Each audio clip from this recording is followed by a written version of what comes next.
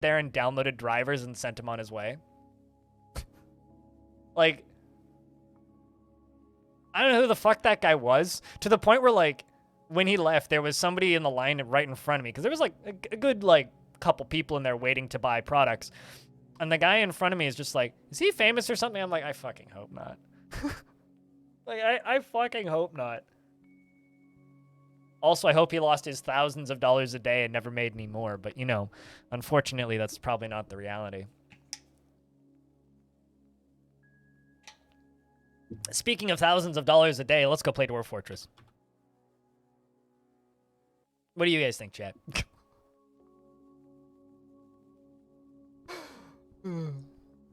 Imagine making thousands of dollars a day. I certainly can't. All right, so we started a new fort in Nitolm Arkoth, Region 1. So this is the same world as Plank of Nations, same world as Hotbeards, same world as all of that stuff, except new fort, new faction. We're part of the Rim of Savants, which is a faction I haven't messed around with much. And this is our new fortress. Well, part of it. Depending on how much sleep you get. Schedule doesn't line up that well with you seeing Dwarfy stuff currently, but you have a good night's sleep. Stone, sleep well. Thanks for hanging out for the start. Thanks for being first. So we are on a volcano. Plan for today is to dig a big trench / waterfall and make a badass moat for this fort. Currently, maybe the more interesting and exciting thing about this fort is we have elephants. Yes, we have elephants. And we are going to be eating elephants and training elephants and keeping elephants, and it should be a good time.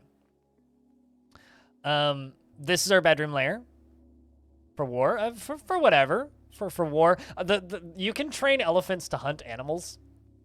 And I love the idea of an elephant just stalking a wombat. Just pounce, you know? Like, what's that elephant doing? Oh, it's stalking. Why is it on all fours and squat? What? You'd like a dwarf? Oh, there's tons available, so we'll get you named. Don't worry. But so far, it goes all the way. The fortress itself, we're gonna also be making obsidian. So we're gonna need to redirect some of this water here, so that we have power, which is probably the next project we're gonna be doing. It's redirecting water so that we have power, and then we're gonna start making obsidian in here. We need to smooth up this bottom layer and then dump some lava in it first. So today we're gonna have to try and do this as safely as possible. We're also finishing up the last of the bridges up here to be able to pump water up to here via this, so we can fill this up so we can then dump the water down onto the lava down in here. Done. Sneak event? Yes, exactly. Sneaky event. But we're going to be making obsidian via that obsidian printer, and then also the fortress goes down to here, where we found the first cavern layer and never really went further. So that is the fort currently as it sits. We're going to be taking this one pretty slowly. It's probably going to be a rather long fort, if I had to guess. And use their trunk as a snare trap? They also would have a hard time getting down, though, because elephants don't have very good climbing skill. But they do have very good jumping skill, which means sometimes they will jump into a tree. The problem is then they're not very good at getting back down. It's like a house cat. Once they're in the tree, they can't figure out how to get back down. It's actually kind of a shame. Animals like elephants and such are very amusing to me in this video game, to be honest. Very amusing.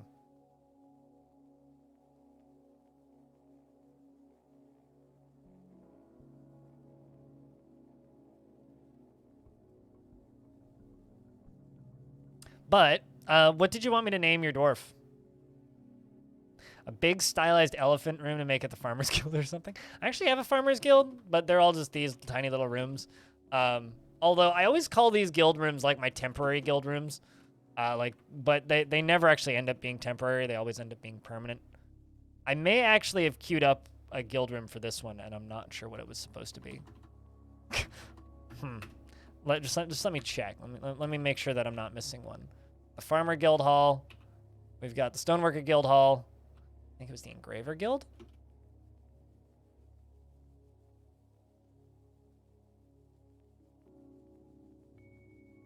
Yes, it was the Engraver Guild. Let me real quick, boink.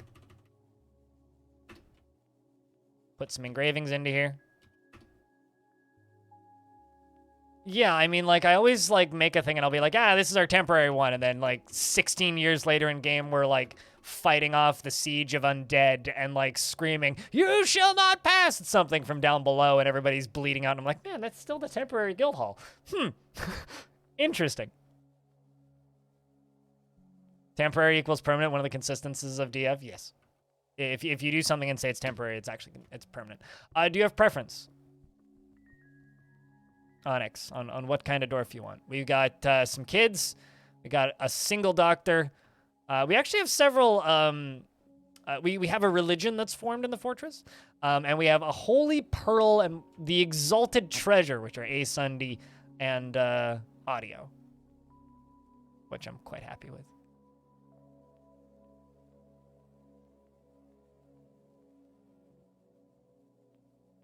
In this fort so far, there's been 100% safety, although a dwarf went and later died after we safely dug the lava out, because I forgot to lock the door. Metalworker or stonemason? Let's give you a metal crafter.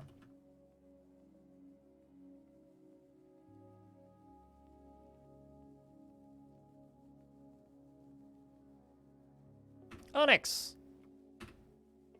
He is interested after learning about masonry and was interested after learning about engraving and satisfied upon improving engraving, but uneasy after a lack of decent meals for too long. And bored after being unable to practice a craft. The problem with being a metal worker is I haven't actually found metal yet in this fortress. But you know what we do have? A virtually infinite supply of glass. So, you know. He is 89 years old, born on the 13th of Hematite in the year 156.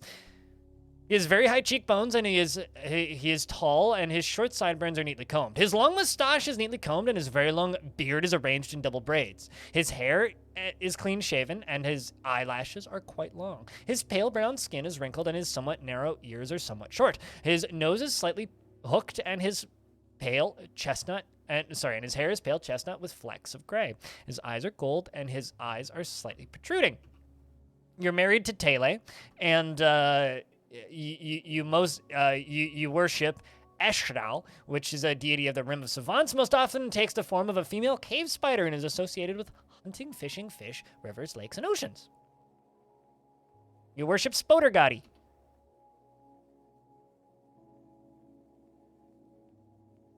You build that next to your wagon? I don't know. I move my workshops quite frequently, actually.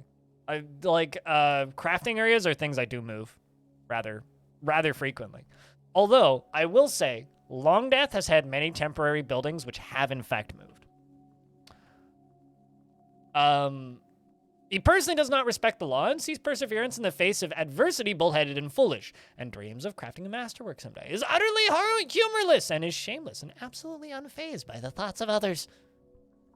He often acts with compassion and doesn't mind a little tumult and discord in day-to-day living. He tends to ask others for help with difficult decisions, and he likes a little excitement now and again.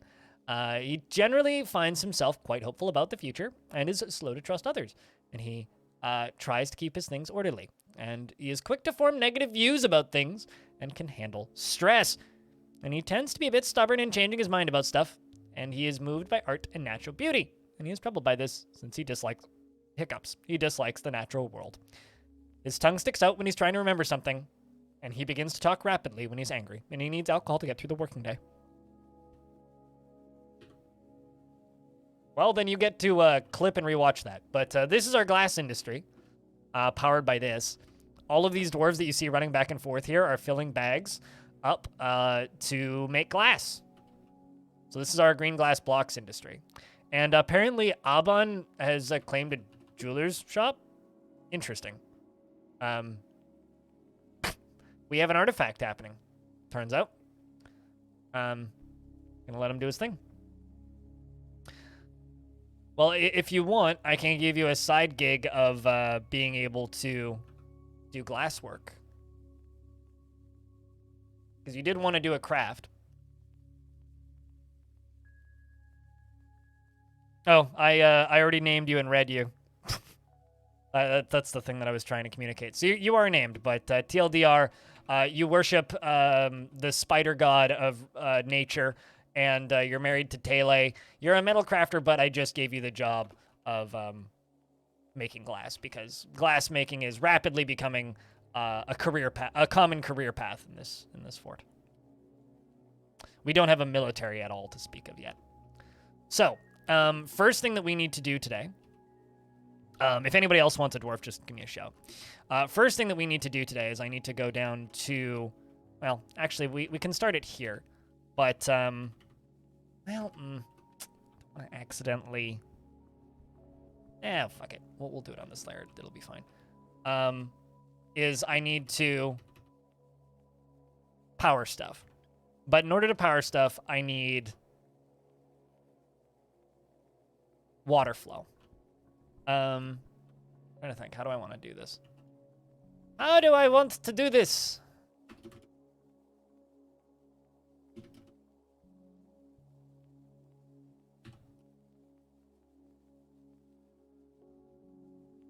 Let's just dig this out to here. And dig you all the way to there.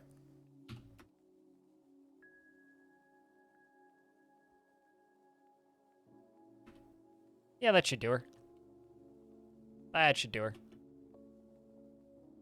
But we need to dig to it. So I think we're going to go around to here. These work tunnels are never as pretty as they should be.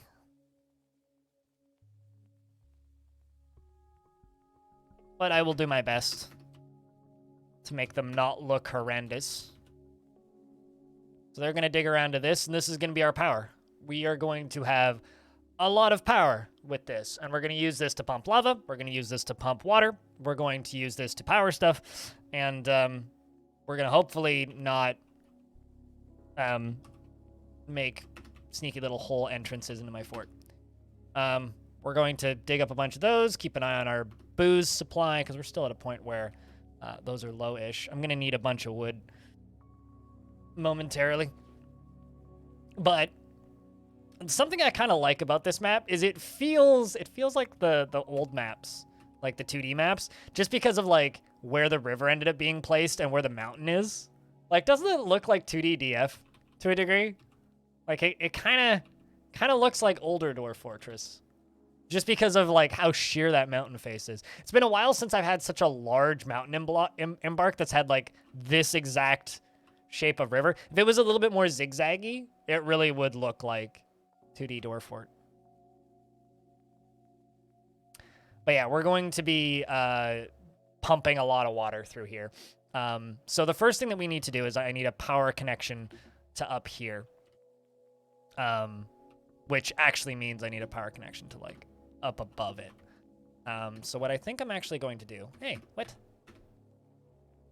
Oh, a new person got elected. Okay.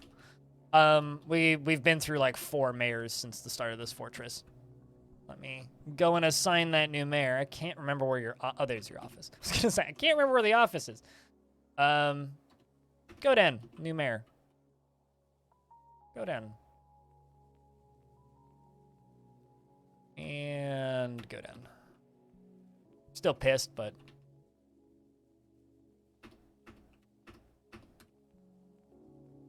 Do you need 2 and 2, or... Okay, you're just a little bit unhappy with the quality of your rooms. That's fine.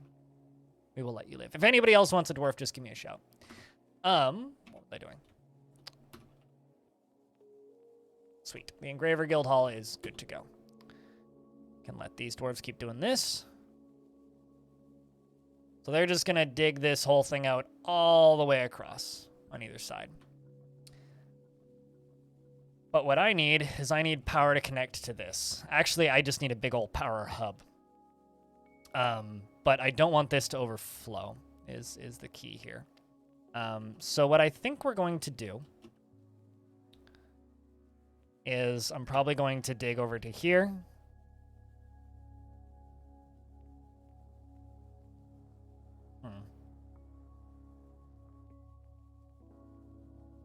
Chat, investments are open if you wish to invest your tickets. Diamond, it's your time to shine. We're going to build an upstair here. And a ramp right next to that. I'm going to build an up-down stair there. Downstair at the top. And I'm going to channel out those 2 layers. So I'm going to dig all the way up to the side of this, essentially allowing me to go right next to it. And I'm going to put a lever potentially right there. Actually, let's just make a little room back here.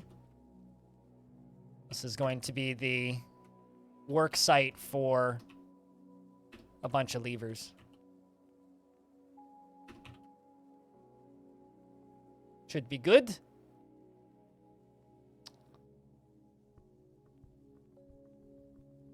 You know, once again, like, I've played a couple city builder demos in the past few days. Nothing really compares to Dwarf Fortress. Dwarf Fortress is just kind of better than all of them. Playing Dwarf Fortress is a curse, because very quickly you realize that everything is worse than Dwarf Fortress.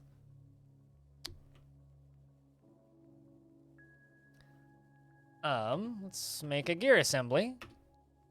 Okay, I need more mechanisms. Mechanism. Rock. 200. Need a lot of them. Make them out of diorite. Those will be fine.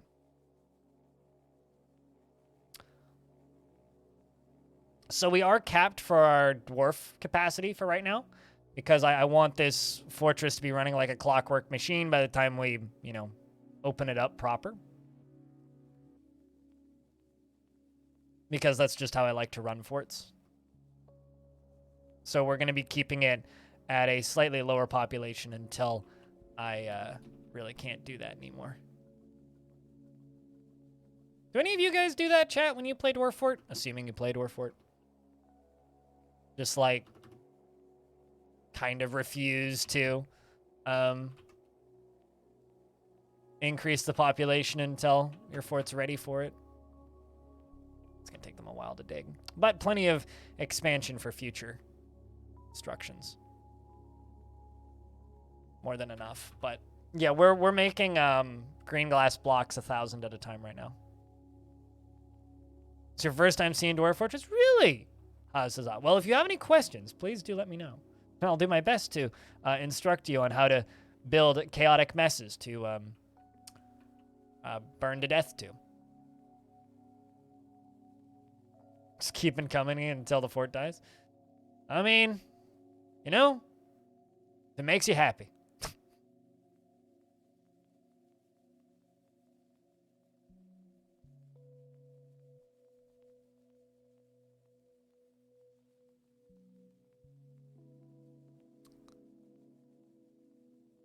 So cheers, Zoom, for continuing that gift sub.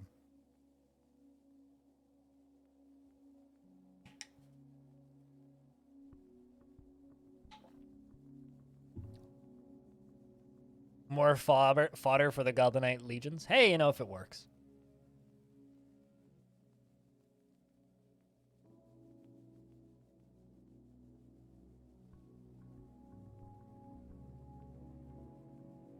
As they keep cutting that away.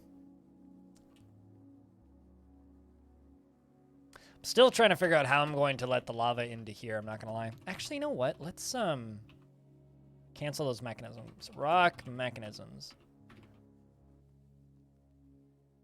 What materials do I have? Really kind of bums me out that I don't have any, like, lava-safe materials.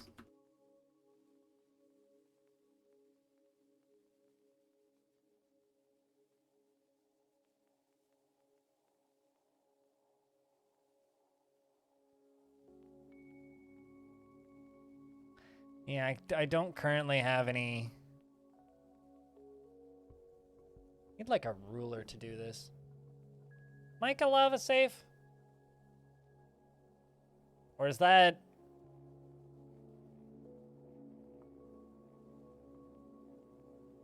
Chat, does Mica line up there? I can't tell. I really wish there was a line on this screen. Unlimited. Wow, that's brave. It looks lined up to you, so that would mean that Mica is lava safe? I might as well start making all of my mechanisms out of lava-safe material. Because I do have mica. Not that much, but hey.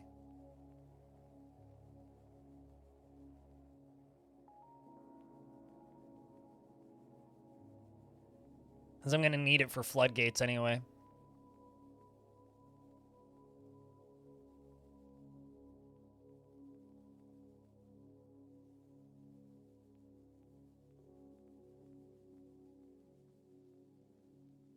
Good luck on that investment, Renee.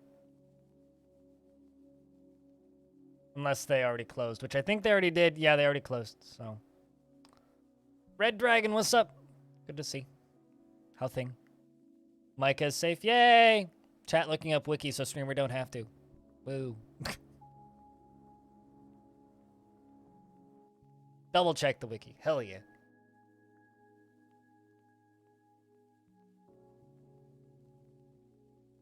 How am I doing? I'm all right. Doing all right now that I've had some coffee. Found some tanzanite. Speaking of things that we found. Did that strange mood dwarf ever start making the thing that they needed? Silver, diorite, schist, 2 tanzanites. What do you need? Metal bars? Ooh. Gems. Rock. Rock blocks.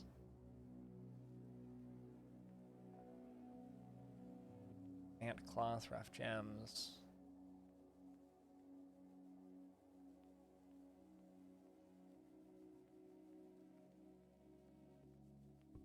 Plant cloth, hey?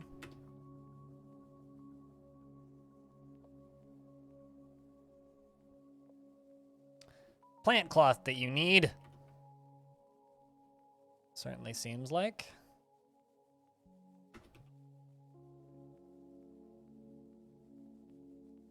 Not that tough.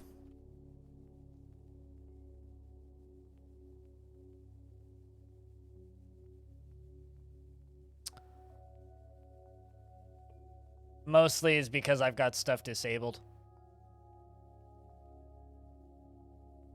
There we go. We're making plant cloth. Let's see if that gets you. Yep. I don't have auto loom turned on, so that's probably why he didn't get what he needed initially. But let's see if that does it. This is a fucky hallway. I'm going to need to repath this, I think. There we go. Sweet. That was the last thing he needed. It's a gem cutter's workshop, too, so it's going to be a neat one.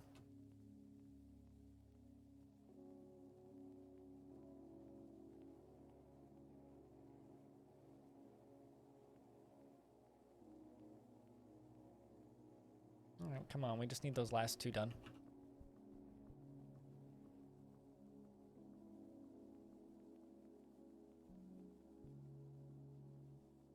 Really hard to see what's going on in these trenches.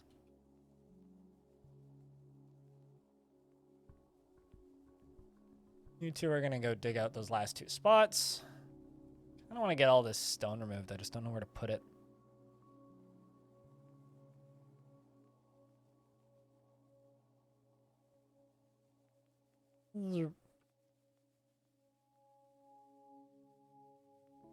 But yeah, this is going to be built just for...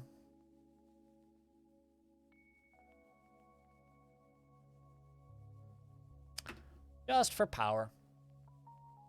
We're not even going to need that much of it initially, but we'll need it as time goes.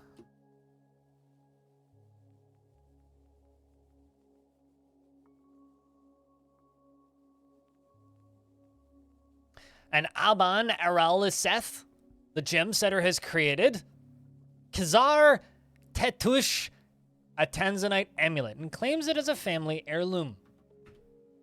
It's worth 88,800. The Rust of Pantomimes. They are a rusty format. In fact, I think pantomimes are an outdated format, to be kind. This is a Tanzanite amulet. Oh, craft store ship is of the highest quality. It is encircled with bands of cushioned Tanzanite cabochons, and this object is adorned with hanging rings of diorite and menaces with spikes of silver and pigtail.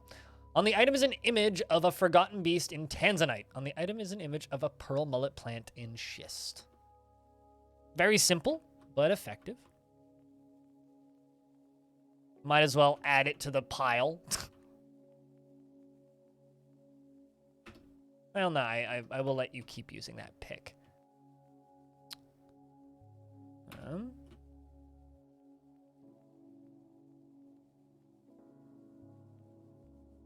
Cute little amulet? Yeah, pretty much. Cute little amulet. Not much more to say about that one than that.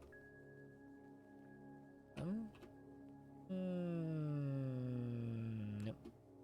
Okay, so all the way up to there. We're going to leave this one right here open. I might just forbid all of the boulders at the bottom of this. That's usually what I end up doing. The rest of this can just get smoothed.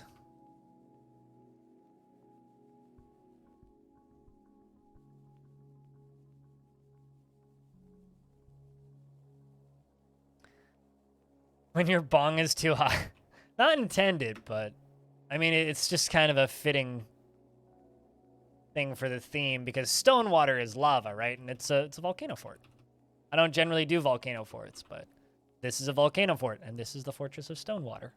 It's not stoned water, it's just Stonewater.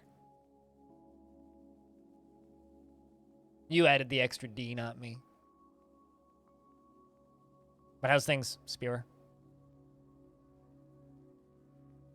Coffee be nice. Well, I mean, yesterday was kind of rough because I kind of forgot to have coffee in the morning because I was super busy all day yesterday. And then like 6 p.m. rolled around and I was like, shit, I should not have coffee now, otherwise I won't sleep. And I'm not quite the insane person I used to be where I could just kind of drink coffee at any time of the day and just be fine. I can't quite do that anymore. I have to be a little bit more intelligent with the time of day that I drink coffee. There's something super satisfying to me about them running through and just like cutting all these ramps down. Autumn has arrived on the calendar. Would you look at that? It is autumn.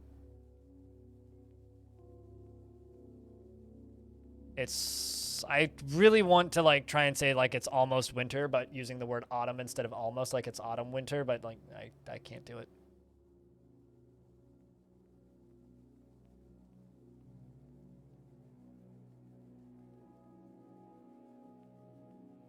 But yeah, I'll be honest, I'm expecting more of those jokes. Dwarfs in extreme ramp removal trance. Yeah. You know, something Tarn kind of glossed over in the PAX panel is that there will be an option to turn the graphical current ramps into the into just old triangles, more akin to the old style. And when he mentioned that, I was like, so that means literally everybody who plays Premium Dwarf Fortress, aside from taking cool screenshots, are going to use the arrow ramps. Got it. Like, everybody's just going to immediately go back to the abstracted, like, just ups and down arrows. Because they're so much easier to look at than the new system. Trying to think of other instances like that in games where it's just like, the older system is just, like, kind of better in almost every way. Oddly satisfying.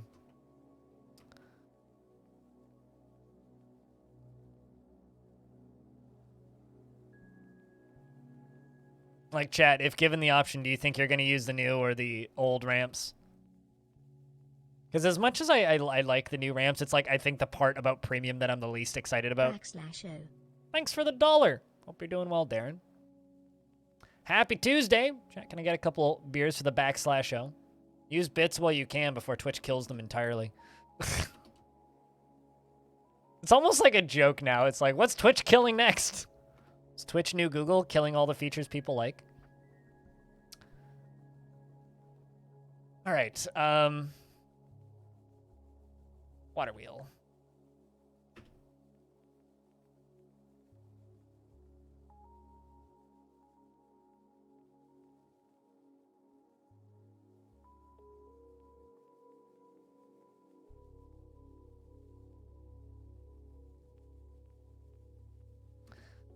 We are building water wheels.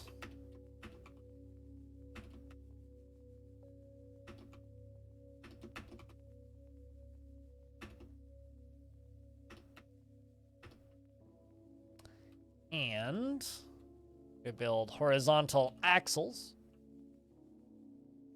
This is actually something people ask me how to make relatively frequently, and like, oh, I don't understand how they work and stuff like that. And I've never fully, like, this was one of the systems that I learned the fastest when just messing around with it. Like, it took me like a single fort. Not even. It's like I just kind of messed with it and figured it out pretty quick. Did they finally come around to publishing the soundtrack? Well, I mean, it would be silly for them to do that before release. So no.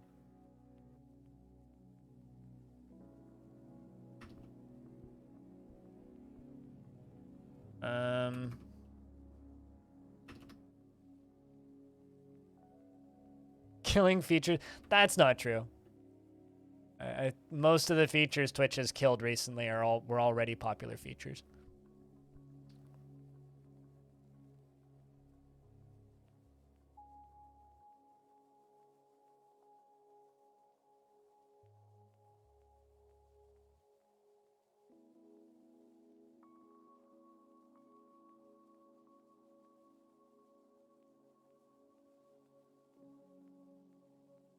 I'm gonna connect you.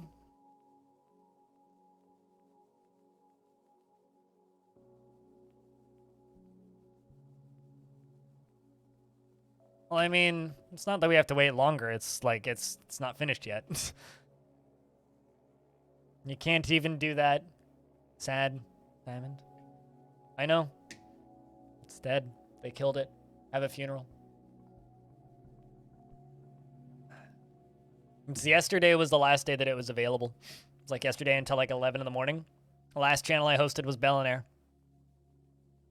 Yeah, it's kind of a shame.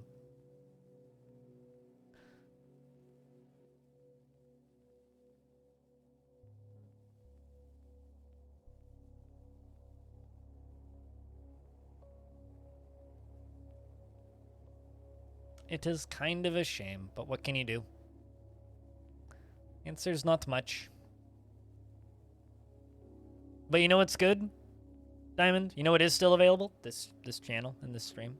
You can still watch this stream, even though Twitch is changing. And you know what?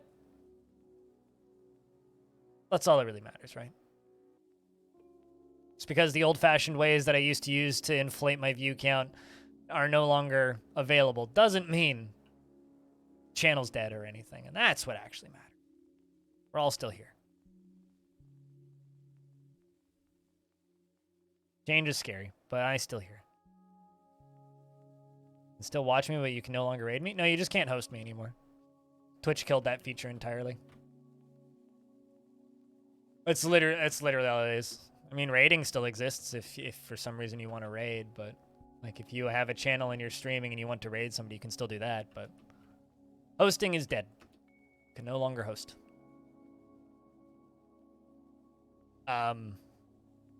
Oh. I was like, why did it teleport me into the sky?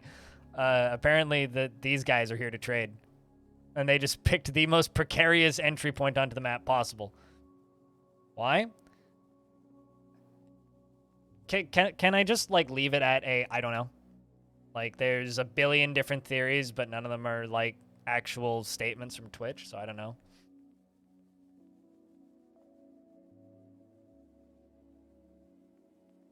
Like, I could continue.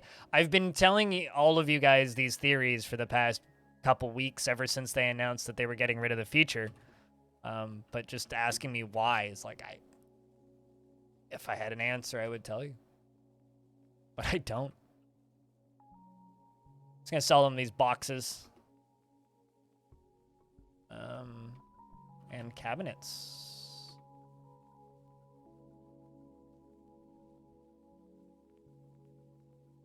Apparently some cabochons in there too.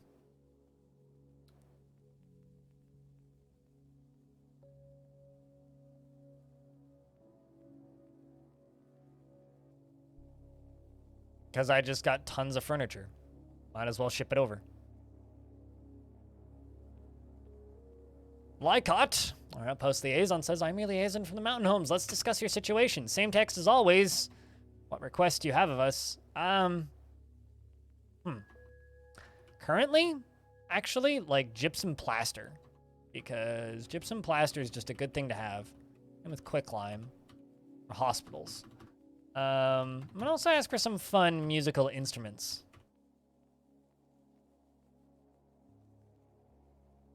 Because I'm too lazy. I would love to play It's the End of the World and As We Know It and I Feel Fine instrument. And let's discuss what we're willing to offer you for your crafts dwarfship. Ready to go over the documents. Look forward to our meeting next year. Our fortunes rise and fall together. You too, dwarf. You too. But since you did ask, Mapetti, the resounding theory is ads never showed on hosted streams, and it confused dumb people who were new to the site. It's the same reason that bits might change, is because it confuses people who are new to the site. That's literally it. But none of that is confirmed like actual reasoning. That's all just theories. I'm gonna slaughter some elephant calves. That is really dumb. Yep, but what can you do? So just, I don't know. Like I said 24 times last week.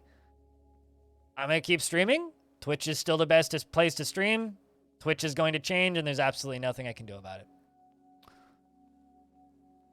No reason to get all mad about it.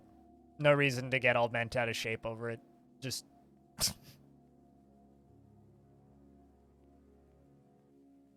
Twitch is going to change things as Twitch decides it wants to change things, regardless of whether or not it's logical.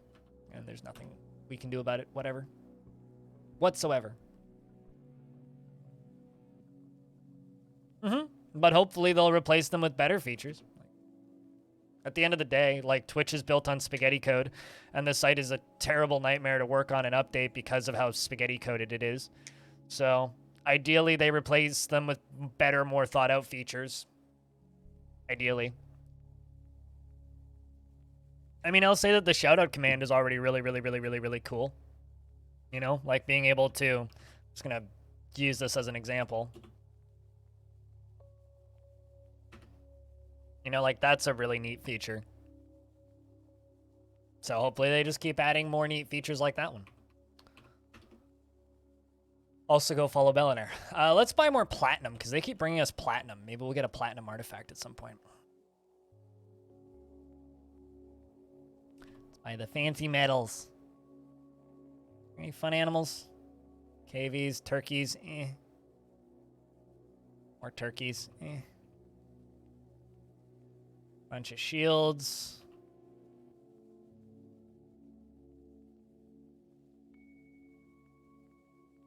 Buy some low boots and high boots.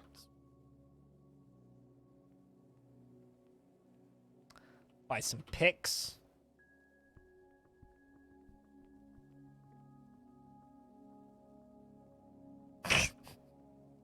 You know, actually, funny thing. Within the first, like, immediately, people realized that it was a really good way to harass people. And it's like, of course, every single well-implemented feature is going to make it easier to harass people. That's what promotion features do.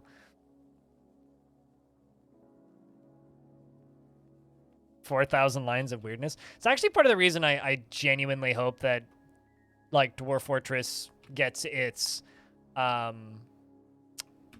World Gen open sourced, because I want people to go through and debug that code. I want to see what people find in that thing. Because to me, it could only improve Dwarf Fortress.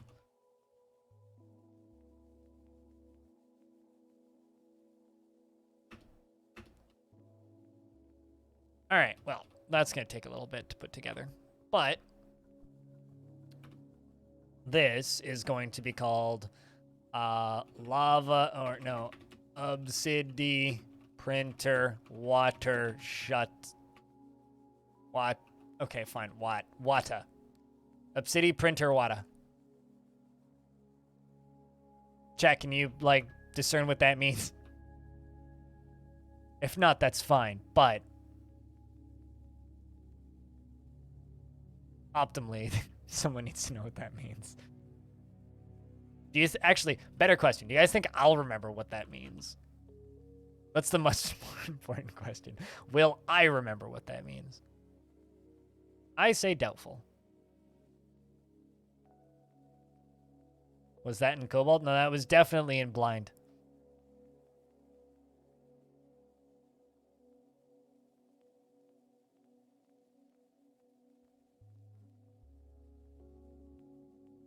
I've already forgotten it. No, it's Obsidian Printer Wada.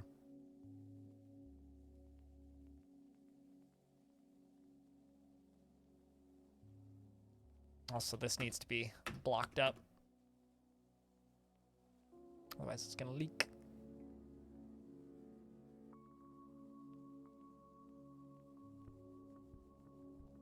I find your confidence disturbing, Haas. Unless you're trying to do some Jedi mind tricks on me where you're going, you've already forgotten. But no, I have not. Not yet. Give it another 20 minutes. Then we'll forget.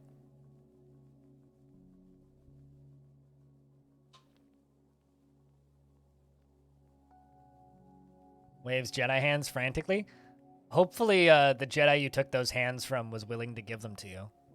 That'd be a little disturbing if you just, like, you know, cut someone's hands off and then you're running around with someone else's hands being like, just like flapping hands back and forth.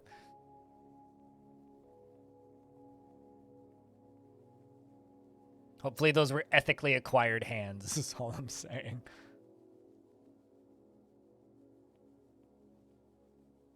Found them on the floor just after a fight with a bunch of stormtroopers. All right, find like a dozen hands.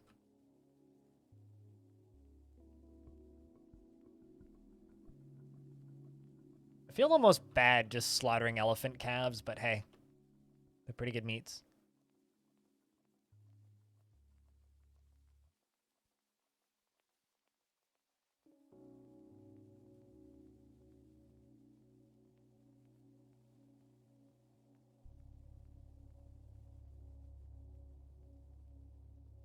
You know, I'll be completely honest with you. I don't understand that reference. Nuclear sneeze. I feel like I should, but I don't.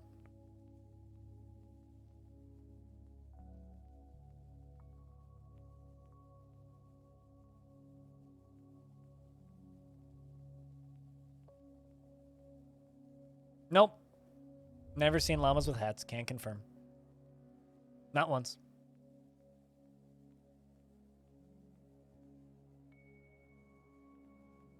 War elephants are pretty fantastic, but the problem with elephants is they take 5 to 10 years to mature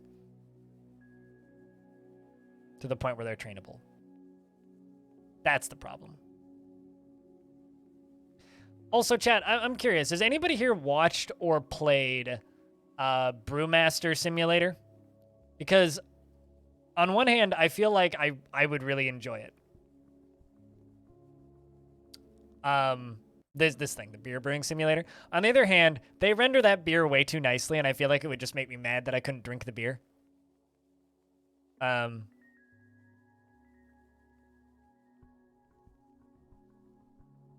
Like, I honestly feel like this game would just make me sad. I'd be like, I want to drink.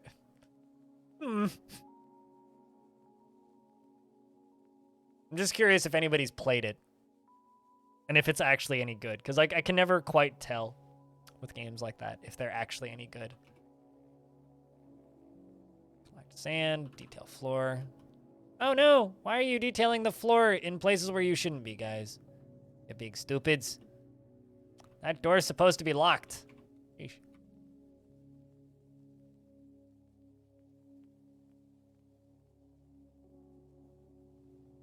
You know, honestly, one of the reasons I'm very much excited about Dwarf Fortress releasing a trailer is so that I can make a meme edit cut of like a RTX off, RTX on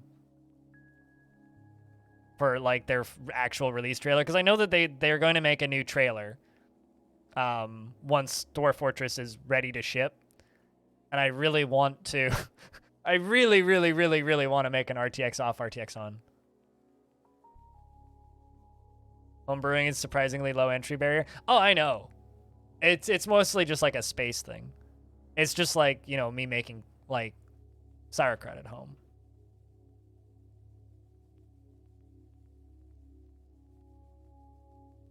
No, they can. I mean, this is enough space for elephants.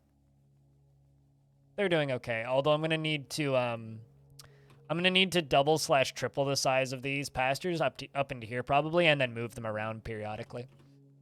It's just like real like livestock where you have to move them around from time to time, which I really enjoy actually. The problem with war elephants is they need to be assigned to a pasture, and then when you unassign them from the pasture to, like, send them somewhere else, then they get stuck in this. It's in the somewhere else. If that makes any sense. So you send them to a pasture, and then they immediately get stuck.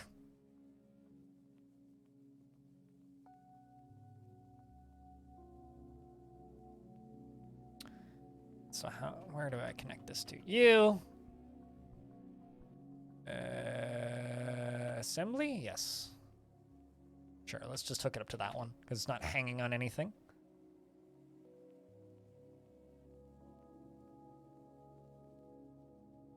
Petition is available. The Guild of Silkiness now requires a guild hall. Location must be built and furnished for a craftsdwarf's guild. I suppose.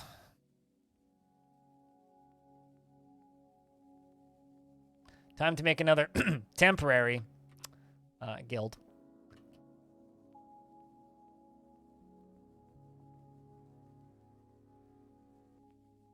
For craftsdwarves.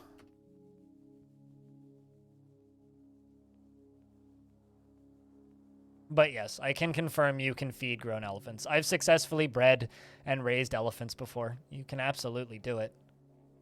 It's just a bit of a challenge. But spooky! How goes your month so far? So far. No problems with that. You had to move them inside because sieges a few times? Yeah. You fell to their death traversing ramps into a pit through those. Seems legit. I mean, yeah. Yeah. It's honestly, it's large elephants that are hard to feed. The giant elephants. Normal-sized elephants aren't so bad. It's the biggins. The bigu ones. Speaking of, I'm going to slaughter some llamas.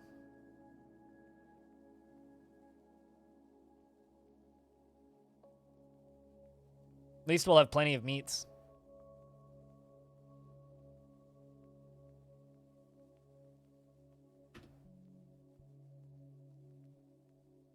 Hopefully they detail all these floors pretty quickly. They should. I just want these floors detailed so that we can get water flowing into here. Chat, I got a question. I want you to answer it honestly. Should I haul all of these boulders out of here? Or should I just use the hide command and hide them and just forget that they're there? What do you guys think? Or elephants make good tunnel guards? Yes.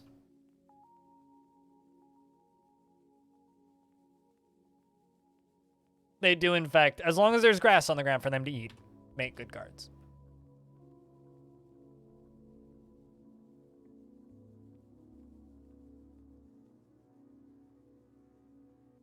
Also, hey, Alkas. It's not cheating. It's a, do you guys want this to go faster or not?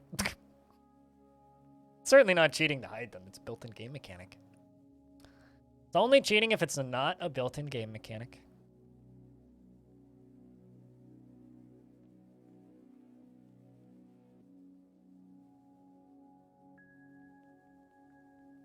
But yeah, no, this is going to be a fun month. We're going to be starting 2 new dwarf fortresses. 2 new dwarven fortresses this month. Because it's October. So we're probably next week we'll be starting a Halloween fort.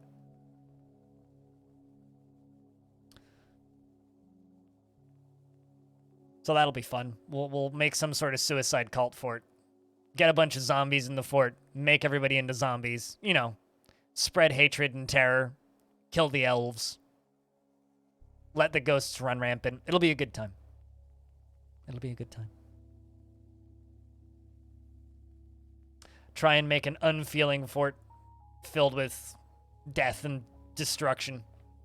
And blah! It's the best part of any spooky fort is the blah. But that'll be fun. Do something evil. Make an evil tower. You know, as you do.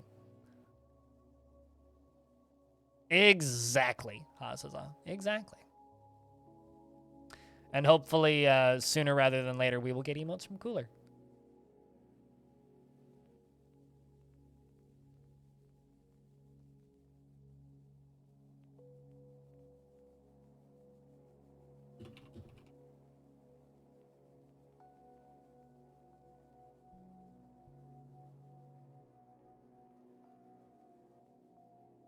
So chat, this is my friend I go camping with, right?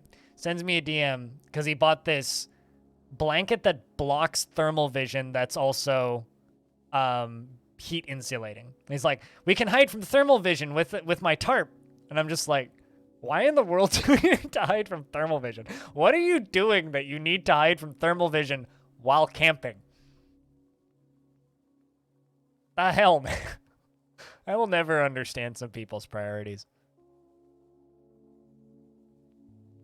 It's just like all of the camping gear I buy is like neon orange and like super bright, like obvious colors. No, not necessarily, Diamond.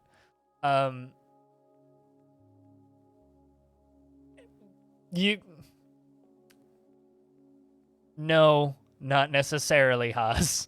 But anyway, like all of the camping gear I buy is like bright orange and like super visible, has reflective strips and stuff on it. And then all of his stuff's just like camo, green. I'm like, do you just want to die in the forest? Like, do you want to like break a leg and have no one be able to find you?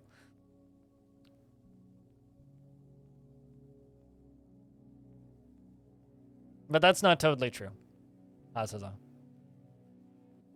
There are thermal protecting blankets that are designed specifically to block thermal vision, and then there are ones that aren't.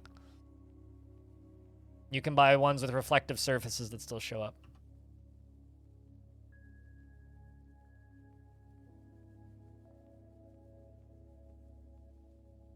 But no, you want to show up on thermal cameras when camping.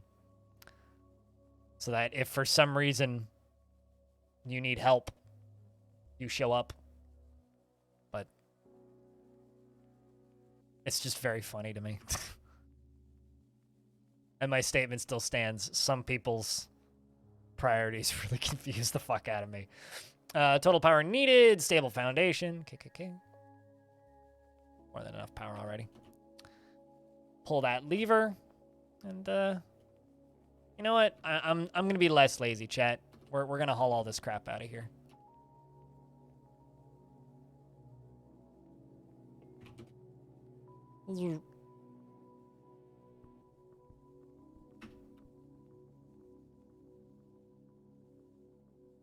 But the other thing that I gotta do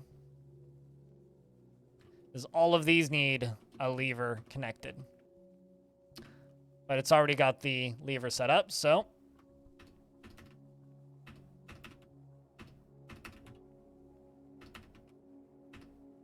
I'm gonna need more mechanisms.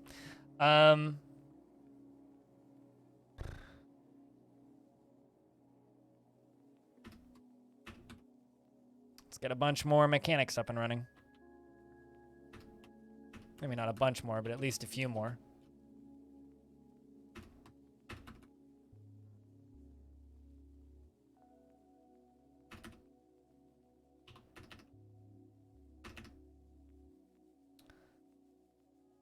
So I need all of that stuff put together. But yeah, I will never understand people who go camping whose priority number one is being invisible. That's something I will never understand about other people who go camping.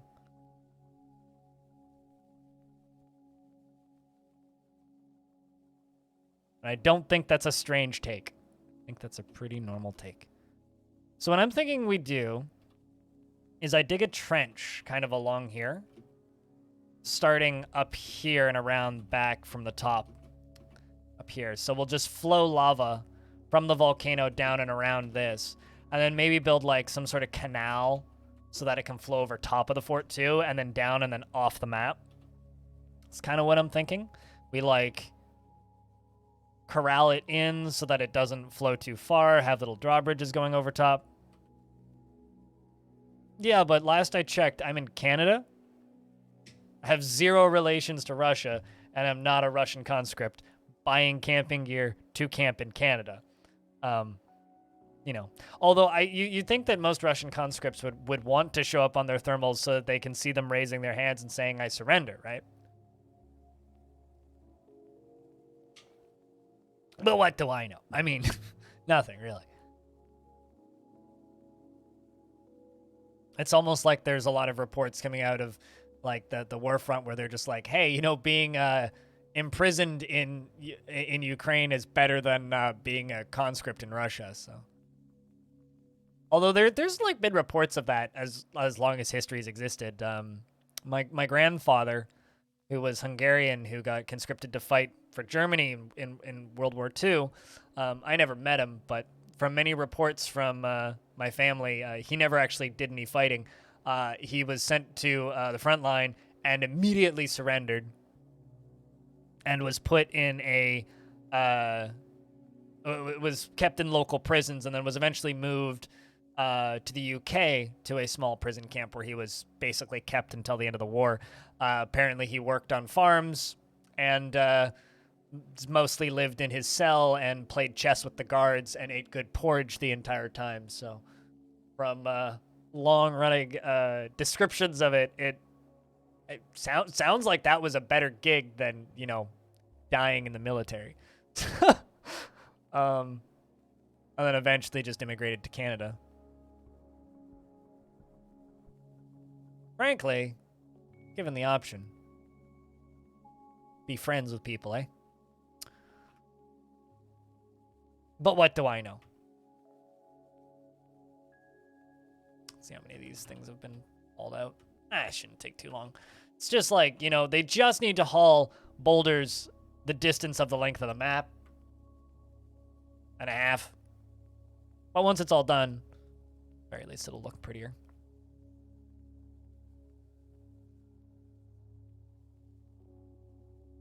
Speaking of what do we know, down here I need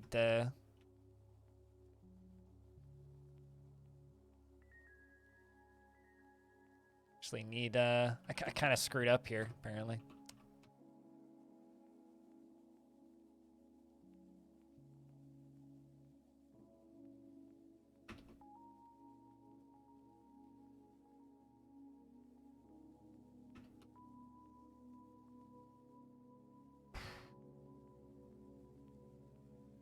Should have dug one less far, but because I need to put in fortifications, otherwise baddies will have a direct line into the fort.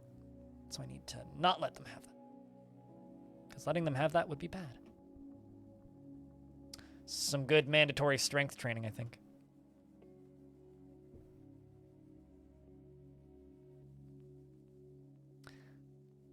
How else are you going to kill that teenage group that ignores the obvious serial killer hunting ground indicators that are splitting up just because Sarah had to fuck Michael in the cemetery?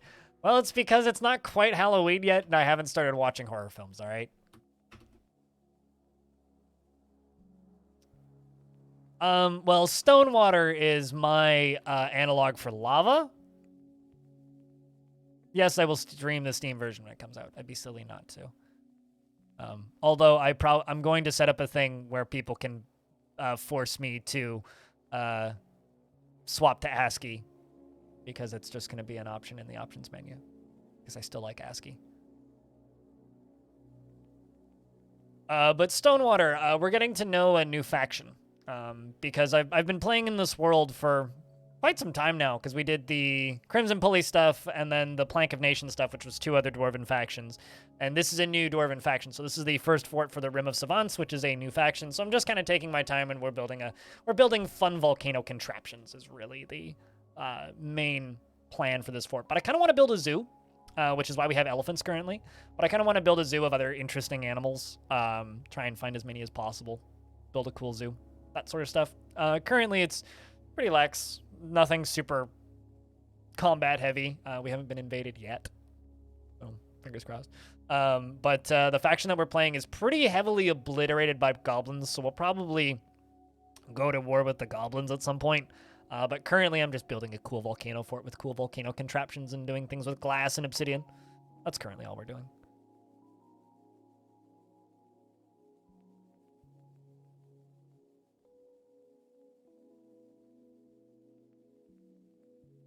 But yes, I will stream the Steam version of Dwarf Fortress when it releases.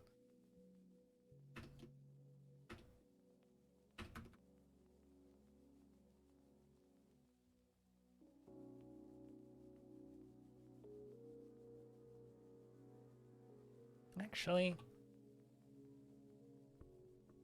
yes, Floodgate.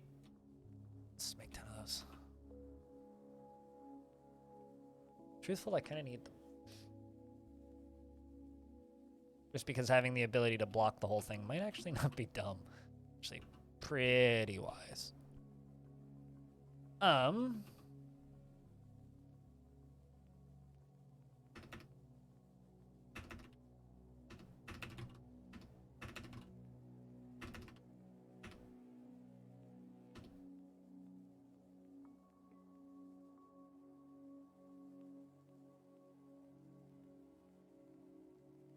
And hi, Dragon Man. How's things?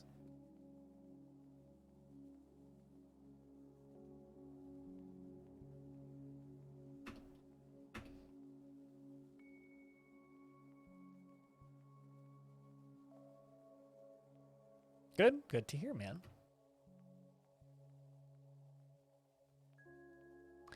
I want to do this. Kind of just want to do it like this. Though I don't know if they'd actually let me build it like that.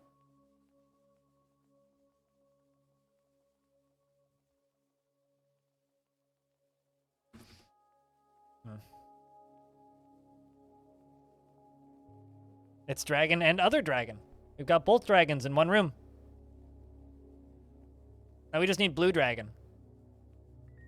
And the other dragon that watch is named Yodel Dragon. There's a few different dragons who watch this stream.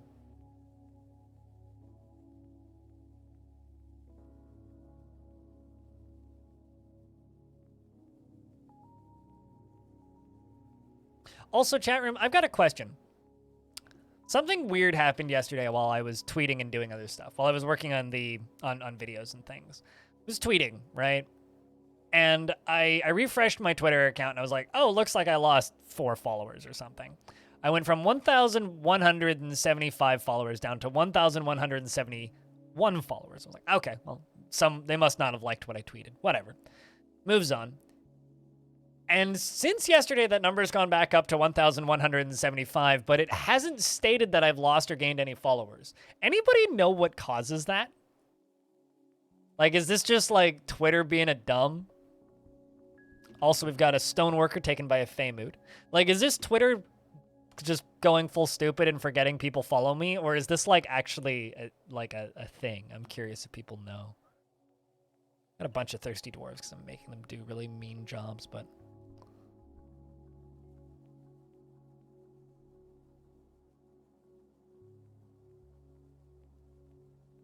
Speaking of, I just got a follower on Twitter. Dementia. Twitter's developing dementia. Early onset dementia, yeah. It's really quite sad, actually. We're going to have to put Twitter in a home soon, right next to LinkedIn and Dig. Twitter users being suspended and unsuspended? Oh, maybe.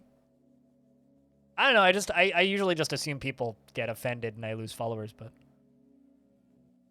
Oh, was that you? Yeah, no, I unfortunately have to have a Twitter account for work. Although, keep in mind, my Twitter is you will very rarely get tweets about video games. You will generally get tweets with pictures of my parents' pets and my garden, and hiking. Also, the Minotaur! The Minotaur! Necker Ukwood Becker has come. A giant humanoid monster with the head of a bull. And I don't have a military.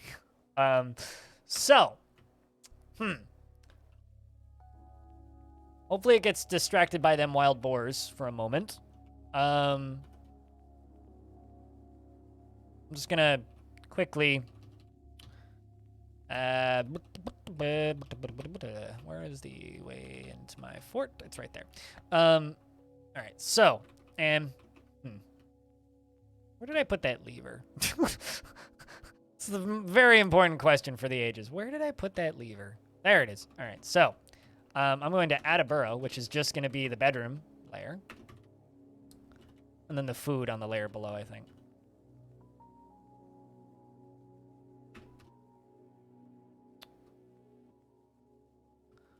A farming layer right here. That also fills up this layer.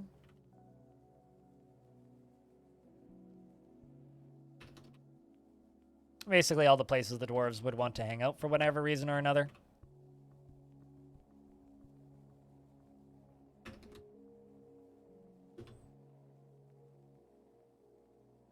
City Woos. And also,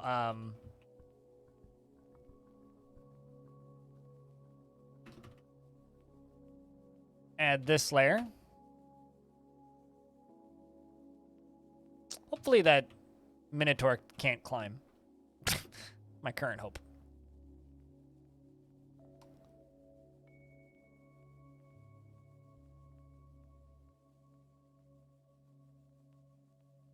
But yeah, eventual consistency. I don't have a military yet. Oh, yeah, well, I'm just going to utilize cage traps. It'll be fine.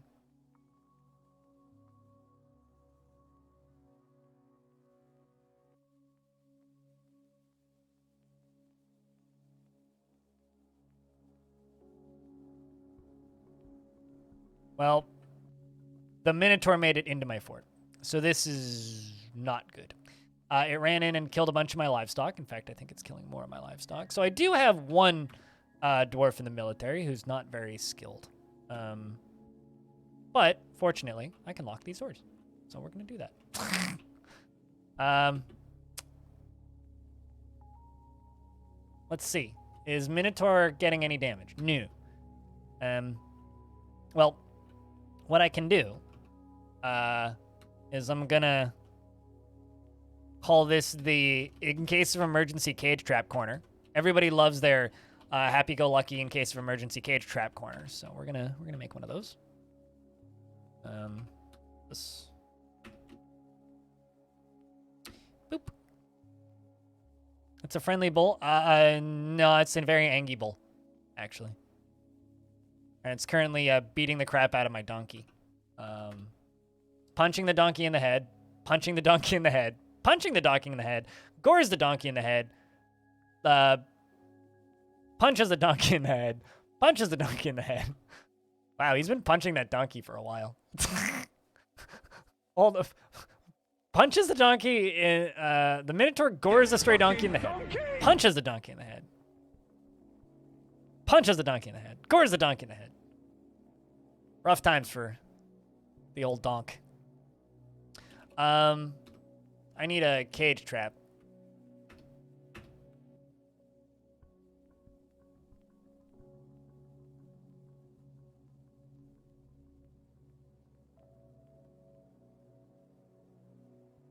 I'm not even certain I have cages. Hopefully we do.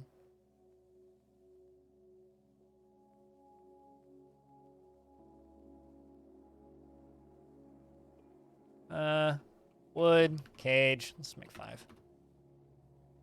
Can probably just turn this off. All this Minotaur keeps fighting. The problem is I'm still going to need to wait for all of my animals to come inside. Wait, where'd the Minotaur go? Hold on. Donkey, you didn't win. Chat, Donkey won. Oh no, a dog got it. The old pooches. The dogs attacked it. Shoutouts to our doggies. Defense Donkey got the shit kicked out of him, but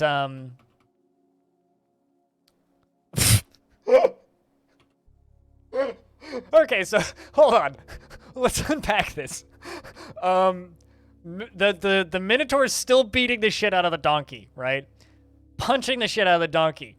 Passes out due to exhaustion, okay? Minotaur falls asleep. So exhausted. He's been punching this donkey for 34 pages, right? And then a KV boar bites the Minotaur in the head, tearing apart the fat, shaking the muscle. The KV boar, so a fucking guinea pig, bites it again and starts shaking him around by the head. Let's just think about that for a second, right? This very brave KV is just like biting this Minotaur, still biting. It's just, and then the dogs jump in with the fight. And then the dog shakes it, and then they just bite it until they rip it apart eventually.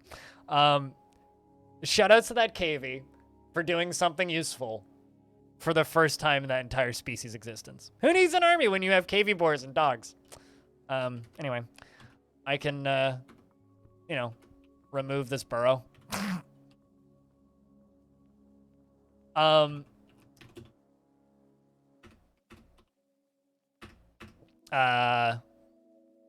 What was the name of that Minotaur? Necar. Necar. Okay.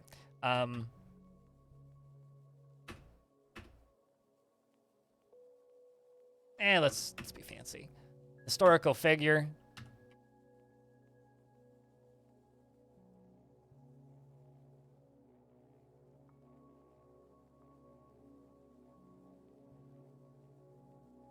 Human. Ground beasts, human. Minotaur. It's gotta be that one, right? Alright. And then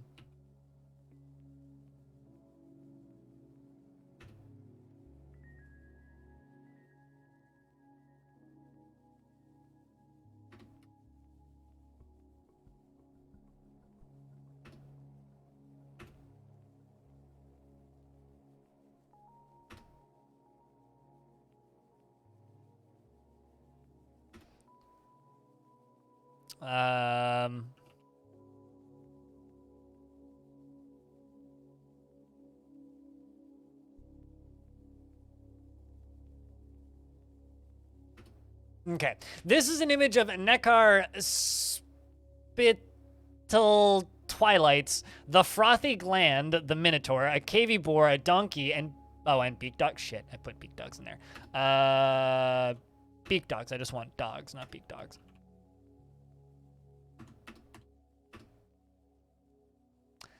And dogs. The Necar is being mutilated by the KV boar.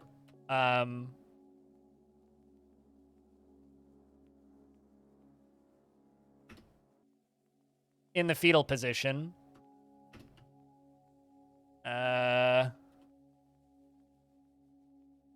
Is being mutilated by the dogs. And a donkey. Oops.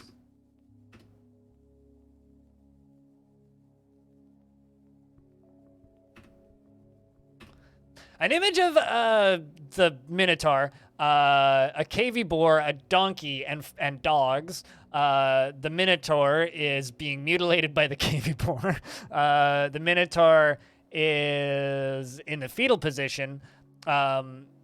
He's being mutilated by the dogs, and the donkey is cringing. Done. Ship it. It's getting a statue. And up here we can open the front gate. Open the blast doors! I actually need a corpse pile now, I think. Which, by the way, is quite literally just going to be, what's a really high place? Garbage dump.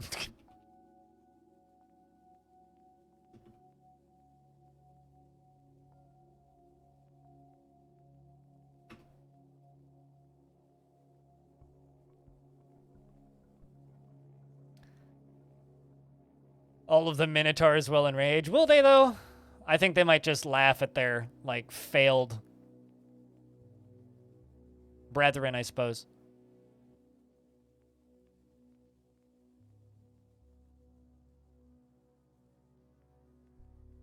Are you still alive? You never had a dwarf in this fort, I don't think. Tygo, Acre, Rari, Diamond, Tapioc, Darren, Pablo. Did you have one? Mist Runner? Because if you did, yeah. Piranha, Onyx, Air, Orion, Panic, Animal, Bastet. But, like, no one's died in this fort, so yeah. X-Ranch, Rolf, Say Sunday. Spooky, yeah, you're still alive.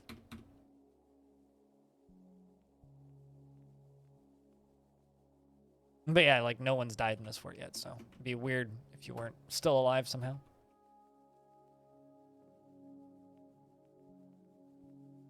One dwarf has died. For whatever that's worth. Let's unforbid that.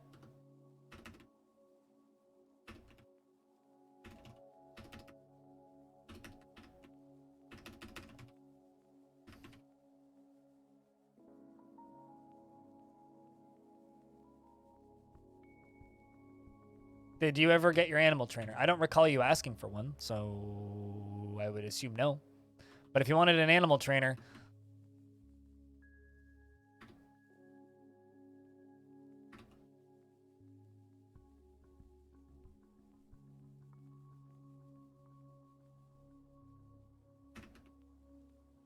Aquafunkalistic Booty Wap, she felt satisfied after receiving water.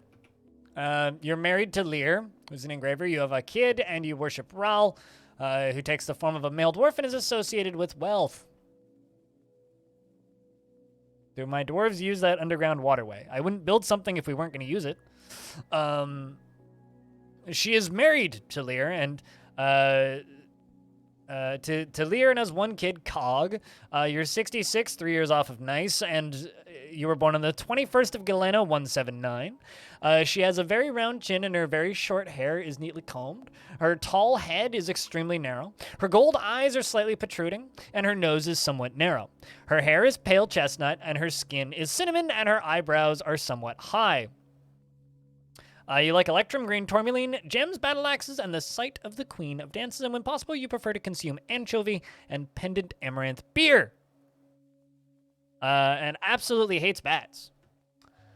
Personally sees engaging in commerce as a high ideal in life, and sees the pursuit of good craftsmanship as a total waste, and sees guile and cunning as indirect and somewhat worthless, finds romance distasteful, and dreams of raising a family. Does not enjoy participating in physical confrontations. I feel this. And she works to square this natural tendency with her respective martial prowess. She freely shares details of her life, and she only rarely tries to assert herself in conversation. She is intellectually stubborn, rarely changing her mind during a debate, regardless of the merits, and she generally is unhinged by the thoughts of others concerning her actions, and she takes offered help and gifts without feeling particularly grateful, and doesn't tend to hold on to grievances, and doesn't try to get things done perfectly. Trying to bait the streamer into saying what it does. Well, I mean, you could also just be like, what that water for? But to give you a more honest answer about that, what that water's for, it's going to be used as part of a obsidian printer. So it's going to be pumped into where those bridges are right next to it, and then dropped onto lava to make obsidian, and then be mined out, and then again. That's what it's for. She does not enjoy participating in physical confrontations, and she works to square this tendency. She doesn't focus on grievances and doesn't try to get things done perfectly, and doesn't focus on material goods, and generally finds herself to be quite hopeful about the future, and she is pleased by her own appearance and talents, and she occasionally overindulges. Needs alcohol to get through the working day. Yeah, that's what it's for. But there's going to actually be two. Currently, this is just like, it flows to this pump right here and goes up to here, which is then going to flow over to here, which is then going to flow down into here. That's what that's for currently. But there's going to be another flow right here going all the way along to power these water wheels is the other thing that we are working on currently. I'm just hauling all these boulders out of here, and then once all these boulders are hauled out of here, we're going to fill it up with water. A sum of patience. Well, someone has a bit of patience. The war elephant trainer. If only you liked elephants, then I could make them available as pets. I just have too many dogs currently. Also, we should dump that Minotaur corpse because I don't think that's going to get used for anything useful.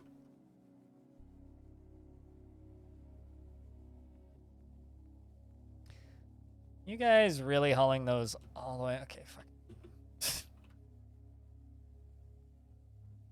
Let's just remove dump from these guys right now.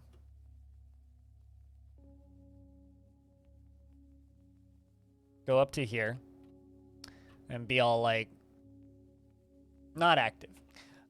Make a corpses pile and put it right here. And gather reviews from outside. There we go. What? Gather furniture. Don't ignore furniture. Whoops. What do you need? 3 pieces of diorite, pineapple opals, date palm wood logs. Need more plant cloth, looks like.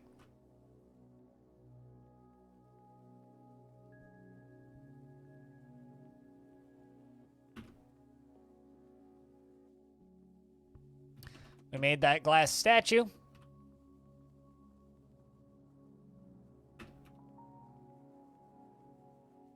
It will be an image of honor.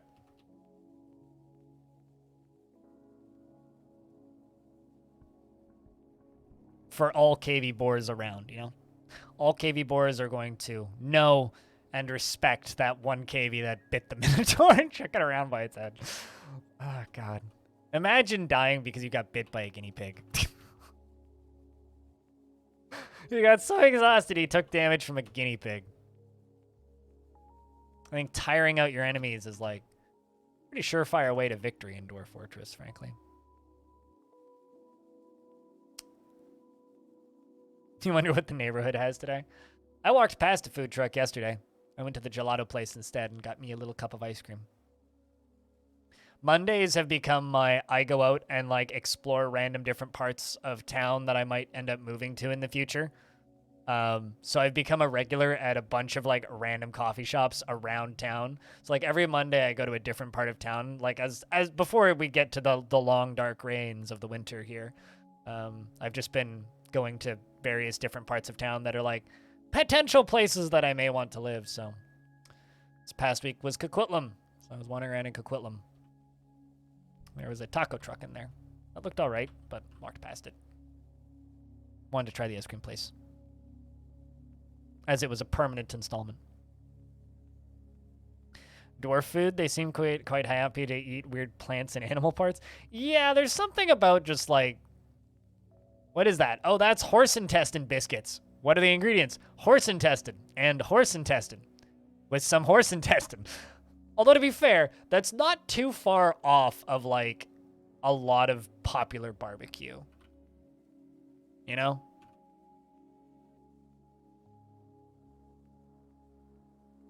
It's like, what's that? Oh, that's meat from what? Horse thigh.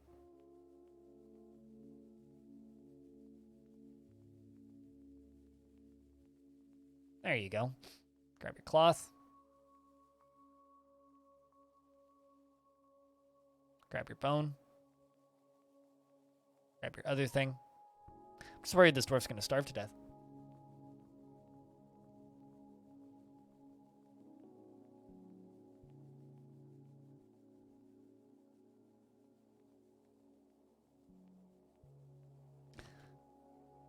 And let's see. Platinum, pineapple opals. This is a craft dwarf shop. Wow, that's a lot of stuff that you're using. 1, 2, 3 pieces of diorite, rough pineapple opals, date palm wood logs, pigtail cloth, stray llama bone, cave spider silk cloth, platinum bars, and rough pineapple opals.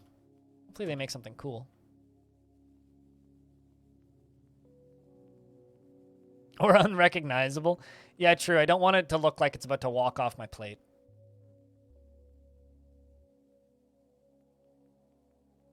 Like, I'm all for just, like, random seared meat. Although, I think maybe the most adventurous I get is when I drink... When I eat pho. Pho gets pretty out there with some of their ingredients. It's like, what's this? Oh, this is tendon. Cool.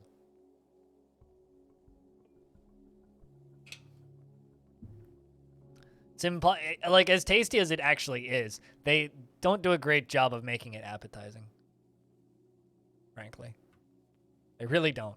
It's like there's never a point in my life where I'm really unironically like, yeah, I want to eat tendon.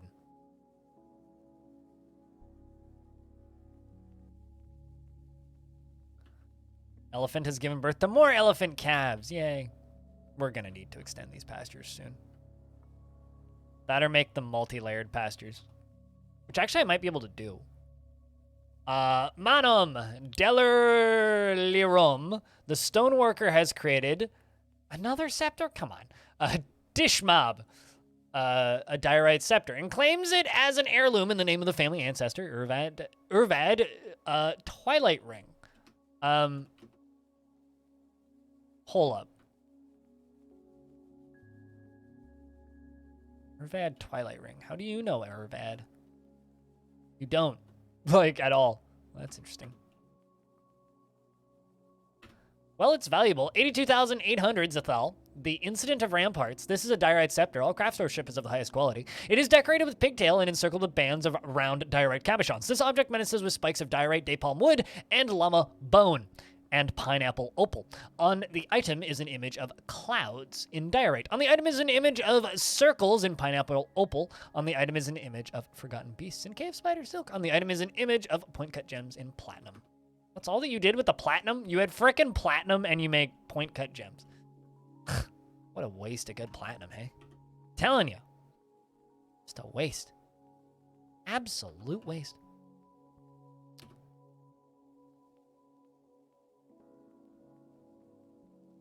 I mean, it's not the worst use of a material I've seen in Dwarf Fort, but it's up there. Certainly up there.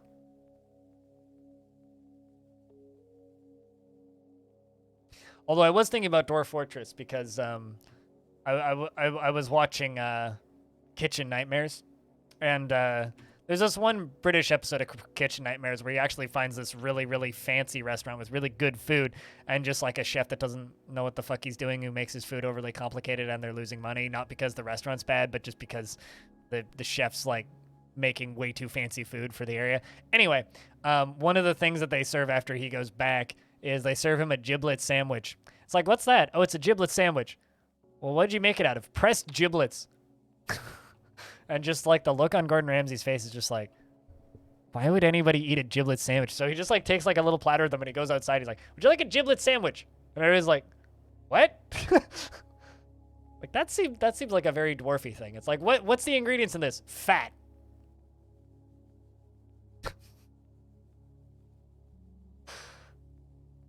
There's something about that that's just amusing to me. Hey, Disco. How's things? What's up, dude? How you been? What, just like a fat sandwich? It's like, what's the ingredient in that sandwich? Fat?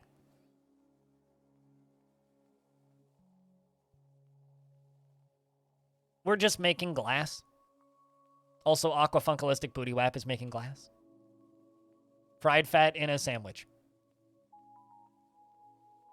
It will kill me, yes. So wait, you want that? So it would kill you, but you would still... I don't understand America. That sounds disgusting, and I will probably die. Will I eat it? Yes. I don't understand. But anyway. Good to see you. Glad you've been well. We're building a brand new fort.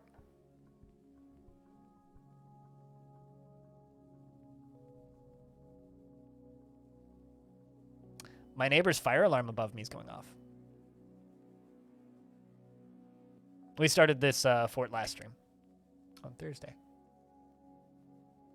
This is Stonewater. It's my first volcano fort in a long time. A long time.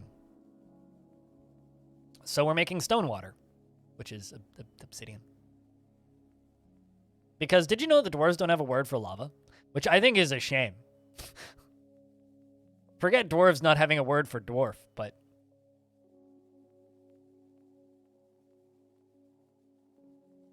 Yeah, but there's something, like, different between that and just, like, a grilled cheese-looking fat sandwich. Like,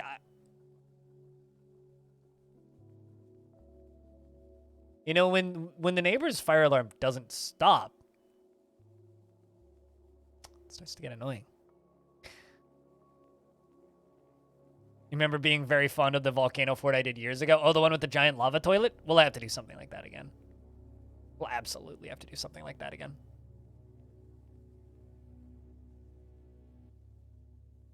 I'll have to do some very massive, ambitious construction with a huge lava reservoir.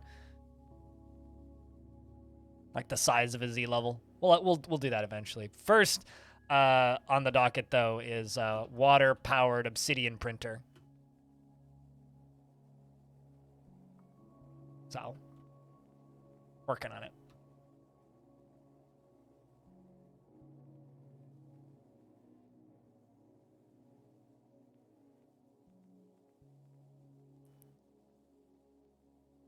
Remember a dwarf almost falling into the open lava, but they managed to climb all the way back out? Oh, yeah. Yeah, no, we had some...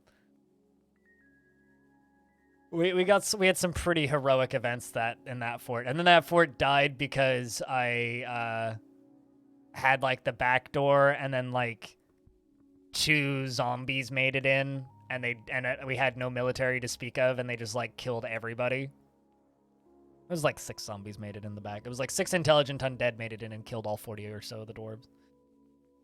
But one of the dwarves was able to release the lava flows. It was a good time. This fort currently isn't even at war with anything, though. Like, if I go over to news and happenings, this is where the mountain homes are. And as you can see, they're constantly besieged by these red lines all coming from here and here. These goblins are slowly taking over all of this. So I'm thinking we go after this tower, we go after all of these goblins, and it'll be fun.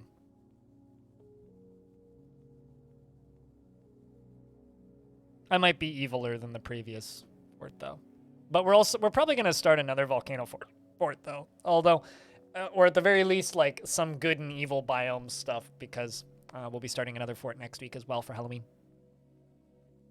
As we have to do some, you know, necromancer-heavy, vampire-friendly nightmare fort for Halloween, right? Like, it's just kind of par for the course.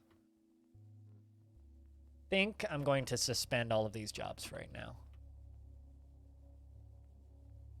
The reason I'm suspending them is they are employing like 2/3 of my fort, but what I really need is less glass for a little bit, and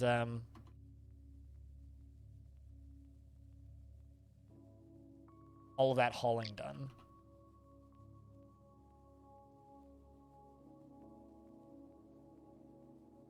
There we go. They're all going to go dump items.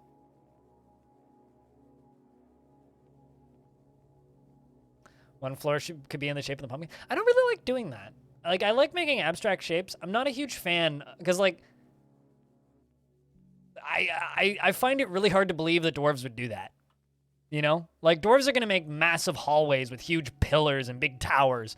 Are they going to be like, man, giant omnipotent being looking at the fortress from above will see a giant pumpkin? Dwarves wouldn't do that. Dwarves would make cool patterns, though.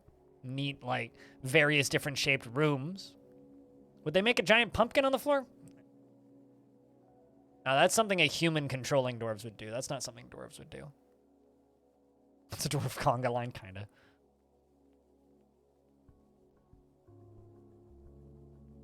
It's a dwarf hauling all the boulders line.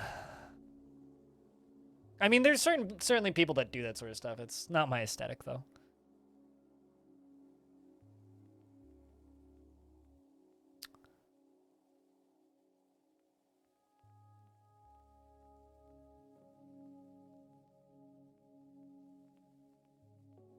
We're getting close. Almost done.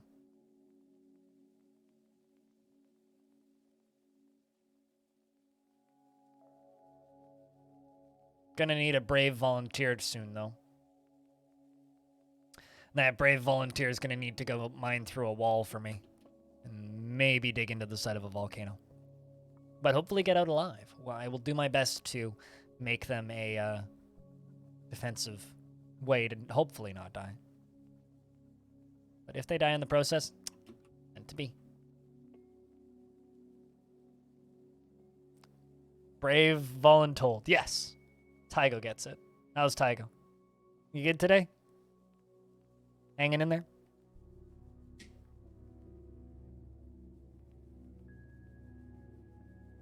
A brave volunteer who was told that they are going to go cut through this wall.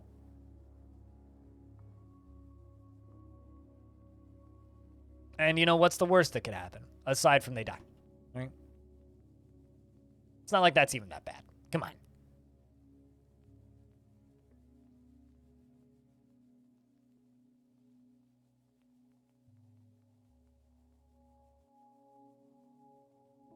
Decided to do some research today to calm yourself a bit. Sounds wise.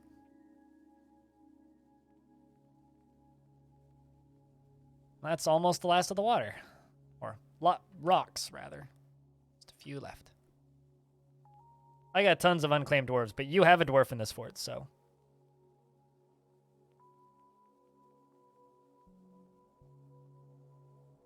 I don't need to give you a second one. You asked if your dwarf had died, and I said I couldn't remember if you had one. Found your dwarf. You're a mechanic.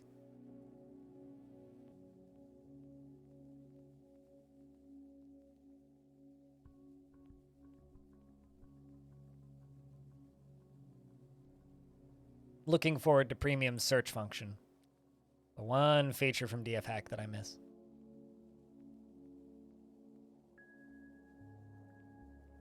Come on, dwarves. Let's get the last of these boulders out of here.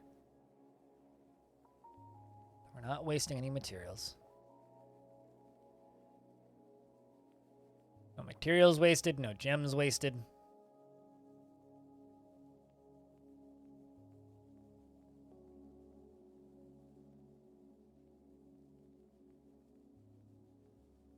So what you been researching, Tygo? Just stuff for school, I assume?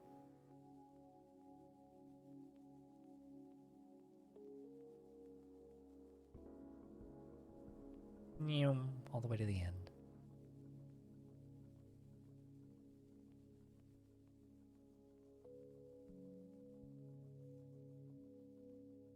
You know, it's kind of funny, right? On my days off, I put like 5 hours into that Manor Lords demo.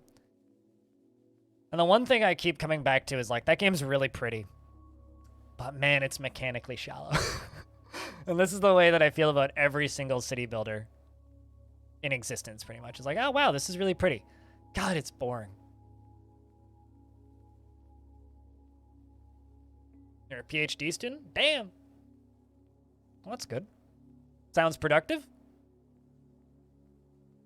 Hell of a lot higher education than I ever got. Spring has arrived on the calendar. I thought winter just arrived. Seasons basically mean nothing here. Nothing ever freezes. We're very much on the equator. It's very warm.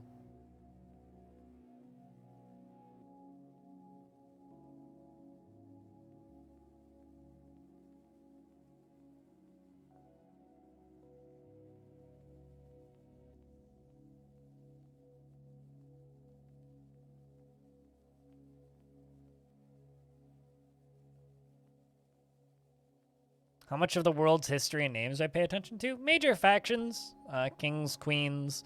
Try and keep track of like who's in charge of my particular faction. I try and follow things from my current fort, but there's only so much I can keep up with, right? Mostly just local happenings, fortress names, stuff like that.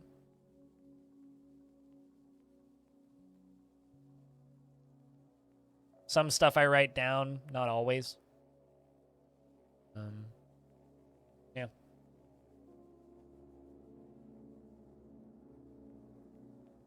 That sort of stuff.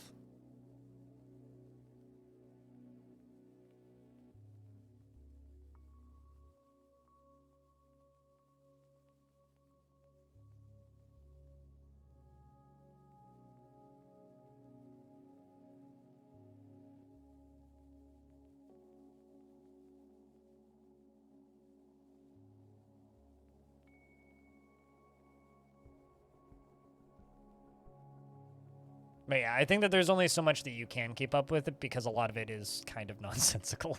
It's like as good as the Dwarf Fortress history generation is. Oh my god, why is there so much stuff right there?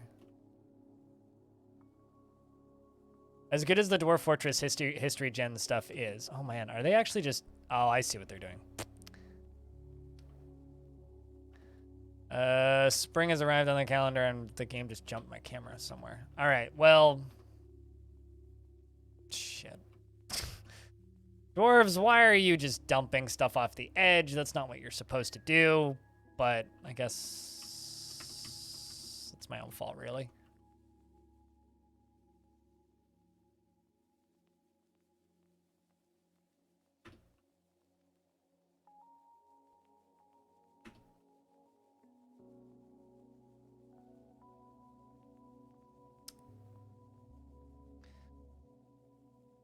Decided to try using a note-taking app for research this time, and all of your past work has been chaotic, let's just say, trying to do it semi-cleanly. I've always been... I've always admired my dad's note-taking ability. Like, when my dad went back to university for 4 years, by the time he was done, he had like 2 bookshelves worth of notes, and he still has all those notes. Like they're just all in like 3-ring binders, right?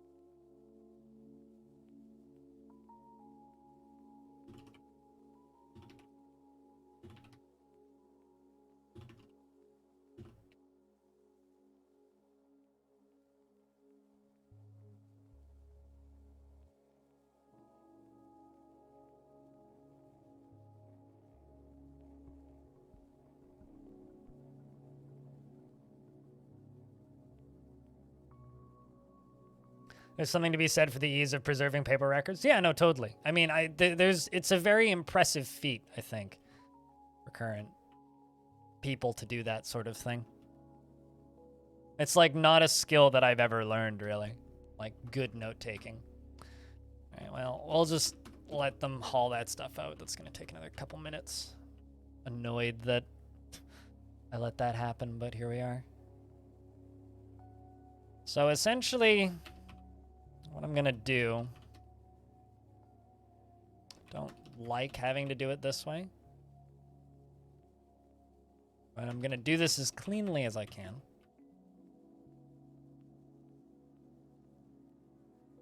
Put a door right there and tell them to channel that, and hopefully they go back the right direction. We'll also put a floodgate right there.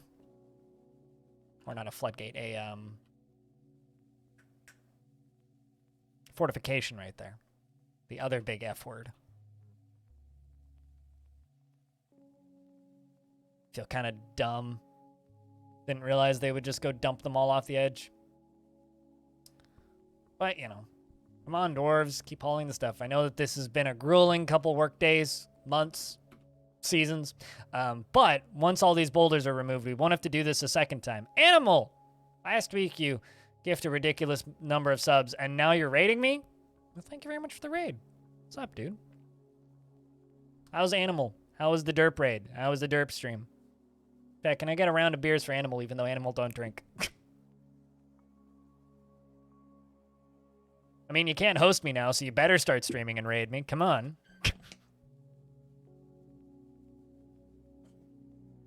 How's things, dude? What's up?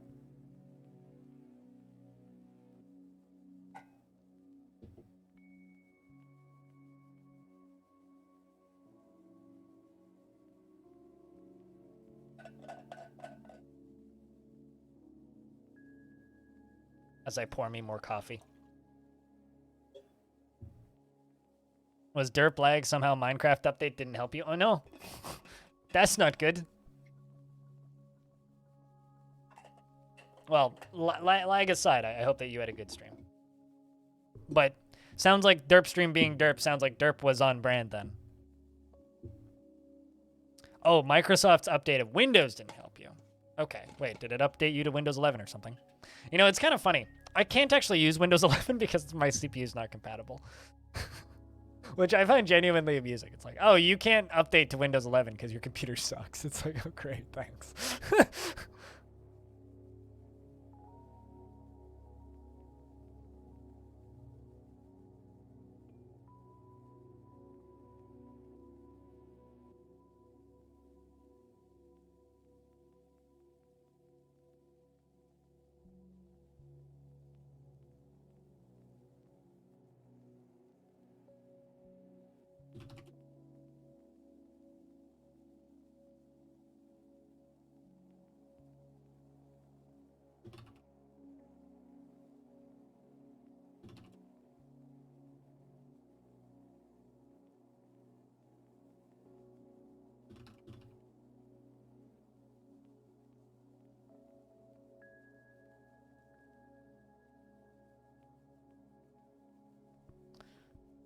Your laptop is. Tried it and noped out after 2 hours. Gotcha. You know, it's kind of funny because, like, everything that I've heard about it is like, it's better than you expect it to be. Dwarves are, no one's derped yet. No one's died. We had a guinea pig kill a Minotaur by biting it in the head, which was pretty great. To the point where I made a statue out of it, actually, which should be placed by now.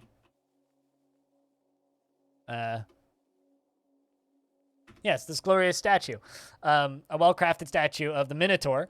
And the item is a rendition of the Inky sculpture, an image of a Minotaur, a cavy boar, a donkey, and dogs. The Minotaur is being mutilated by the cavy because the Minotaur got too distracted beating the crap out of a donkey. And then a cavy came out of nowhere and bit it in the head once it fell asleep.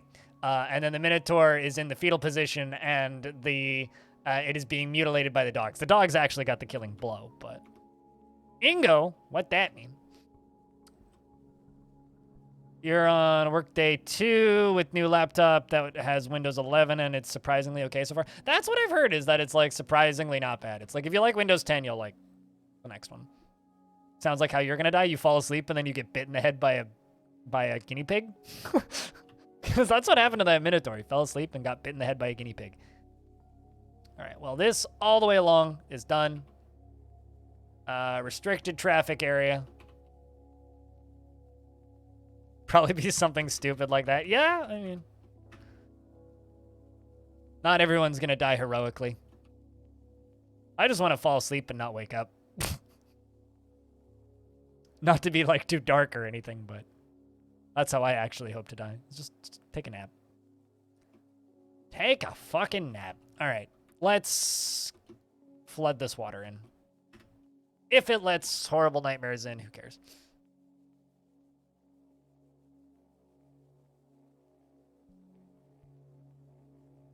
Windows 8 and OS X. I've heard a little bit about of that. Yeah, that it's like, like someone at Microsoft really likes using OS 10, which, you know, it's fine.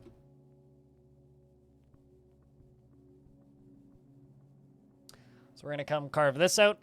Whoosh, whoosh. And get this done. This is gonna flow down into here pretty quick. Hopefully not flood the whole thing.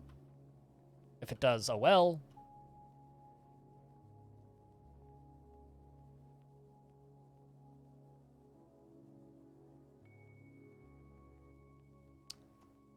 Also, we could probably use this as a fishing zone. Just kind of thought about that. I was like, you could probably use this as a fishing zone. This is going to flow underneath these. It's going to start those turning.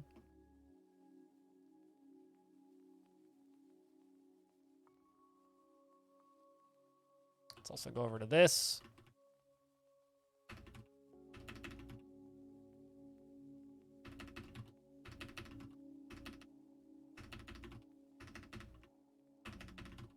Too many.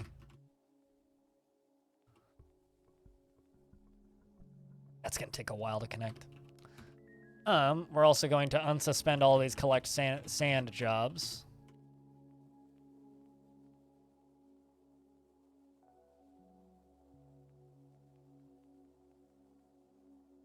And the dwarves are going to go back to collecting sand. After about 15 seconds of them all going off to collect sand, I'm going to unsuspend all of the glass.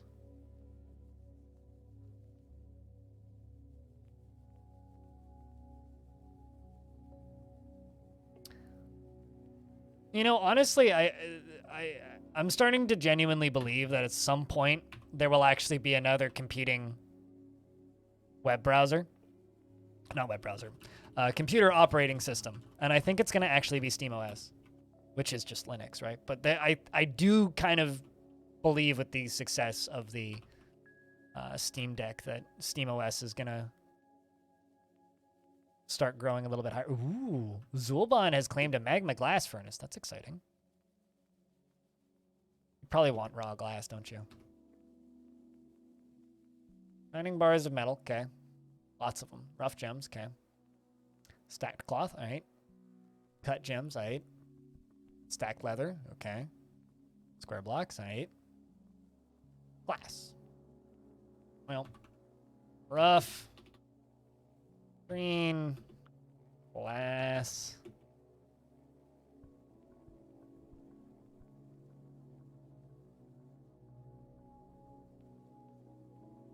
Raw, that's what I want. 5.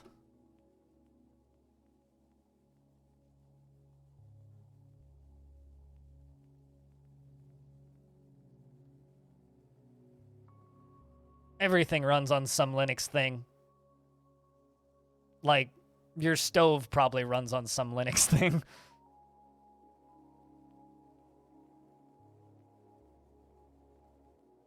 I could very much be right. I mean, I've said for ages that as soon as Linux becomes more convenient than Windows, Linux is going to be everybody's daily driver. And it's kind of funny, actually. Like, I got someone in chat once get really offended with me when I said that, because I was just, they were just like, well, it's already easier and more convenient than Windows. It's like, sure, but that's not what the public thinks, right? And there's still enough games that don't work on Linux natively that, or you still need to use a compatibility layer to make them work on Linux, that there's already enough people that kind of go, eh. Exactly. Public perception. You need positive public perception. Right now, public perception is, oh no, I install Arch Linux and my computer explode, which is kind of not totally wrong.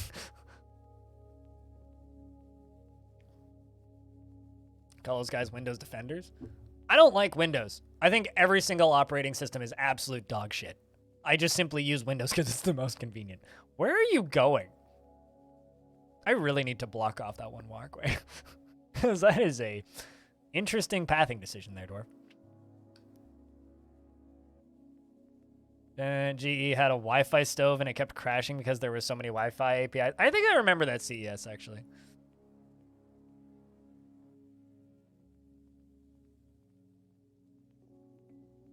She really likes it after 2 months use. Yeah, I mean, I've had... What the hell are you doing? I've had Linux installs on other computers before. I've just never used it for streaming because consistently, like, enough of the software that I needed for streaming ran natively on Windows, but not natively on Linux, that there just wasn't any reason. Gremlin OS, I mean, it's almost as good as Temple OS. By that, I mean it's sort of functional.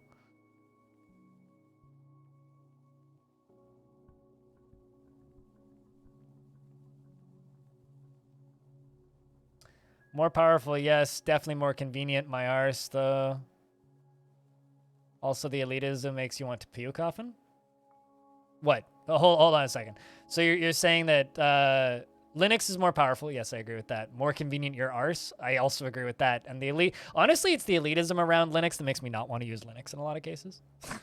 It's just like, man, you guys are annoying. I don't want to be part of this problem. Like, genuinely, almost anything can run Doom. A calculator could probably run Doom at this point. My Playdate can run Doom. What's up, Orion? How things? I'm watching a dwarf make a glassy artifact.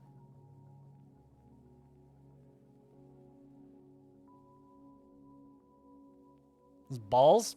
But Balls was a good video game. Actually, I can't remember if Balls was a good video game.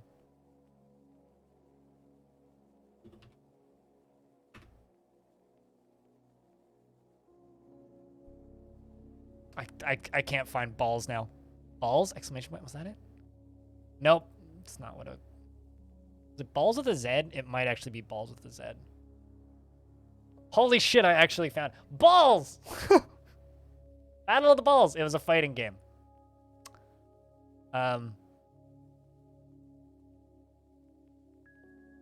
Balls. What are you linking me to? This is... Oh, running Doom on a calculator? Yeah, okay.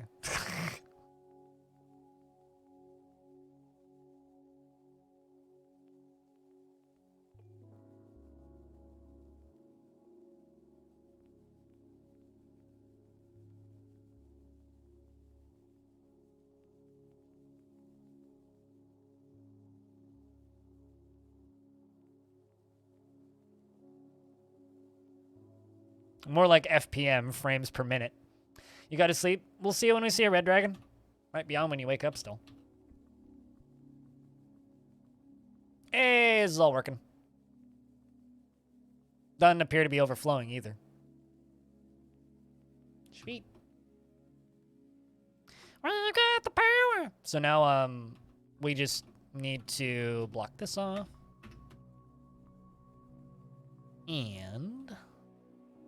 And pull a lever. But first I need to see how many of these are hooked up.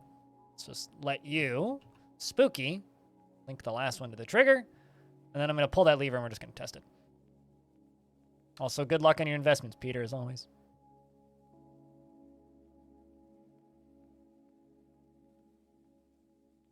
We're talking about Doom and running it on...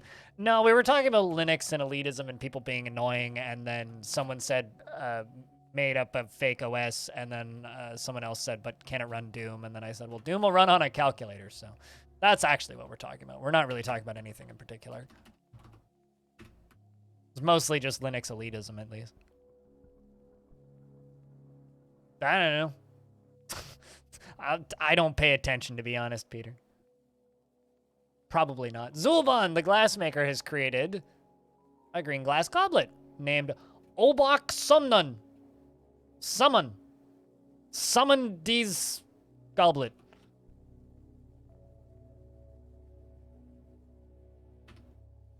It's worth 97,200. It's literally named after themselves. Zulban named it after themselves, and this is a green glass goblet. All craftsmanship is of the highest quality. It is studded with black bronze and decorated with llama leather, and encircled with bands of rose gold. The subject menaces with spikes of sheep's wool and clear garnet and diorite. On the item is an image of date palm in green glass. On the item is an image of Zephon, steel-crested the dwarf in tanzanite. I think you fueled the entirety of the chat, actually.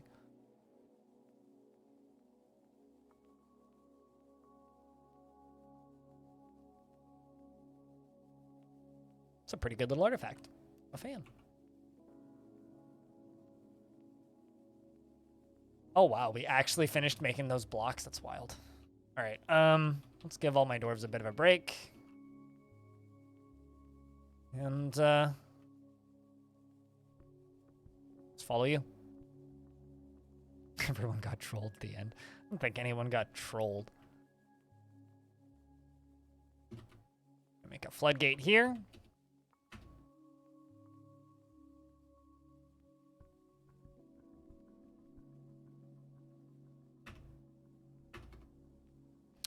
This is called Obsidiwus. This is called Obsidi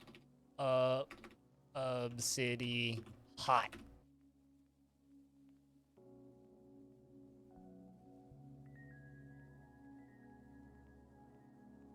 Yes, this is where I'm going to be making obsidian, right here. This is where we're going to be making obsidian. Currently just, you know. Oh, hey, they finally found the dead stray donkey. Good for you guys.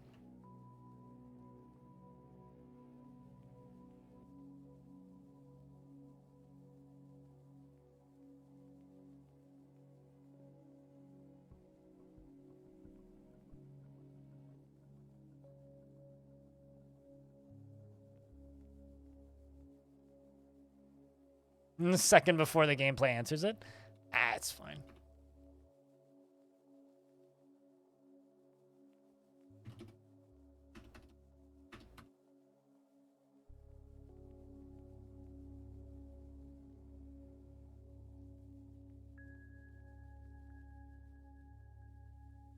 You will say that Linux is ready. When is Linux is ready when it will be able to do all things which Windows can. From GUI here, snobs will call you a dumb user, but you know what? Fuck that with a shovel. Yes, exactly. I have other stuff to do instead of fucking around in a console when I'm in a hurry. Damn right. Like that's like my major thing is like if I have to open a console to do basic shit, fuck off with your stupid web with your stupid OS. Like I don't care. I use the stuff that I use because it's convenient, not because it's more powerful. I legit don't care if it's more powerful. I want convenience. You want to compete with web browsers with OSs and GUI interfaces, you have to make it not shit.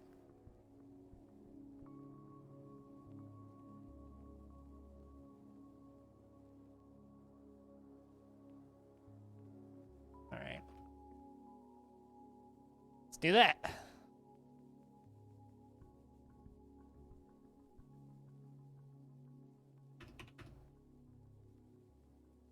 Let's also dump all of the folders that are in here because they don't need to be in here.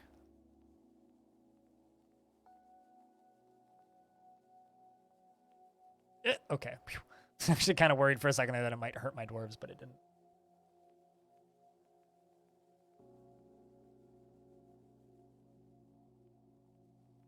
I mean, I think the number of times I've needed to open a command line in Windows to do something, I could probably count on one hand. It's a very small number of times I've actually had to do it. Guys, why don't you, like, you know, just use the garbage dump that I just made for you? Okay, fine. Whatever. I don't even care. Go wherever you want with those.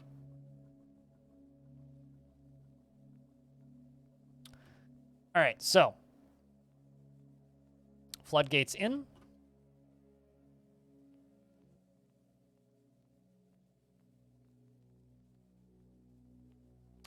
Has to be Micah. Has to be Micah. Has to be Micah. Micah. Micah.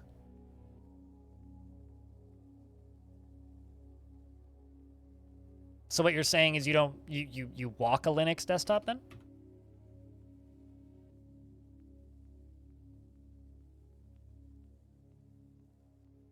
Must get you some funny looks at the dog park.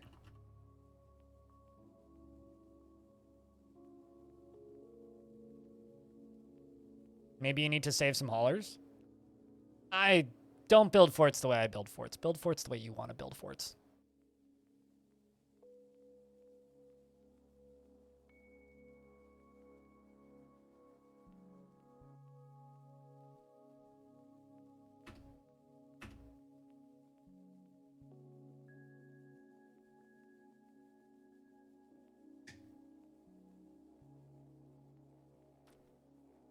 But don't worry, I think in the next, like, 5 years, I'm just going to be using Linux.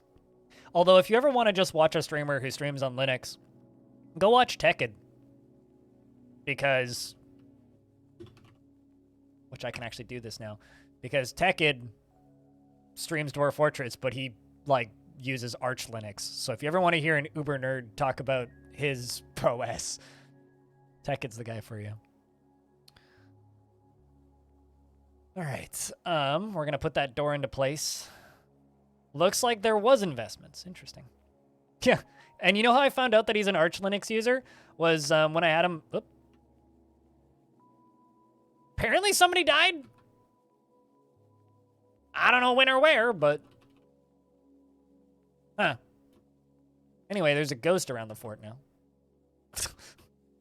I kind of just... Actually, hold on. Risen and is haunting the fortress. Okay, you're a restless haunt. You're not a docile haunt. You're spooky haunt. Actually scary haunt.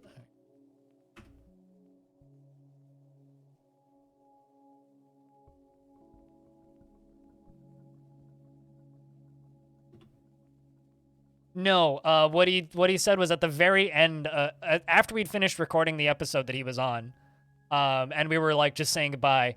He because like Arch Blaze stuff was on that episode. He goes, "Love your OS, by the way," and Arch is just like, "I'm sorry, what?" He goes, "Oh, I use Arch Linux," and he goes, "Oh, yeah, didn't even put two and two together."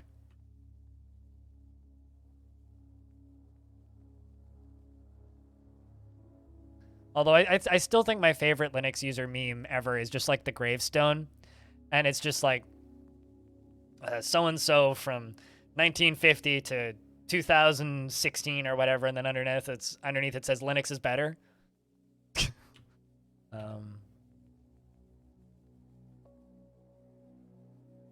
And you know what? I don't disagree.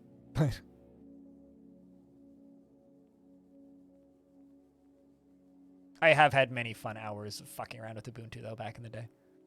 It's just not practical for daily use for me, or it's never been practical, and I can't wait until the day it is, and I will use it.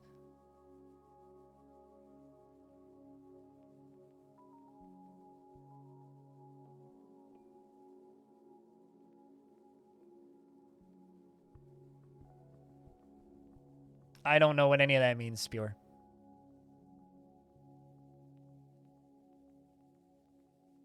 Speaking of people streaming Dwarf Fortress, did any of you guys notice that Krug Smash was streaming the other day? But on YouTube, like a traitor. I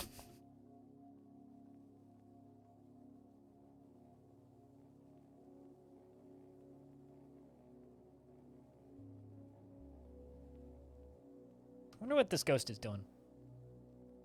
Ghostly Engraver. Oh, did you also go fucking... Okay. Rumble.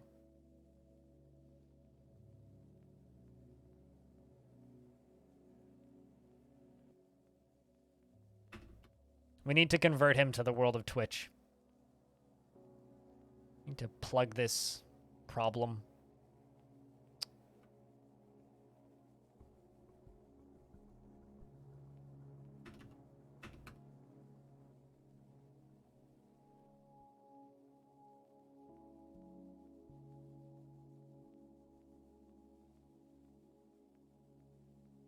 Kind of just want to put a bunch of glass walls up.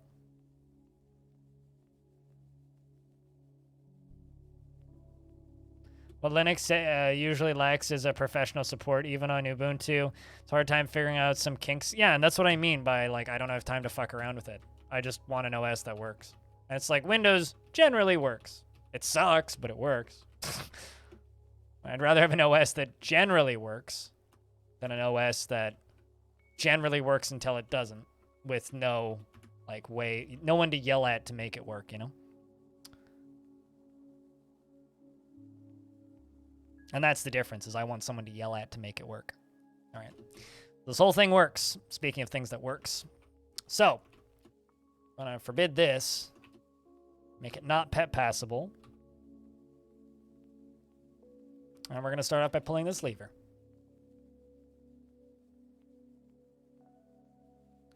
Let's make some obsidian, chat. How's that sound? So, this floods over this way and goes into here. Once it gets to the end.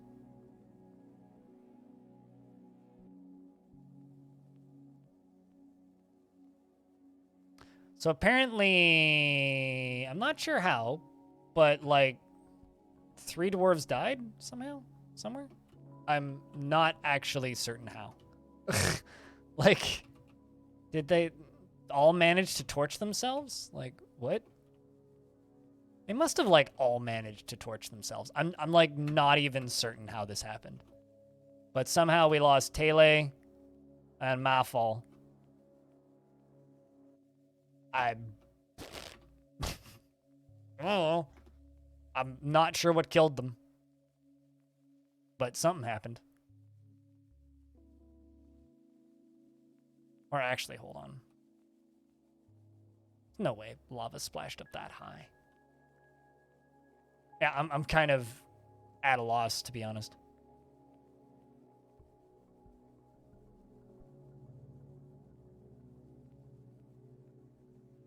You know what? Let's just forbid this.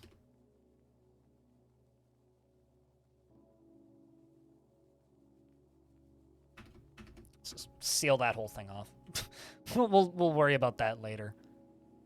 Seems to be too much of an annoyance to really deal with. All right, so now basically what we do is we fill this up on this side. But we also channel out this on the corner. So hopefully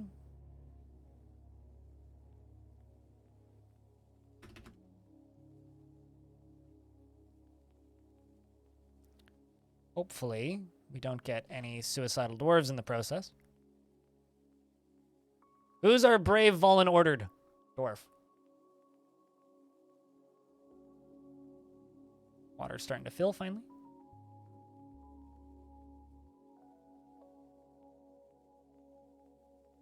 It's Nortram, who's our manager. Well, at the very least, the dwarf who've decided to play out the very dangerous order of bringing more lava into the fortress happens to also be the one that's in charge of giving the orders. So, you know, on the bright side, actually, you know, I have a way of making this slightly safer.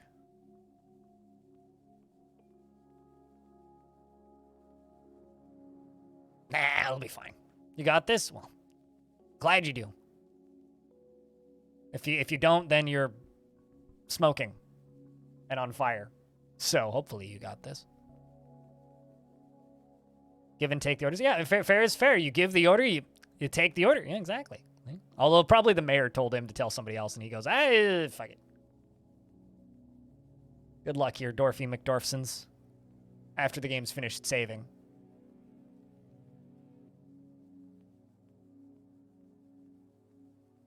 Pull the lever, Dwarf. Hey, you made it. Congrats, Nort. No death. Then we're going to seal that door in. So now we just need to wait for this room to fill up. Hopefully there's enough water. It should be. I mean, it's pumping pretty quick.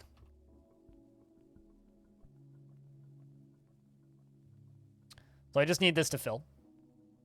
Once this is full, then, well, we're going to pull this lever first so we can get them both filling at the same time.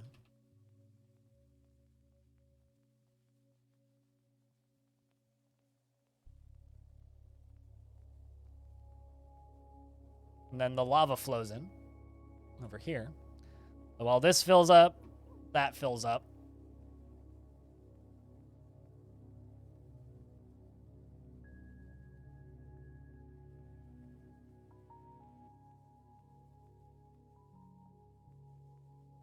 All of the blocks in here also just melt away. That's just going to keep doing its thing for a little bit. Hopefully there's actually enough flow to fill this up. There should be. There really, really should be. Looks like there is. It's still spreading, so it's just going to take a little bit. I just have to watch this stuff when I do it.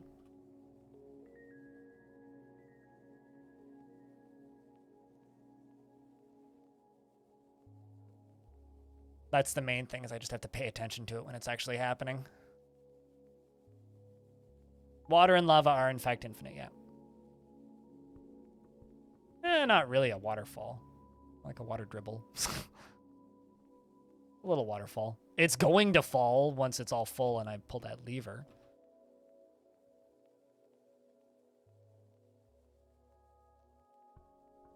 Actually, I do need to put a door here, though.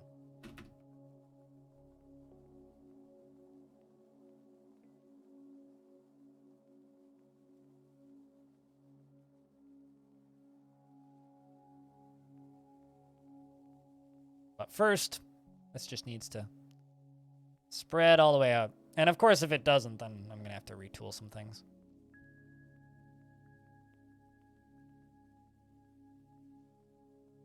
I said infinite. Is this an obsidian factory? It will be. This is the test run of a obsidian factory. I'm just never convinced that volcanoes are actually going to have enough lava flow that it'll work. But I'm going to give that a little bit of time to fill up.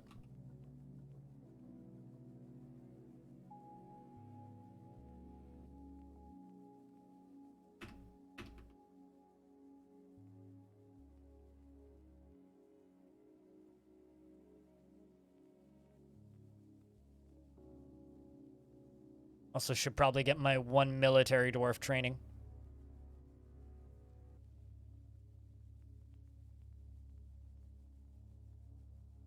Also, what do you even have equipped? Steel mace? That'll do. Go bonk people.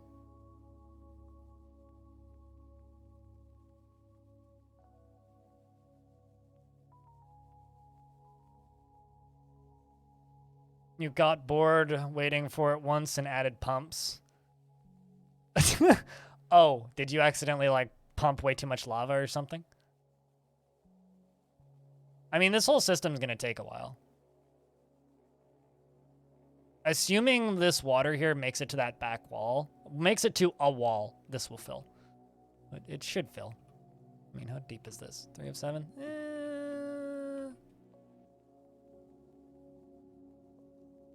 Depends. I might actually have to do some things to speed this up. Add another pump.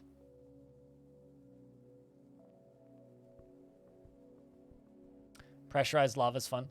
You know, it's funny because everybody talks about how you can't pressurize lava, and then it's just like, I guess you've never put lava behind a floodgate then, with pumps, and then lowered the floodgate, and then woof, lava just shoots out.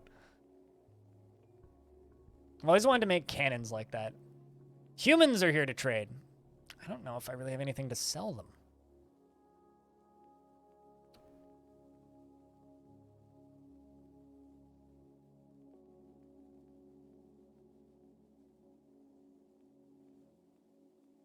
But they are here to sell us something. Whether it's their lies or their, like, tasty elephants.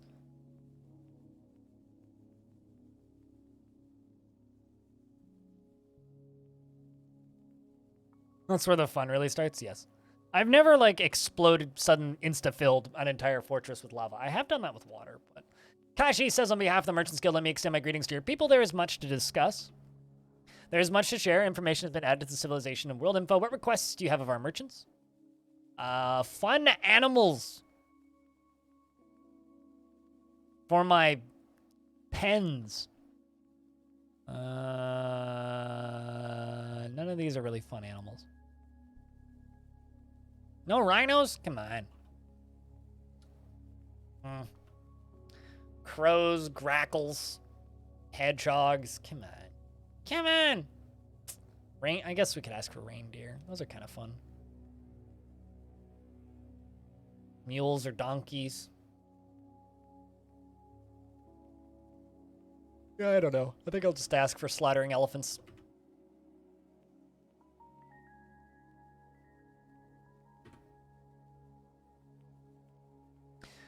Farewell to you and your stout dwarves.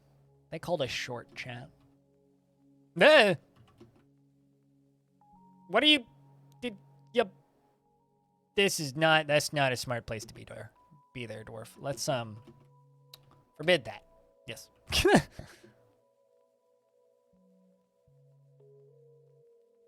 Yes, they can be trained for war, and yes, you can. You simply have to move them from pasture to pasture.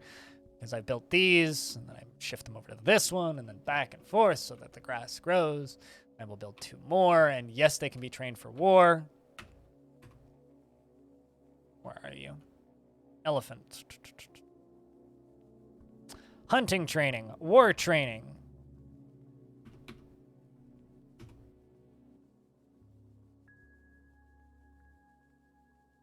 Just have to be creative. You just have to remove them, just like in real life. I mean, actually, I think he was cleaning the floor. He's cleaning some grime off the floor.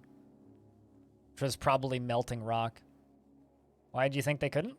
Because people in the Dwarf Fortress community have this annoying habit of spreading, like, incorrect mechanics about the game. One person says a thing, nobody looks it up on the wiki, and it becomes canon. Just like all these people that are absolutely convinced that there's entire mechanics that don't exist in the game that do exist in the game. Or entire factions of people that insist that certain mechanics exist in the game that got removed, like, 5+ years ago. Definitely hadn't occurred to you. So how do, like, in real life, ranchers, how do they make sure that their cattle have enough grazing pasture? they have multiple pastures and they move them from pasture to pasture to pasture, right? That's literally how they maintain them in real life. So currently, because we can't make pastures big enough, fine. How do you maintain your elephant pastures? You move them from pasture to pasture. In fact, I should do this right now. The actual issue with elephants is it takes a decade for them to mature. So the odds of actually maturing elephants is very low.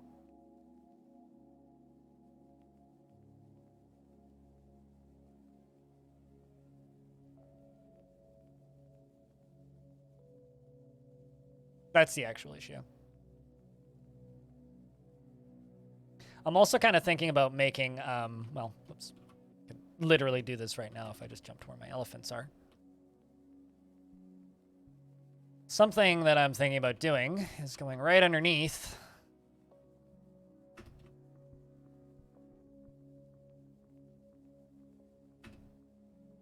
Oops, that's the chop down tree job.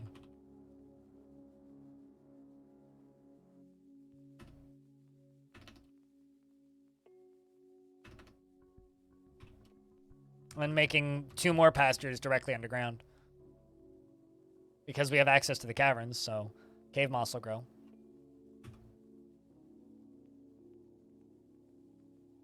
So we can keep them up here, we can move them underground. So rather than me having to extend the size of this, build them out. The actual concern is like things getting in here and killing them, but you know, have to do our best to work against that.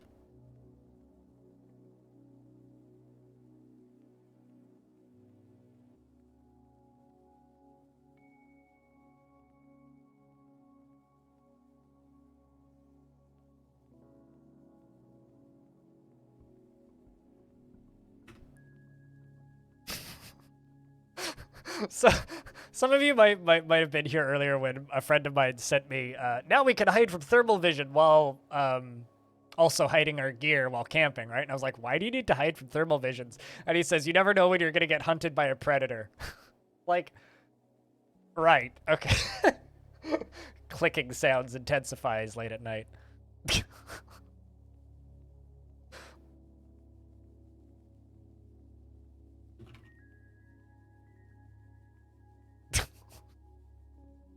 Naturally, yes. That's, of course, the thing that you need to be afraid from.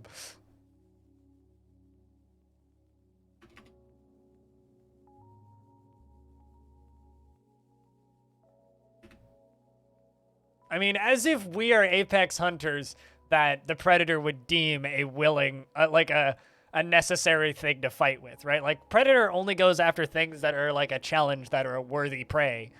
Neither me, like the manic disabled kid, nor my friend who I go camping with, are like worthy prey of the predator. Come on. I'm certainly not going to give myself that much credit, neither should he. It's that or the zombie apocalypse. See, we're already in a zombie apocalypse. It's just a human stupidity apocalypse instead of like a fun zombie apocalypse.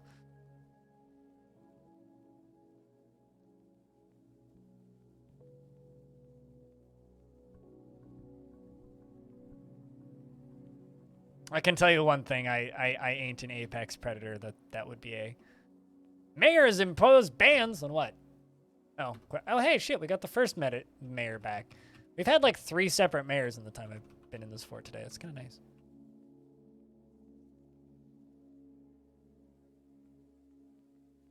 Also, that's fine. I have no intention on exporting rivers.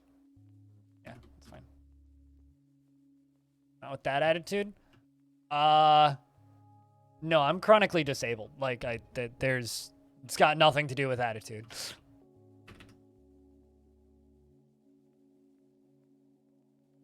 My body is malfunctioning on a good day, so. I'd rather live if I have to fight a predator. I'll have you know. So, you can go all macho and fight with it if you really insist, but I will put my weapon down and be like the lady in the first Predator movie who just like dodges the whole thing by simply being not threatening. That seems like the best way to survive any Predator film, is just simply put your weapon down and don't attack it. Walk away. Don't appear as a threat.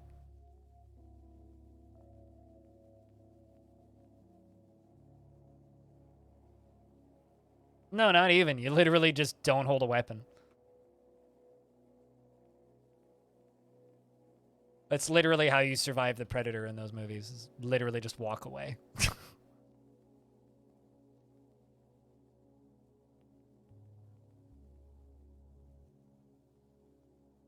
Your rear emissions. I have a question. Does everybody else on the entire planet have like this weird problem with body gas? Because like, where does your brain even come up with that sentence? Like, I gotta be honest. Like, I've never had a problem with gas in my entire life.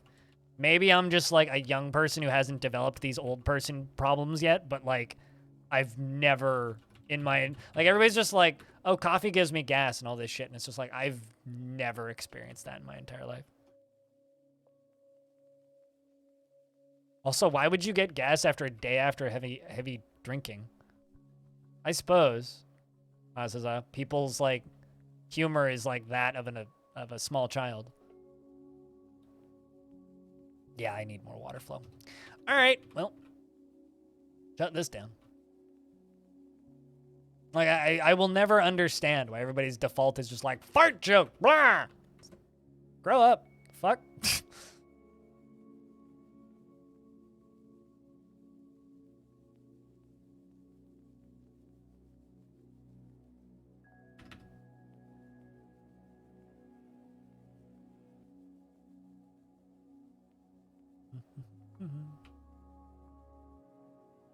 I want a downstairs, not a channel.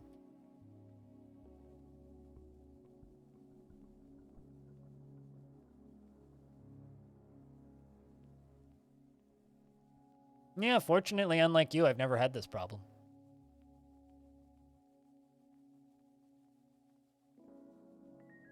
Like, I might be chronically disabled, but I've never had problems with, you know, gas.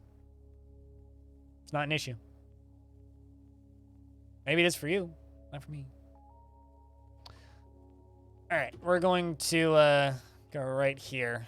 We're going to channel all this out and then fill it in with boulders. That'll increase the amount of flow that this thing gets.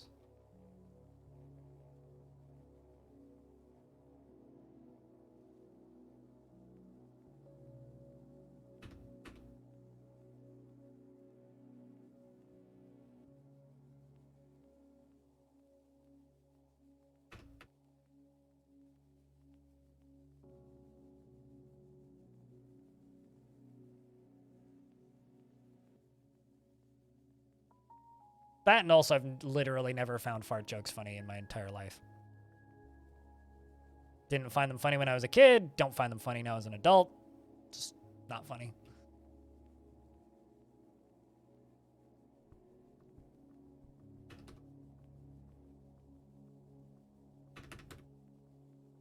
All right, let's pull that lever again. See if that helps.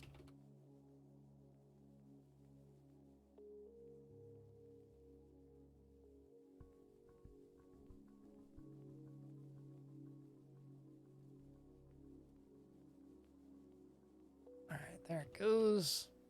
Yeah, that does. See if that does any better. Optimally, it should just have more water.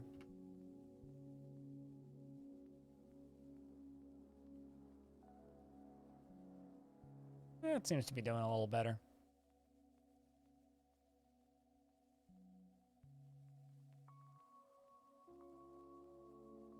Seems to be doing a little bit better. This lower one's filling. This'll fill.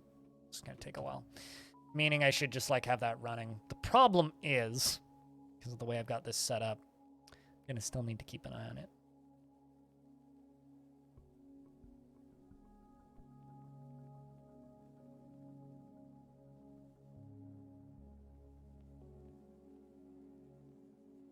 Yeah, that's kind of my opinion is like, sure, but like this isn't a problem that every single human being has. And if you have problems with gas, I'm sorry, like that sucks.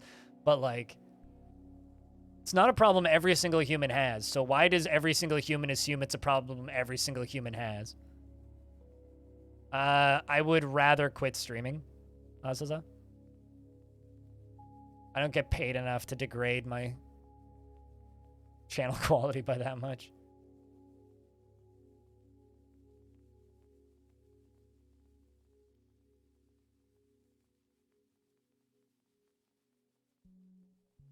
Let's get rid of it. Don't need. I see what you did there, Spooky. But yeah, get better jokes is all I'm saying, chat. You guys are a bunch of degenerates with that kind of humor.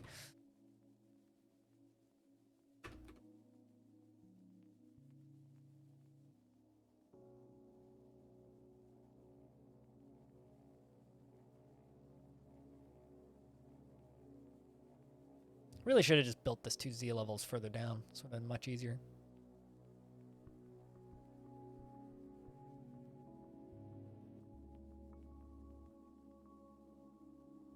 I feel like I'm running low on like every resource right now. I'm not.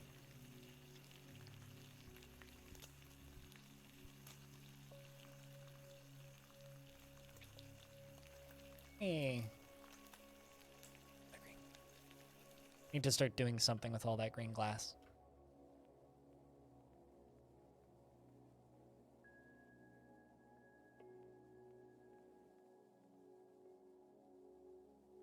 Yeah, I've never found farts funny in my entire life. Like that's just not a type of humor that I enjoy. So I would rather never.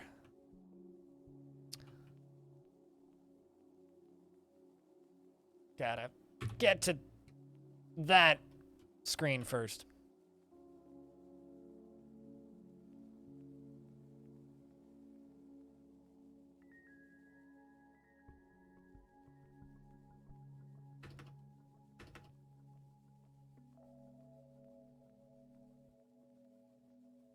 Might as well start placing all those and also shift my elephants' locations around.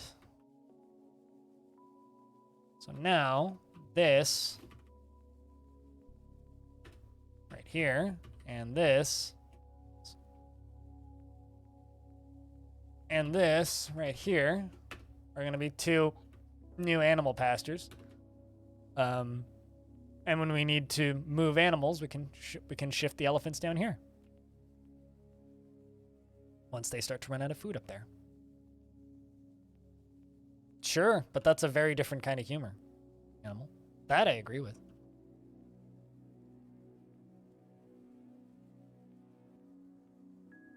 That pasture underground? Yep. It's 1 Z level down. So if I need to move the elephants, I can. Might even be able to go 1 further down.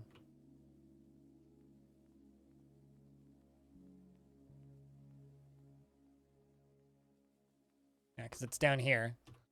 I might even be able to go down here. Yeah, I can go 1 further down.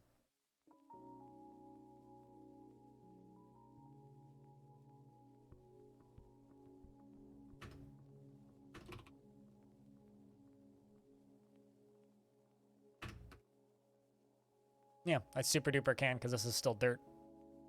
So we're going to have 3 Z levels worth of pastures going underground for these elephants.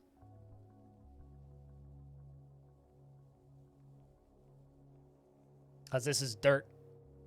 And the cave moss is growing down there. Cave moss will grow there. What do they graze on? Grass or cave moss. Anything that can graze will graze on cave moss. Hey, Soul Shinery. Welcome back.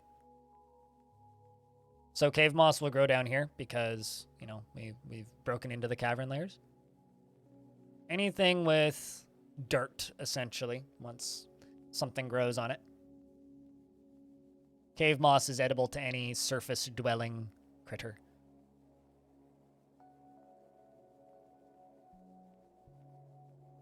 Currently, they're not in a room. They're outside.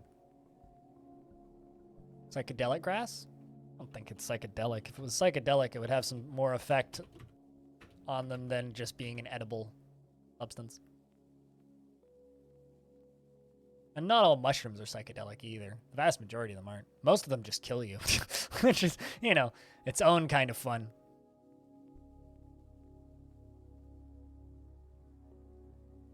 Oh, vividly colorful. All right. Well, I mean, yes. Vividly colorful nom-noms for elephants. Those cats ever claim anybody? Nope. This one did.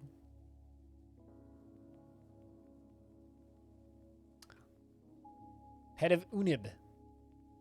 What's this? This dwarf has a pet cat. Look at that.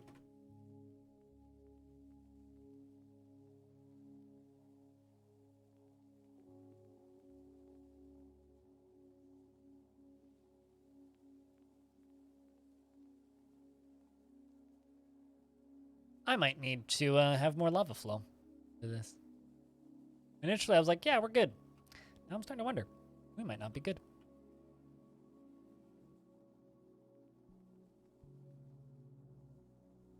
Because you're a Dumbo. Dumbo. Of course you're thinking about Dumbo. Because it's probably the most...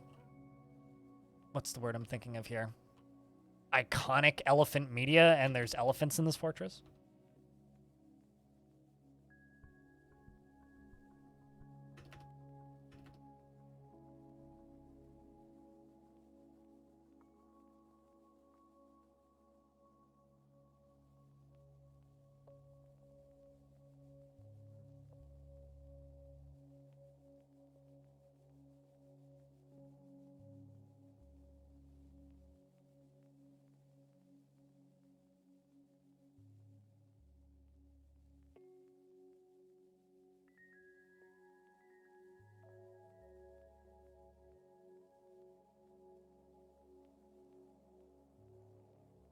I was gonna say, I don't remember that scene, but it's also been a long time since I've seen Dumbo, so... Sure, it was a scene.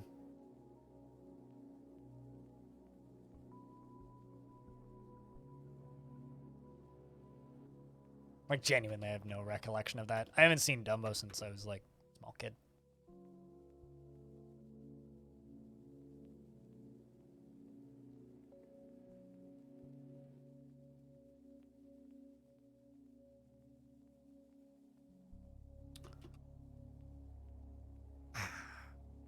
Did I really make this too big?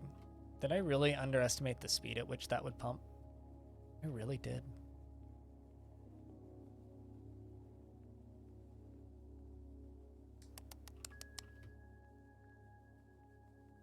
Like, it's to the point where I could almost just, like, walk in there and mine it out more. Could I actually do that? This is a really dumb thing to do. Go! Nope, not at all. Although I've done my damnedest to forget every single piece of Disney media that I do still remember, so. And generally, I gotta be honest, it's been for the best.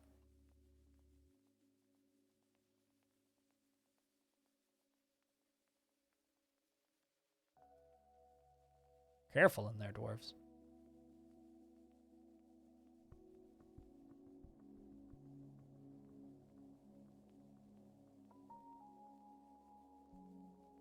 All right, so far so good.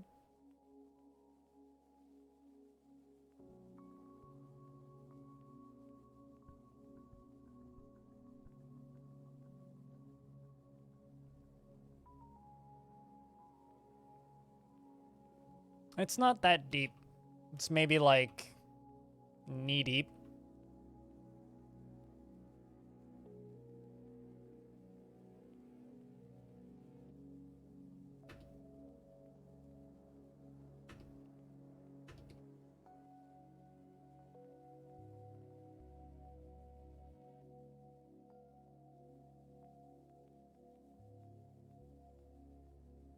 If only that was how it worked, Spooky.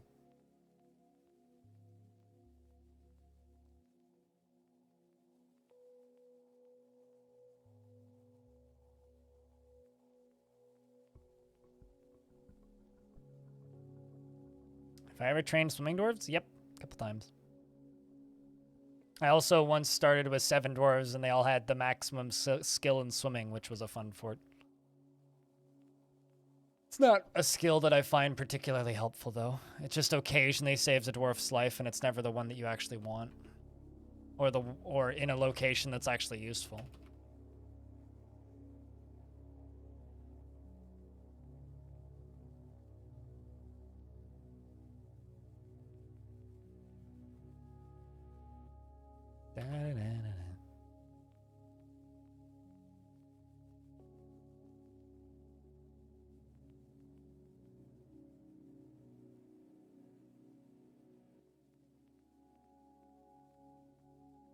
Come on. It's gonna be a lot of cancellations for the next little bit.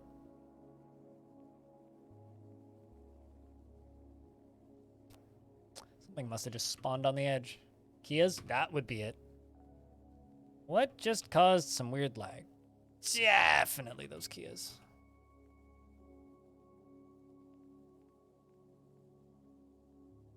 Turns out Kias are an easy target to blame.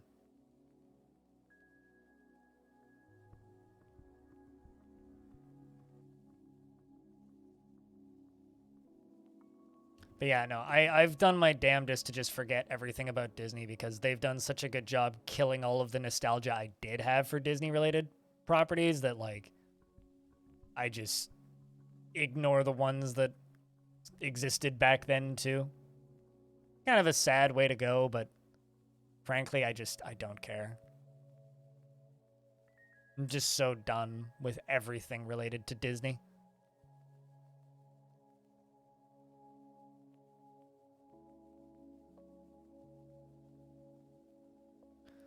Once you made a fort and there was nothing more than a comedy bar, 4 comedians, and 3 bands. I mean, sounds like a fun little starting 7 set.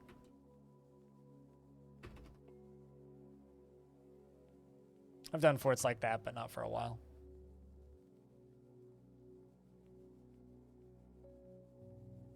So at this point, like, when it comes to those old stories, I either just go back to the original source material, whatever the source material was.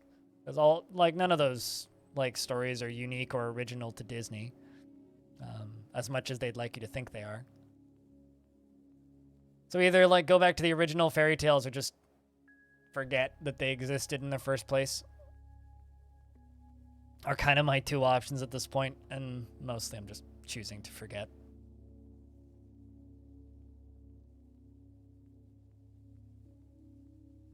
I'm not even talking about, like, the live action remakes. those are just, like, insult to injury at this point, but they are certainly part of it.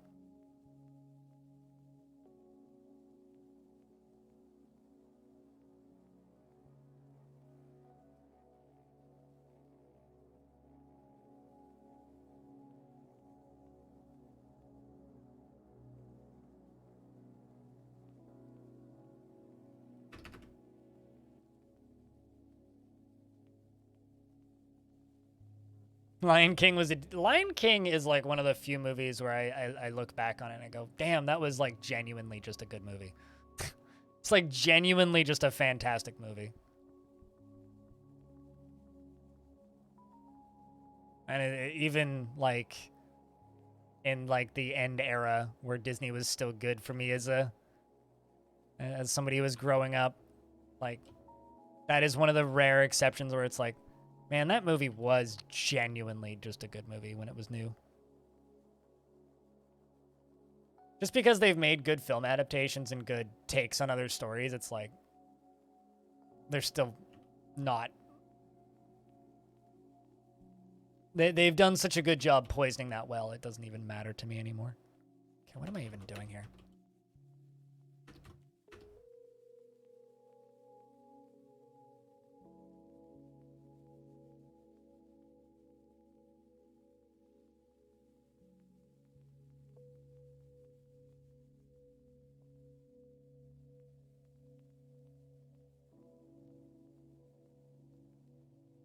But at this point, I basically hate everything Disney does because I'm one of those people who just easily starts to dislike things as it just gets corporatized and ruined.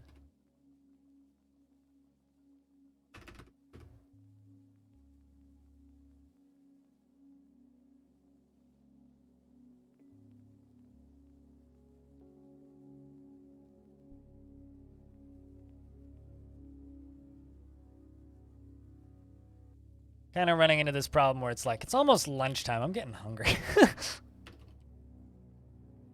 just go this way.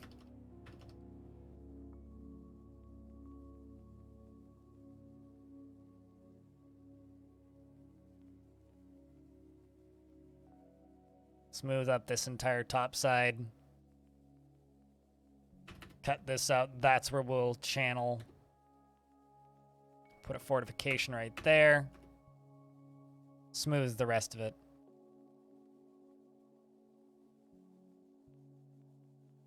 Isn't that like the case for every single children's cartoon? If you think about it too hard, they just cease being good.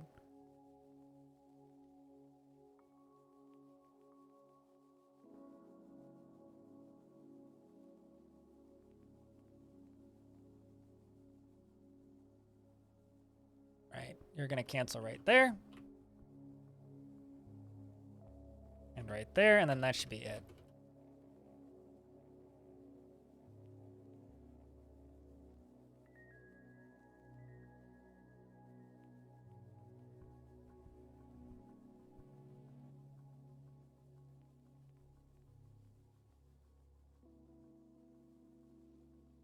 I would say that that's the worst bit of Lion King, but you know, some people like farting.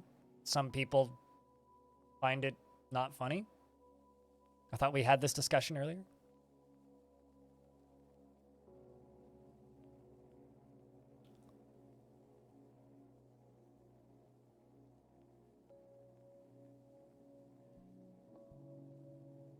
All right, well, I've completely, like, misjudged the size of this, so we need to completely rebuild this thing.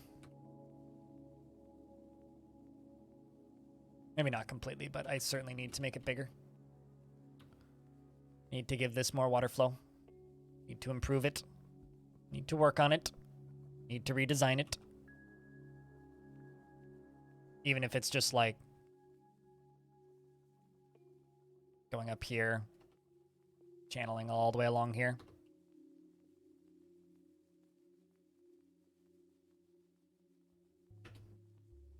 Let's just cut these trees down. Widen it up. Hey, discount engineer. About an hour late, but appreciate it all the same. Up, dude.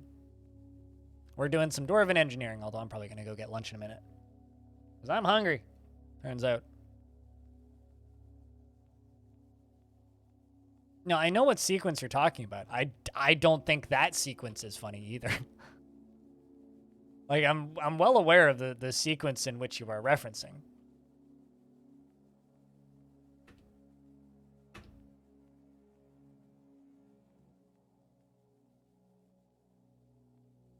The problem is I don't think that sequence is very funny either.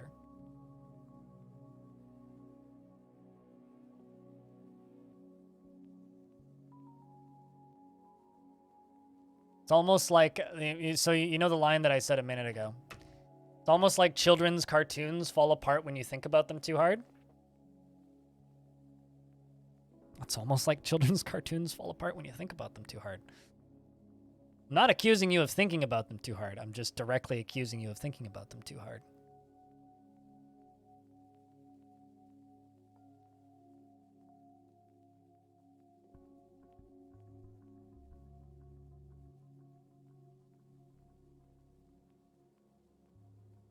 So, I will politely disagree once again that no, I don't think that sequence is funny.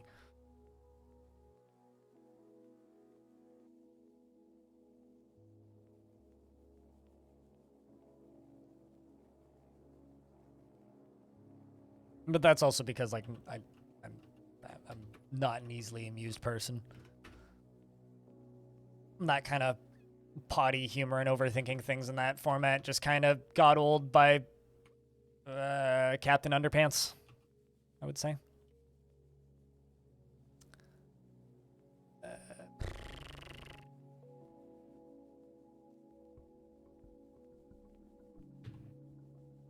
Did they not build that floodgate yet? Guess they didn't. Oh, probably. Some it's just easier to suspend your disbelief, right?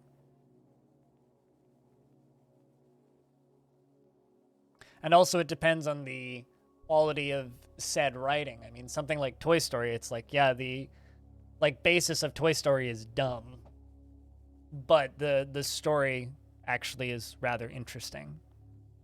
But that one thing that you are fixated about, I don't think it's funny, and I don't think it's relevant, and I don't think it's interesting, and I don't think it's even like an artistically fun thing to discuss about whether or not a character has a literal butthole. Okay? It's like it's a kid's cartoon. Of course, they're not going to draw an asshole on the back of the warthog. I don't understand why this is a discussion at any point. Who fucking cares? End of story. Waiting for this glass floodgate to come in. Look the rest of this up.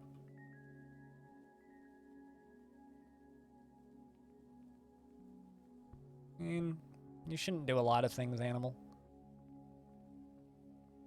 I mean, actually, what it means is this is why you should change the subject, and streamers just like, why the fuck are we still talking about this? Because that's how I feel at this point, is why the fuck are we still talking about this? Genuine question. Why? Why?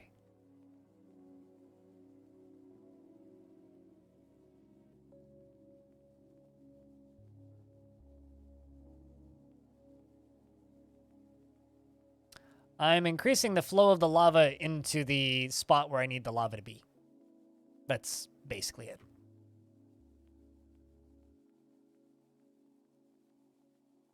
Because I wasn't getting lava quick enough in there to fill the room, because I always underestimate how quickly lava flows out of volcanoes. Turns out it's very slow. So I'm increasing the speed. That's it. Very simple. Me, I'm going to stream Thief once we get a little bit closer to Halloween. Last year we did Fear. This year we'll do Thief.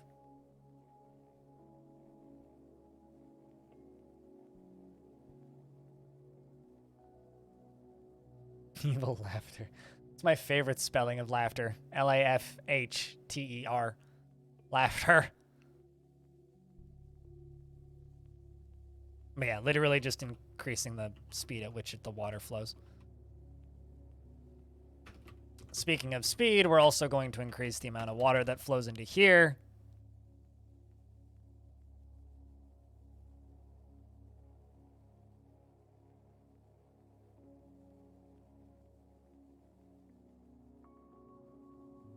And then I'm going to be building flooring on top of all of it. Probably with some of that glass, because I do have so many glass blocks.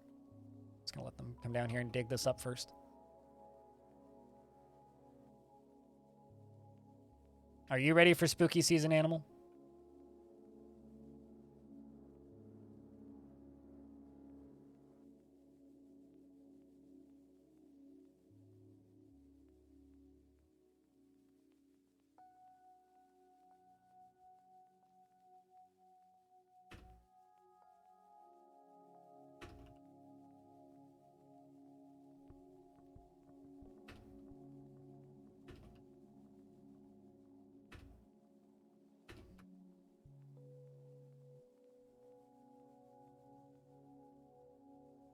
Something here is going to cave in, mark my words.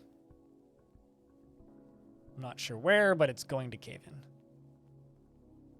Dwarves have arrived to trade. Again, the issue that I have is I really don't have anything to sell them. I never put up decorations. I usually just watch horror movies. So I'll probably go back and watch a bunch of my favorite slasher flicks, as I usually do. It's always a good time to watch Friday the 13th, after all.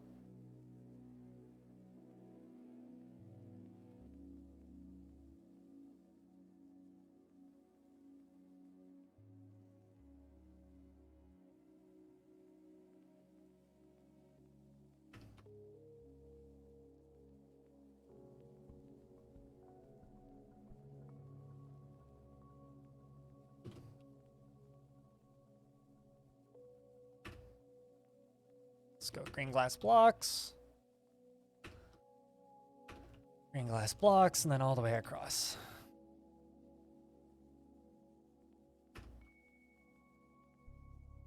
Got costumes for kids, might find a hat or something.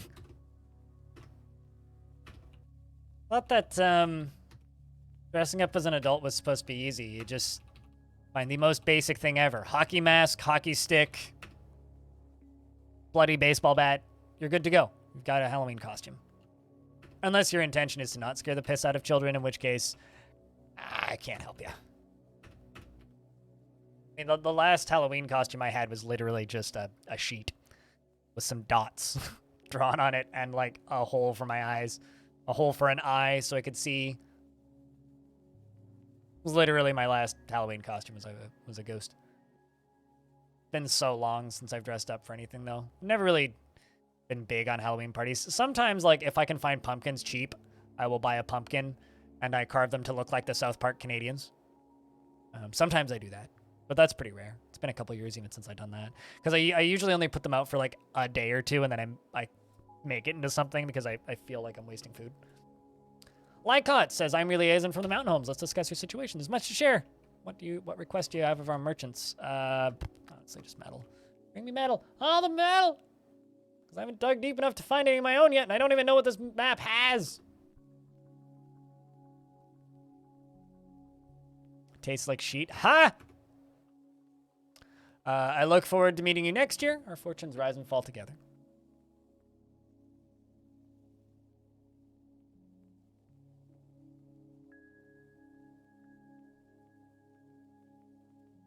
All right, well, let's pull this lever again. See if it fills fast enough. And down here. What? Who was the genius that connected you with diorite mechanisms?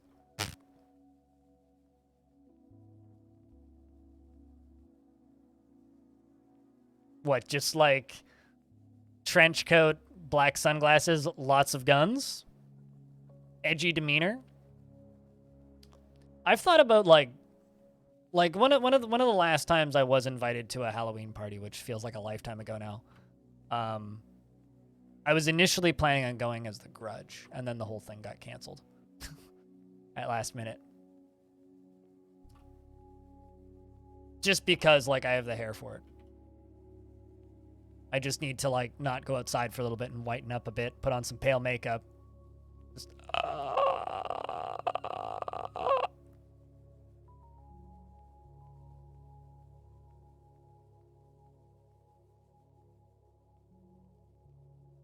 Just make spooky sounds. Seems easy enough.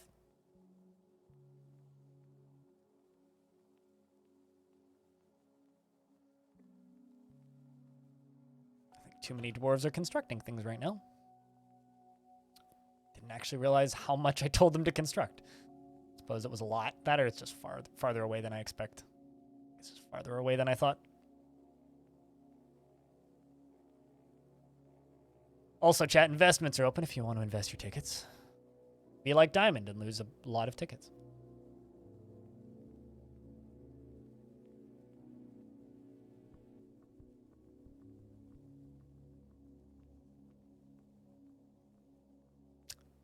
You know, it's funny. I've told Diamond for a while now that it's completely unfair how many tickets you have. Also, you can't invest now. It's too late. They just closed. I could restart the bot, but that would be cheating. That's crazy. Diamond just won 1.75 million. You know, it's to the point where like I've told Diamond I'm going to start turning off the bot over the weekends because he's made too much money. Like we need to like start taxing the rich in this world. What, were you trying to all in and lose?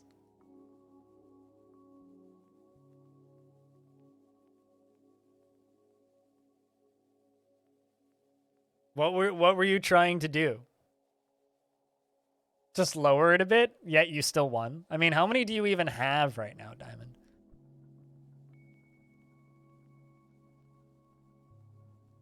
Or are you telling me you put an accidental extra 0 on the end of that?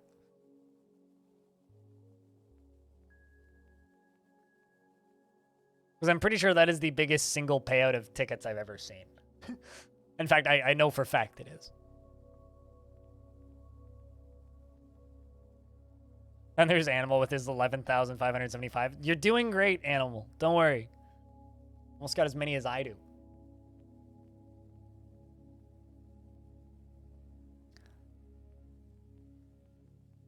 The Dutch are just like rigging the likelihood of winning. Okay, let's see how that fills.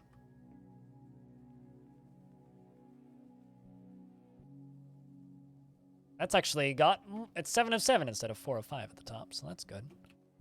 Me widening this thing up did some good, after all.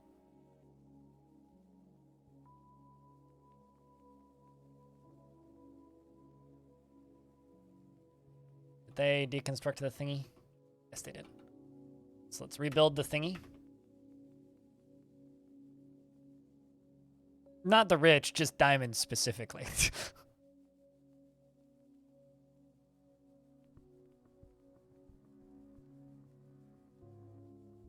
I mean, the rich don't invest in jobs as is.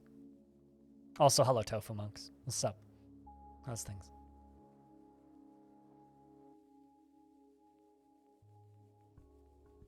The rich don't invest in jobs. The rich invest in the rich.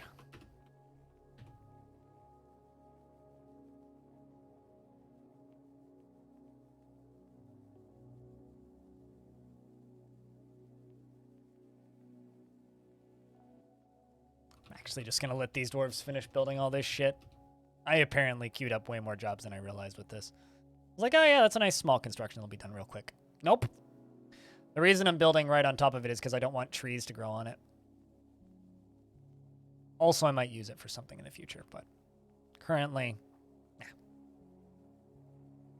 I'm thinking that the defensive structure for this map is literally just going to be like they walk into a long tunnel and then I open a floodgate and just let the volcano just go boosh.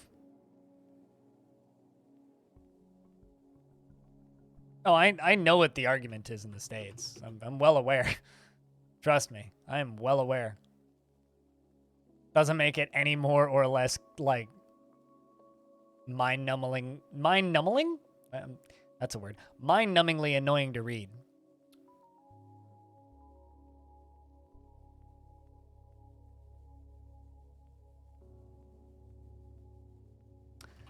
Claims another magma furnace. All right. Well, class. Good luck there, Dwarf. Go make us something cool. All right, let's... Cork. Bring the trader over. And sell him the corkscrews. Pele has risen. I thought that I already... I'm really bad at actually, like... memorializing these dwarves.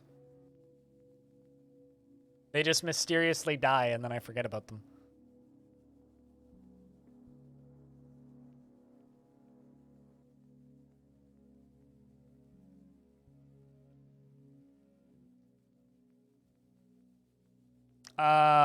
We got attacked by a Minotaur that was killed by my dogs and a cavy boar, or and a cavy or maybe it was a cavy boar, I can't remember. A guinea pig and my dogs when it fell asleep fighting with my llamas while I was trying to build a cage trap to catch it. But, no real fighting aside from that. I'm also quite happy because I only have one military dwarf right now. We're mostly just constructing shit currently, so I kind of don't want to fight. Not until the fort's ready, and it's very far from being ready.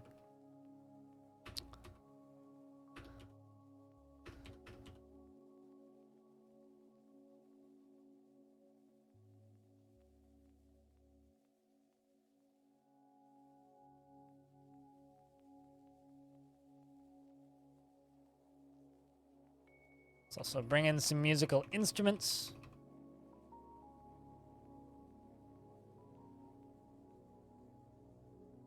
All these codexes and books.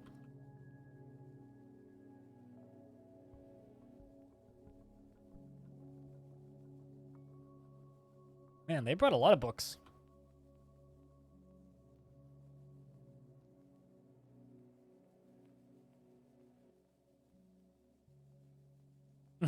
Made for a fun statue indeed. I was going to try and catch the Minotaur, because that's always optimal, but...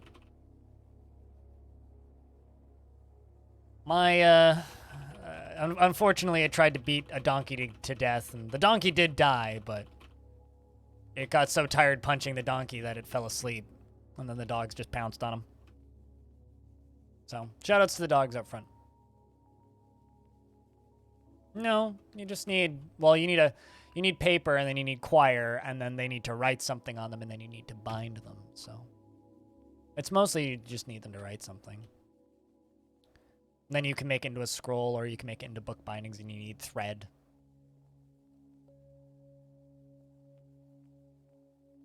But it's getting them to write shit that's difficult, because there's no actual way to get them to write stuff. Also, Kia has stolen a giant corkscrew, which is kind of amazing. Let's see. How's that filling process doing?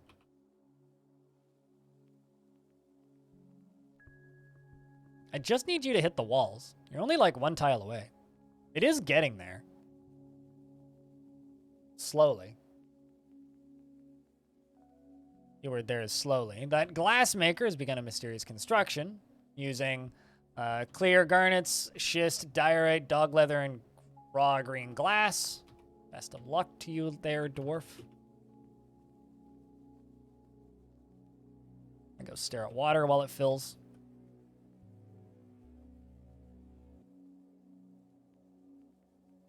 The last time I did one of these, I used a full-size river, and I just tapped into the side of the river rather than pumping it. That's probably where my underestimation in the speed at which it's filling comes from. I mean, there they are.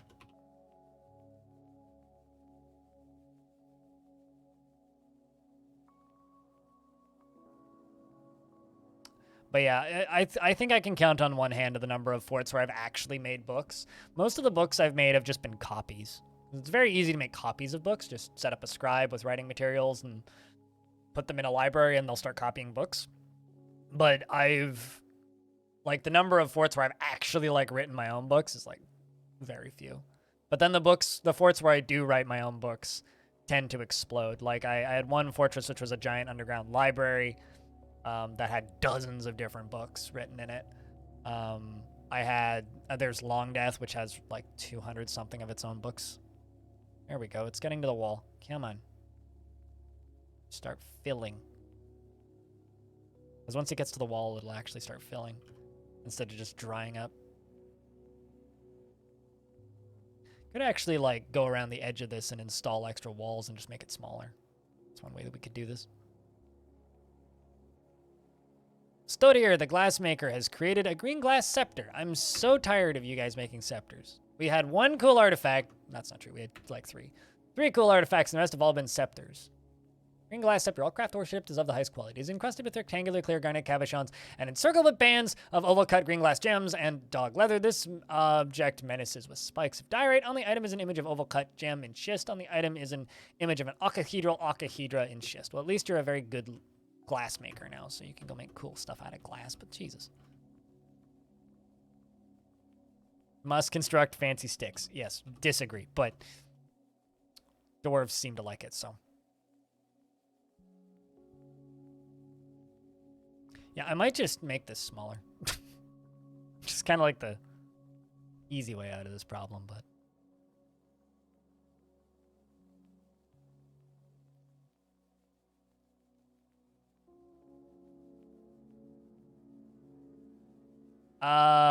Complexity and ease of creation-wise? Yes, very much so. Oh, I thought I made the Guild of Silkiness already. Actually, I think I dug out the square and then never finished it because I got distracted by this. Whoops.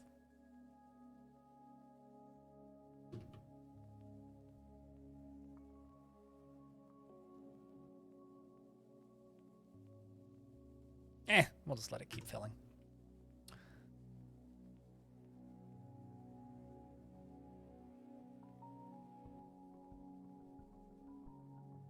And work on the bottom layer while that thing fills. That goes all the way over to there. You've been reinstalled. Sweet.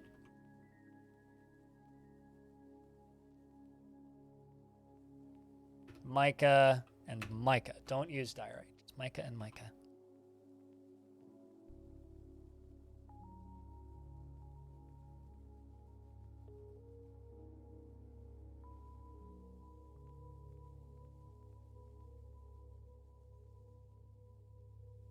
And hopefully this will be more efficient than what we've done up until now. I don't know. I think I'll give that one another couple minutes, and if it doesn't fill, then it's not going to.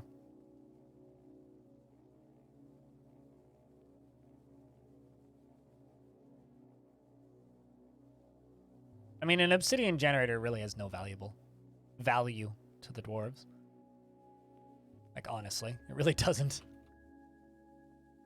It's just kind of a fun thing to make to say that you did. That's really all it is. Let's see if they stand on the correct side of this.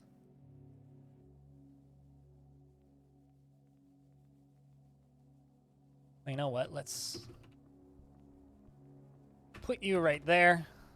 Should probably do it correctly, I would think. Nope.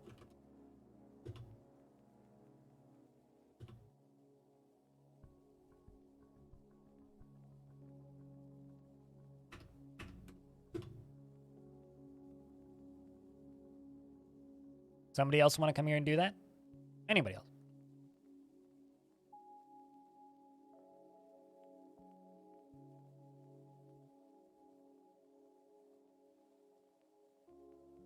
That, or I could just flood this whole area with lava. That would be fine too. All right, you right here.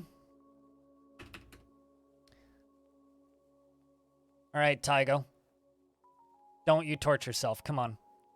You're going to torture yourself at that angle. All right, let's try this again. You're going to torture yourself if you do it at that angle.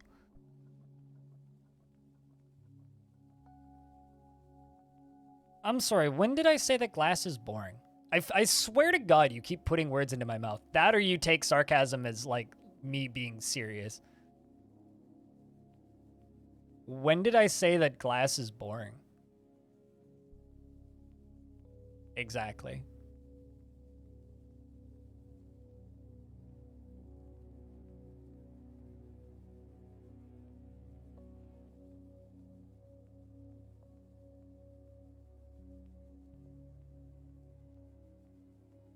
I'm completely flabbergasted by the number of words you've put into my mouth today, Tellier. That's all. I'm just so perplexed. It's like you have this obsession with telling me what I've said. Pretty sure I didn't say that. Let's cut this out.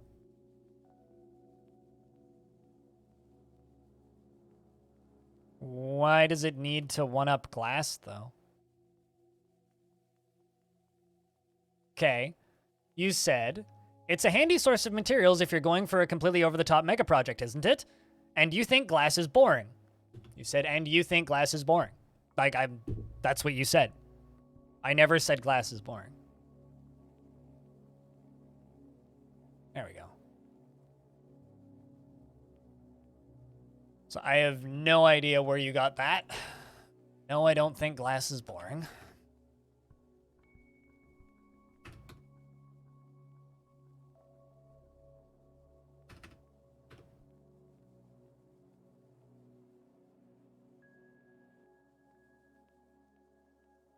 I don't.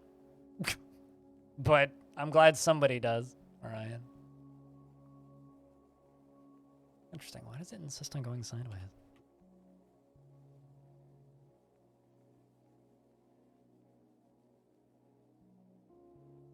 Well, popsicle.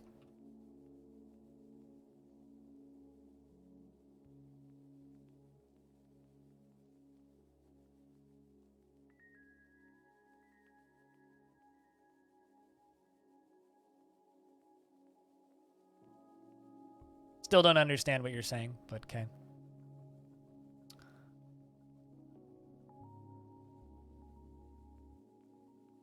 How dare your PC crash? That sucks. Must be the heat from the volcano. Gosh, I hope not. Now I'm suddenly just imagining that you're living right next to a volcano.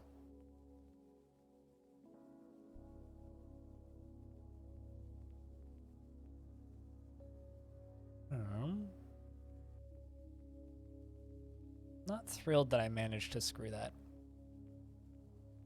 Should have fortified that wall. Should be plenty.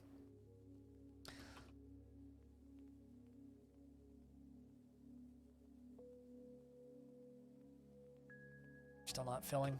All right, so we'll do it this way then.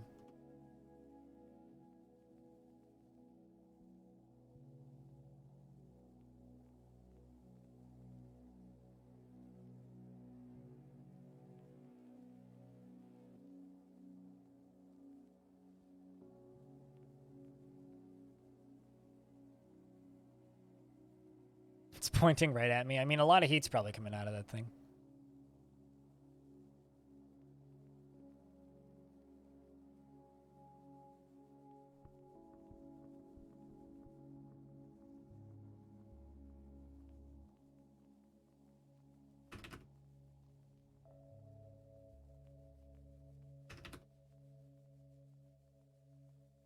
Another Kia donation, I suppose.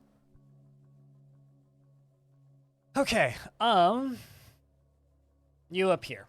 We're gonna go around the top up here. We're gonna seal this in by a little bit. All the way around the edges. If I just make this like one tile smaller around the outside, there'll still be plenty of water. And maybe it'll fill.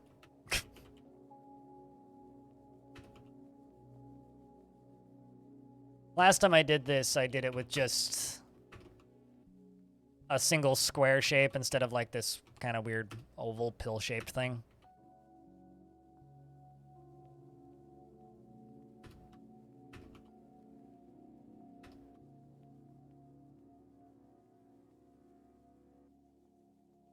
I end up there. Must hit page up. You're gonna go off to beds. You have a good night, animal. Thanks for swinging by. Thanks for bringing the raid. Till next time.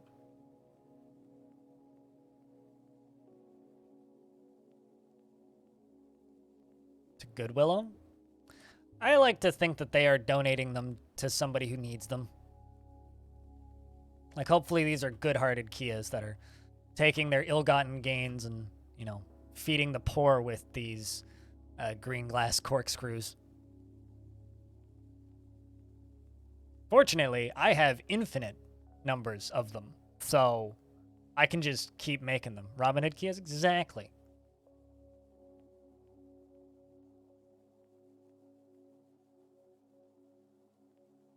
At least these dwarves get to walk past this nice shower.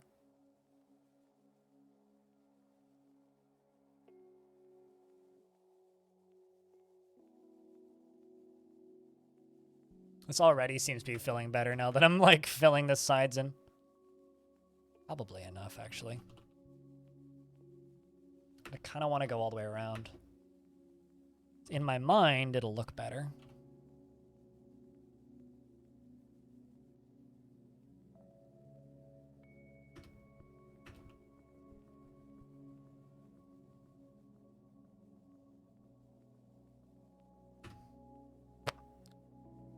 Water in the way.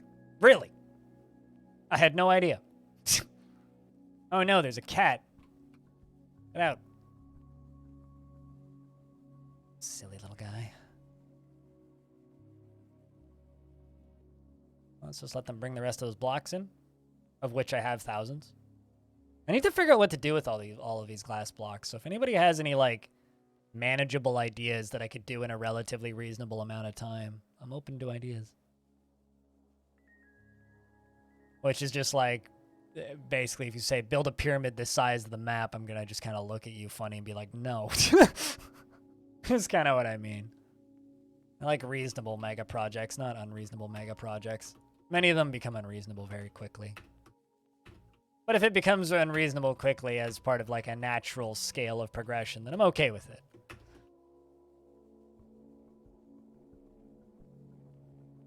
You know, this is a very like North America centric comment, but Christmas sucks.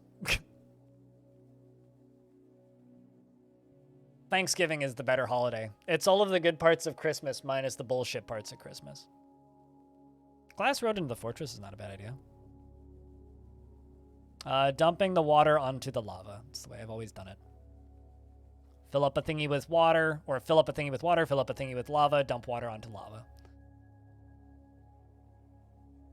Okay, let's see if you fill now. Once those last few pieces are done.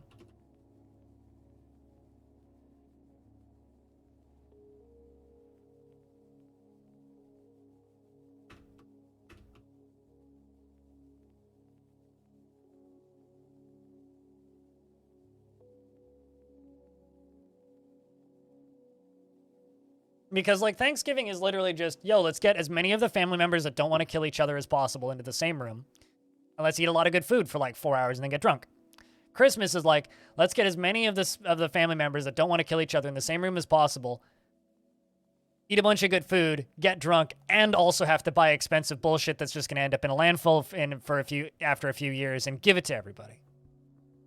It's literally like the good part of Christmas, the part where you get to hang out with your family and get drunk and eat a lot of good food, minus the part where you have to buy them shit. Because I don't know what, like, my cousins are into. Like, I have no idea, if I'm being honest. Like, I have no idea what the hell I should get for my 14-year-old cousins for Christmas.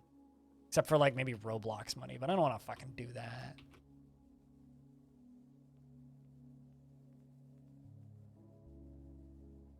So what I'm saying is you should get rid of the... Like, as a Canadian, right? We have Canadian Thanksgiving, which is coming up in, like, 2 weeks. I don't celebrate American Thanksgiving, obviously, but literally Thanksgiving is just, like, the better parts. Although, like, the Dutch have, like, other holiday traditions that I think are way better for Christmas, so. Just, like, subtract all of the crappy corporate bullshit out of Christmas, and that's what Thanksgiving is.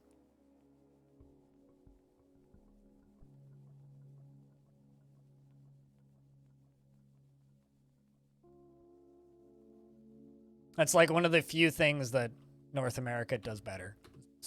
Thanksgiving is better. Like, to the point where I would be actually totally fine with just Christmas going away. Like, if someone turned around and was like, Greg, you never have to celebrate Christmas again, I would be genuinely kind of happy. How does Canadian Thanksgiving go? It's just a family get-together with good food. I don't believe in a god, so I don't thank a god for anything. Most Christmas traditions get kind of racist, if you think about them too hard. They're either racist or they're based on religious persecution. So don't think about them too hard. You have a good night, Haas. Sleep well. I mean, Thanksgiving is exceptionally racist. It's literally just like, yay, we killed the natives. It's quite literally what Thanksgiving is.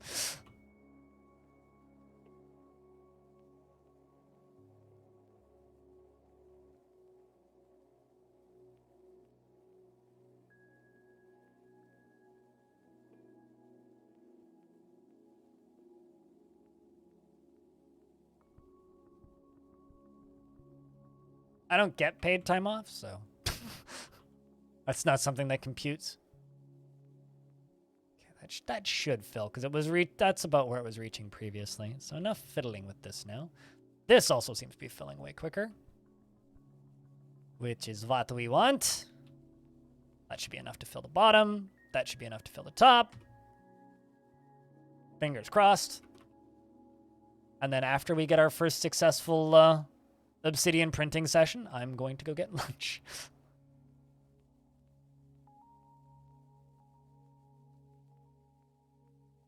All I'm saying is we need to remove, like, the part of Christmas that does nothing but really benefit corporations that want to sell you junk.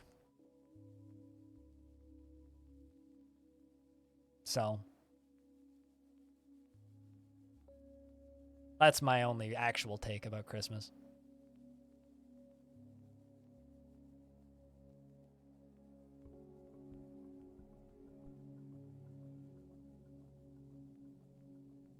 I don't believe I've ever said anything like that ever. And I've never seen anybody say anything like that ever. Thanksgiving at this point, at the very least from the perspective of a Canadian, is a lot more like Indigenous Rights Awareness Week. Like, genuinely. Like, that's actually kind of what it is at this point. Like, your bullshit irony aside, it's like, it's mostly just like, let's, like, if you actually look at what the cities do publicly for that sort of thing, it's generally just, let's raise money, let's rebuild their land, let's give stuff back, let's make this better. It's never whatever the fuck disgusting line you ironically just typed in my chat. So, no. Traditions are peer pressure from dead people. That too, yeah. Although most culture is peer pressure from dead people by that logic.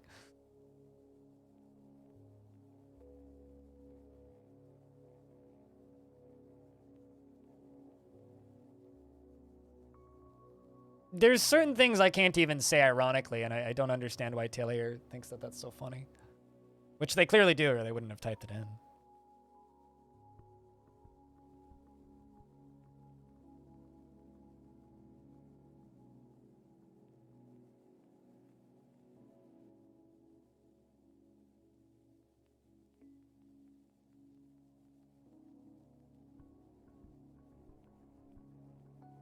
Also, hey, White Pony One, how you doing?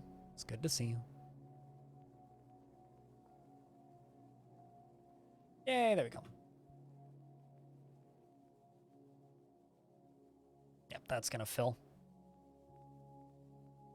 In fact, it is. That will also fill, because it filled like 2/3 with the one flow previously. Second one will fill it. It'll fill. It's just gonna take a little bit. Just like previously. Which I'm okay with. I'm okay with it being a slow process. And then that was the guild hall that I started making and never finished. Whoops.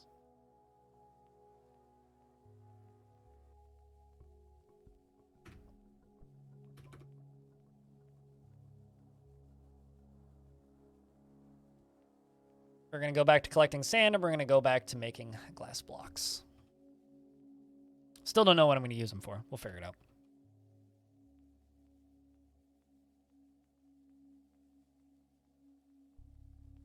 They're still filling slowly. Don't make me make a third lava flow, which I will, by the way. If the game forces me to.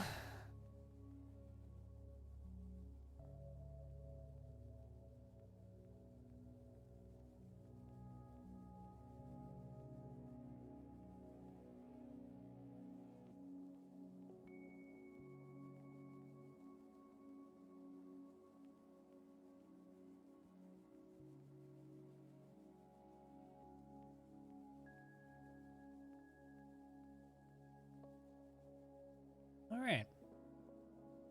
It's nice to actually see those filling now. And this thing all the way along. All set up. You're mostly better from your cold now. Yay! Does that mean that you can function like a human being again?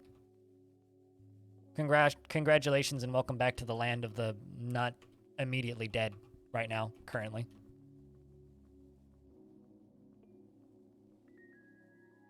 Let's just get that channeled out. Speed up that water flow just a little bit more. But it's glad to hear. Hope you've had a solid weekend, Hex.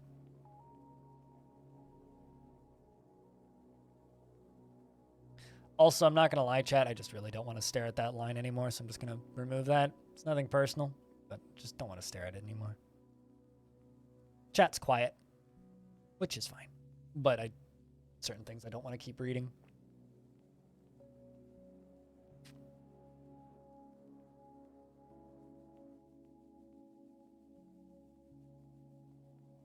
Come on, Dwarf. I just want someone to come and remove that so I can fill it in. Hey, Peek. What's up, dude? How is things? I'm just working on projects that I'm repeatedly reminding myself that I forget how to make them as I'm making them. Did you just... No, you didn't. I thought the dwarf just dove in there. I didn't even see where he went. Just vanished so quickly. As quickly as they arrive, the dwarves be gone.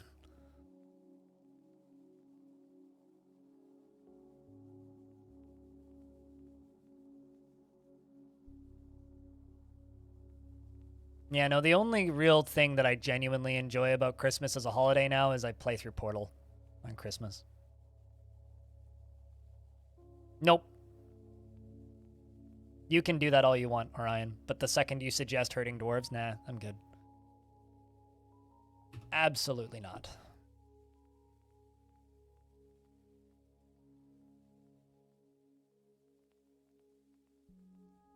How about you go, like, stick your hand on the burner of a stove and then ask me to do that again?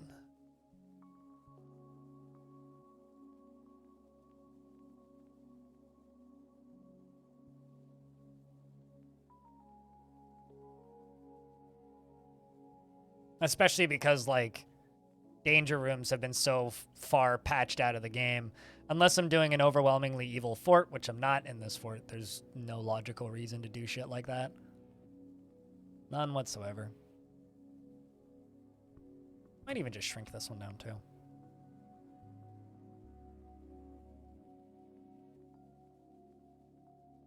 I mean, damn right, that's what I'm gonna do. I mean, I'm probably gonna replace all of my furniture sooner rather than later, actually. Kind of curious about something. I'm probably gonna go through and replace all of my furniture at some point. It's already mostly made out of glass, but like none of this is like top quality. It's just like, you know, it's exceptional. It's exceptional quality. This is superior quality. We've got like a more exceptional quality, but nothing that's like life-alteringly beautiful, you know? Which is kind of where I want the fort to be. Also, we should go gather some more stuff. Gather plants.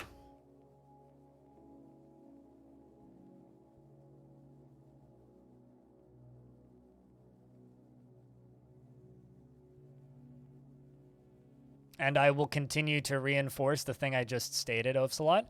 If it involves injuring dwarves, you can just never suggest it again, because it's not something I want to do. If you want to hurt your dwarves, go hurt your own dwarves.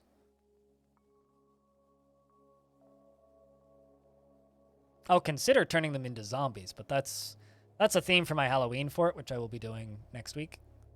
But even then, I don't like intentionally injuring anything in any video game ever. I enjoy playing video games for fun.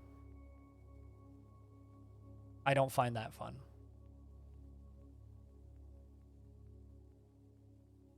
Might need a third lava flow in this. Yeah, for Halloween, tofu. I've done zombie forts before. They're quite fun. Yay, that's filling.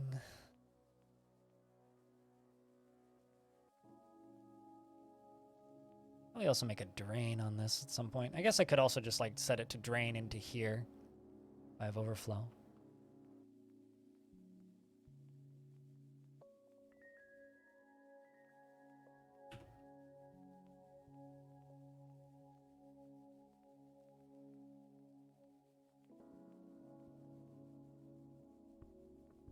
Your dwarves are the most valuable little characters you have in your fortress. They're your most valuable asset. And when people are just like, I just want to hurt them, all that does to me is it makes me judge you.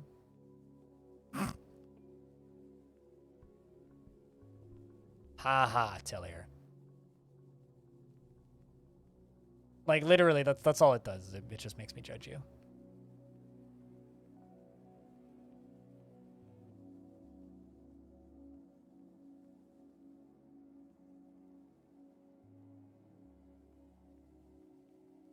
I mean, to give you an idea, one of the reasons I stopped enjoying RimWorld was everybody would just like go on and on and on and on and on and on and on and on and on and on and on and on and on about how I need to be butchering all of those human bodies and making them into like cannibals. It's like, well, I mean, that's fun once in a while. Like, just like making a really mean fort to your dwarves is fun once in a while. But that is the least interesting way to play this game, in my opinion, as just being the bad guy. There's so many other interesting ways you could play a game like this. Why would you choose to just be the bad guy? Like, I will never understand that.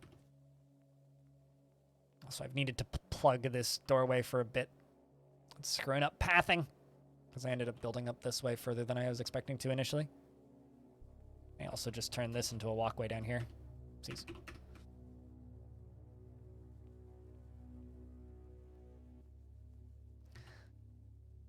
And, you know, contrary to popular belief, I don't think that there's a lot of things that just shouldn't be turned into memes.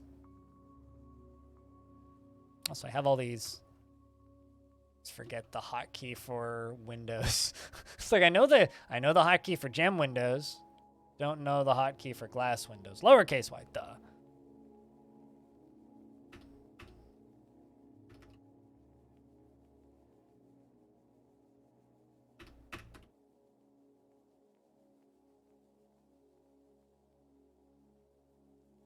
Because I've got so many glass windows, might as well do something with them.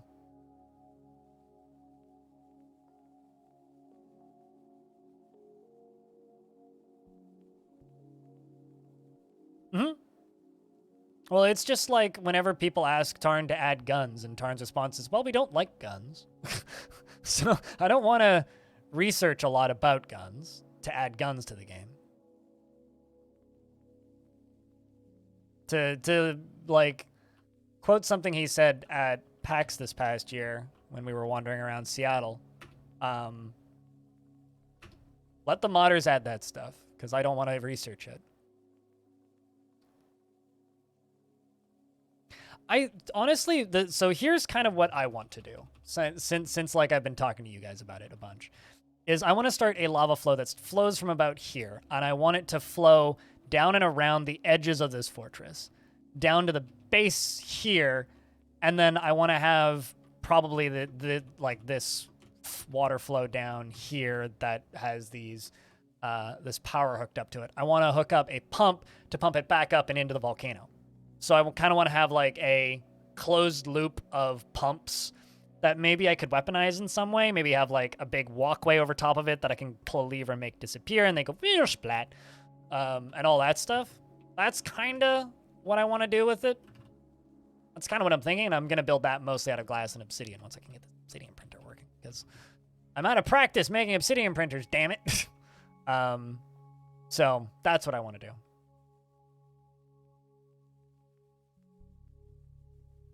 And this is filling, so that's big enough. This is almost filling. I think I need to shrink this whole thing a little bit.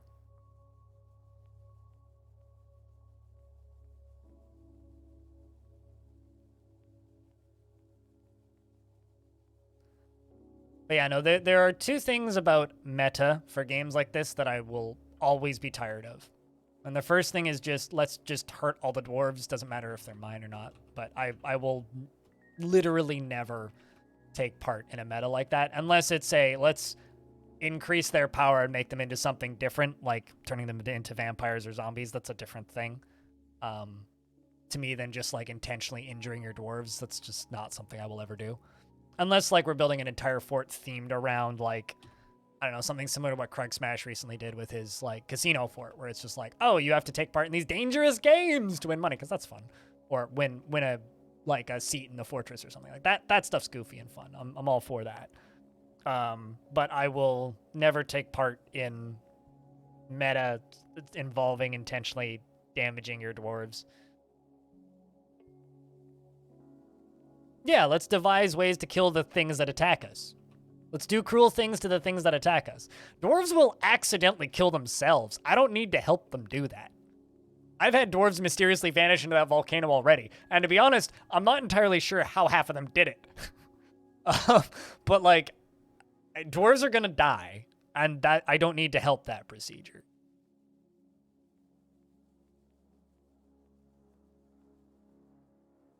Some of Krug Smash's stuff leaves you feeling queasy at times. Yeah, he leans a bit into the evilness a bit much sometimes. But that's fine. The thing about a lot of Krug stuff for me is I can see where he's pulling the strings. Like, I sometimes wonder about this for newer players, like, whether or not you guys can tell where he starts to pull the strings and where it's, like, the game just making shit happen. Because there's, like, a noticeable point in all of his forts where it's just like, oh, this is where he starts to push it a little bit. Let's get more cloth going. But yeah, big, like, lava waterfall is goal for this fort. Big lava waterfall, massive construction made out of obsidian. And then go to war with the goblins. So you can use water pumps to pressurize lava. I mean, actually, I could probably make lava cannons with... I mean, do you guys want me to make spray cannons with... Because we could do that. I could make screw pump spray cannons. I've done it before.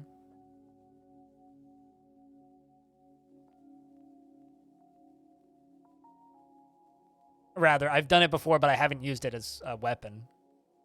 I'm not gonna just steal Cupo's design of the mine carts with lava in them to fire out balls of lava. Those are more efficient, but...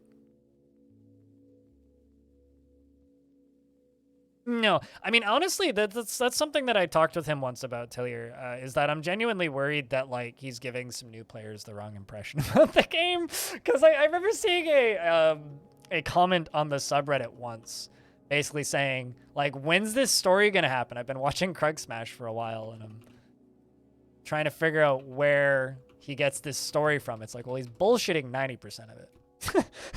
that's like the first part that we need to tell you, is he's bullshitting a large percentage of it.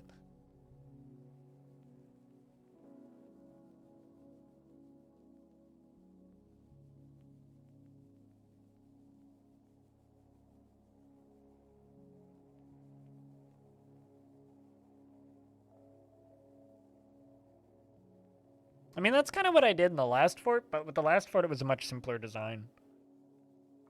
But lava's fun. I like playing with liquids. That, or I could just make wall. Creative misinterpretation. I think it's a creative interpretation, right? It's like using the dwarves' manic random number generators to tell an interesting story, right?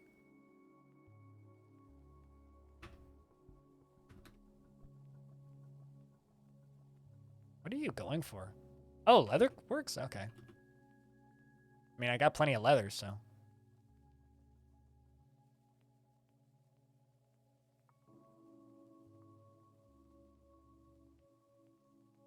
Yeah, I mean, and that's honestly the thing that I'm looking forward to the most about adventure mode being delayed for a year is suddenly, like, the entirety of the community is going to be learning adventure mode, I hope.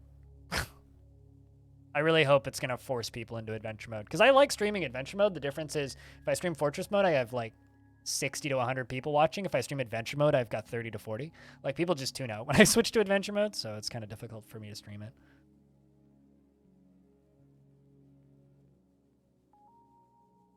Holy crap, you're awake early, Stone. G'day. Hello. You missed a cavey biting a Minotaur to death. Because that happened. But that sucks. I hope that you're able to get back to sleep at some point, but welcome back to the land of the living. Hey, a ghost. Oh. I think I'm just going to place all these slabs back here.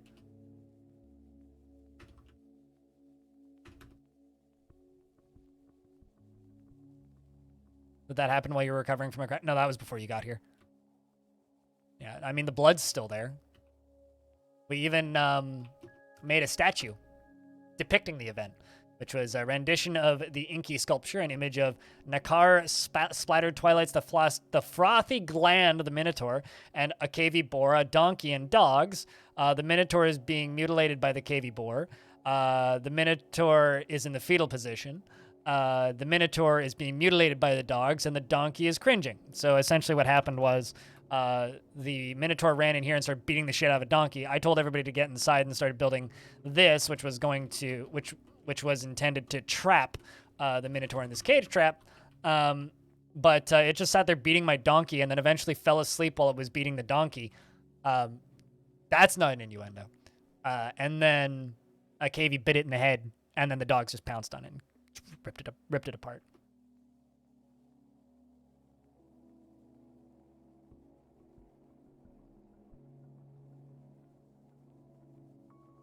I mean, Boat Murdered, I think also, like, does itself a disservice to a degree at this point, because, like, it's such a different game that they were playing when they made Boat Murdered versus the game that people play now that is Dwarf Fortress. To the point where, like, again, like, I worry that stories like Boat Murdered are going to give some people the wrong idea about what Dwarf Fortress is and what Dwarf Fortress is capable of. Diorite, logs, silk, logs, leather. Best of luck with your dog leather artifact. It's not that it's a bad thing that such an... Hey, there's a zombie.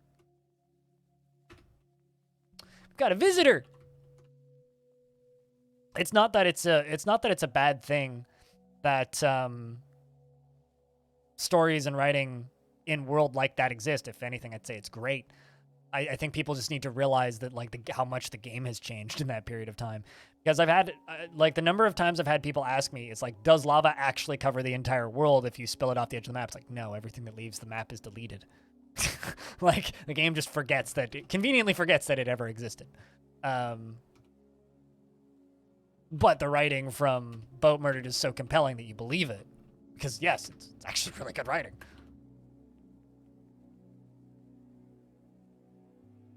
Yeah, Boat Murdered was flat DF.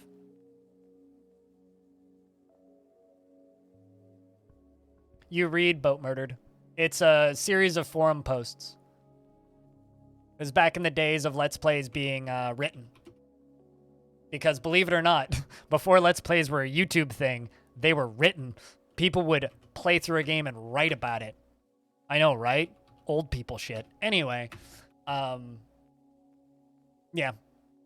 Boat Murder's neat.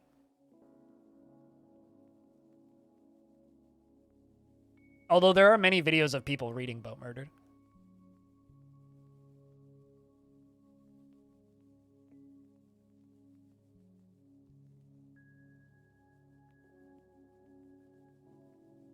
How full is this? 3 of 7?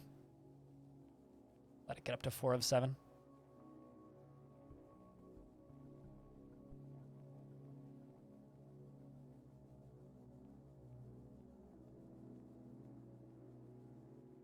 Now, the one problem with this setup is I don't actually have a way to drain it. So if I fuck this up, Rakus the Crafts Dwarf has created a jagged log I said log leather. Dog leather cap. Jeez. And claims it as a Hamley Fairloom. That fuck up was intentional. It's called Inokamen.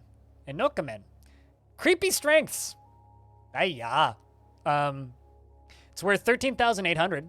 This is a jagged dog leather cap. All craft store ship is of the highest quality. It is decorated with paradise nut wood and encircled with bands of giant cave spider silk and finger lime wood and rectangular diorite cabochons. This object menaces with spikes of dog leather and willow. On the item is an image of diamonds in dog leather. On the item is an image of dwarves in diorite. The dwarves are traveling. The artwork relates to the foundation of Stonewater by the scorching lobster of the rim of Savants in the early spring of 240 Juan. So if you end up with, like, 50 million tickets, what are we going to do, Diamond? Yeah, and, like, very few people actually watch Let's Plays now. It's not that nobody watches them. People definitely do watch them. They've just gotten significantly less popular as a format of video. It's like retrospectives are the popular thing now.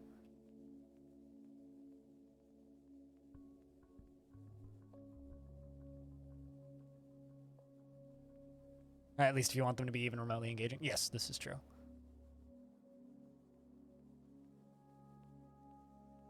There are still some groups that do those in an engaging format. They're just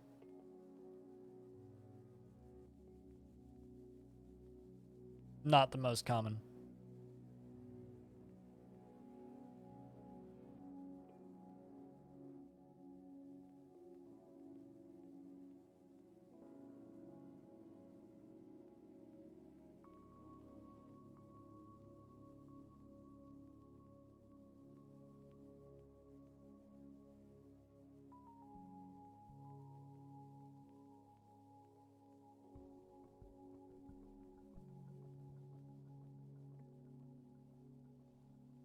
Just kind of keeping an eye on this. I don't want it to, like, pressurize.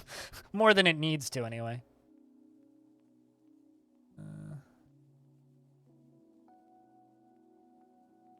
Could just cover up all of the ramps.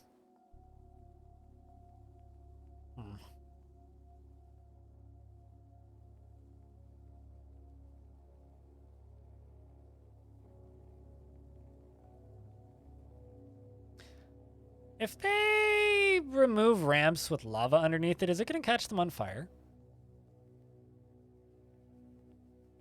Just wondering if it's going to displace the lava. I guess we'll find out. Nope, it does not displace the lava. Okay. Noted.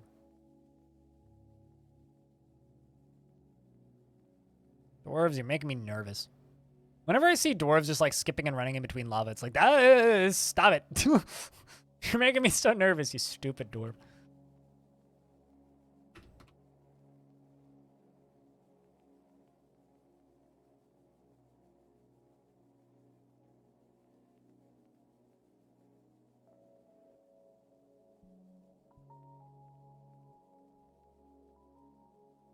I would say that, like, calling what Krug Smash does a Let's Play is not giving him enough credit. It's sort of like calling what Matthew Matosis does a review, because it's not a review. It's like an analytical deconstruction of what the thing that he's talking about is. Like calling the like 6 hour long Dark Souls retrospective video that Matthew Matosis put up, calling that a Let's Play is like not giving it enough credit. Wow, you lost it all, Diamond. How many are you at now? Because you said that you were making it more even, right? Oh, okay. Only, what, 3 million? How many zeros is that? 1, 2... Okay, only 300,000, you know. Only 300,000. See, chat, this is why billionaires can never live among us. Is because, like, Diamond was just like, bye-bye. I had multiple millions of tickets. Oh, now you just have hundreds of thousands. Oh, no, you big baby.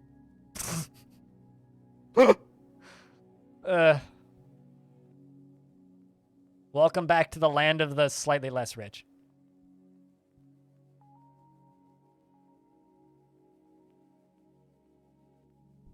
Wait, you thought you were below... No, you're at 339,000. You're not below 1 million. You're still above 1 million. What are you even on about? That's not how numbers work.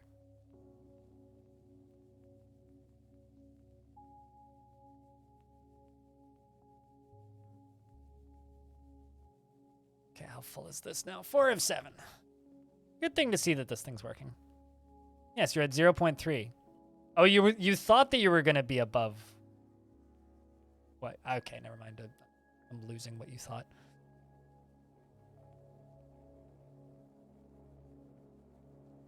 Okay, I see what you're saying. Regardless, though, 300,000.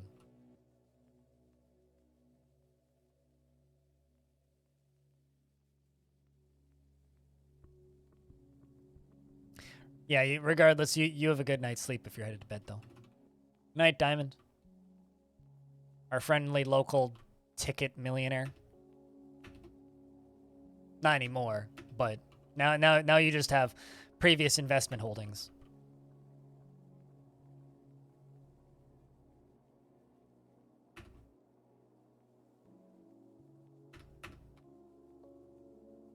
Ex-multi-millionaire. Although ex-multi-Minotaur, which is how I first read that, is way funnier to me.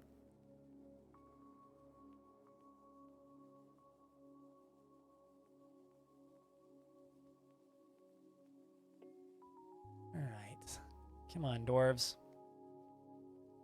Something I do really, really hope about premium development is I really, really hope that Villains Part 2 stuff comes in at the same time as Adventure Mode. I really hope Tarn just takes like an extra 6 months and finishes up the Villains stuff for Adventure Mode before releasing Adventure Mode. Like, I hope that the like new community that comes in through Steam is just like super happy with the game. And like they feel like they can take some time and they sell a bajillion copies or whatever. And then they get to just focus on making Adventure Mode good. Because if we can get a lot of the problems with Adventure Mode fixed as part of Adventure Mode being re-released, I guess. Because, you know, we have to wait for them to re-release Adventure Mode now.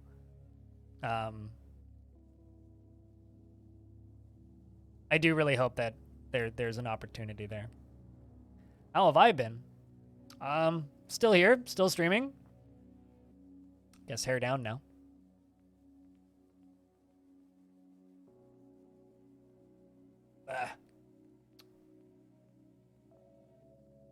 And yourself, Train Monkey.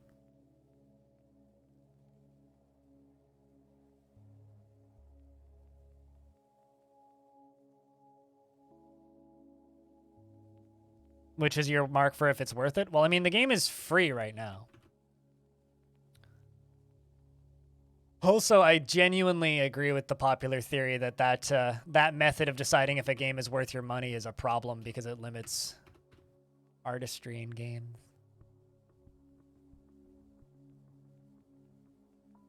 But, you know, I digress.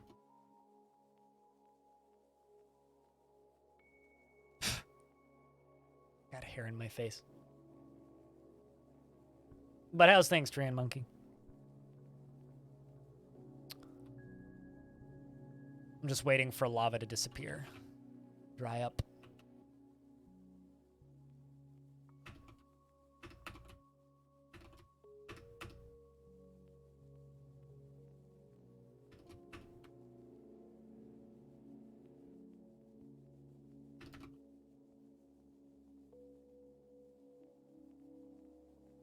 Let's just get rid of the rest of these.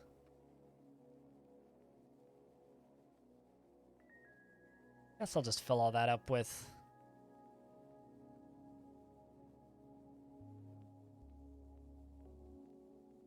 Well, that's good to hear, Train Monkey. I've been all right. Had kind of a long weekend and not in a good way, but doing better now. That Manor Lord's demo is pretty great, though. Definitely looking forward to more of that.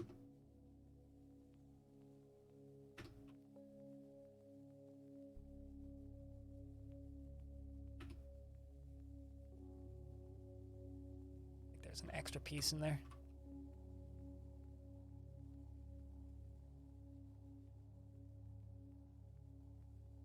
Hello, Pablo.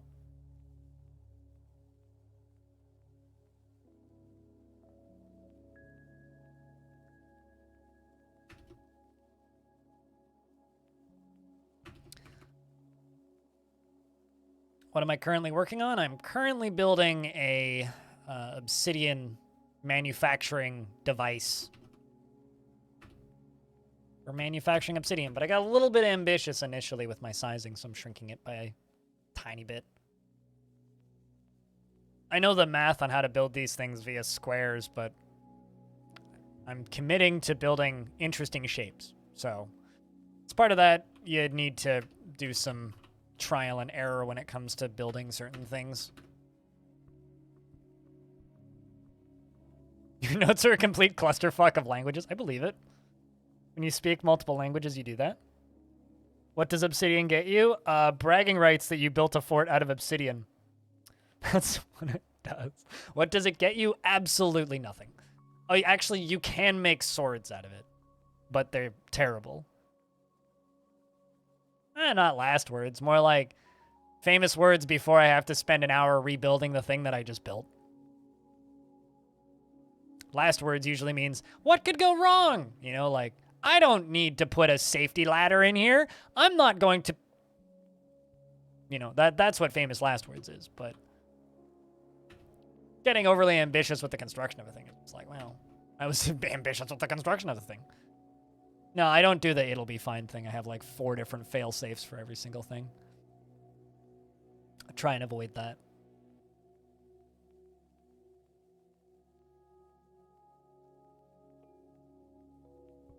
Hold my beer, chat.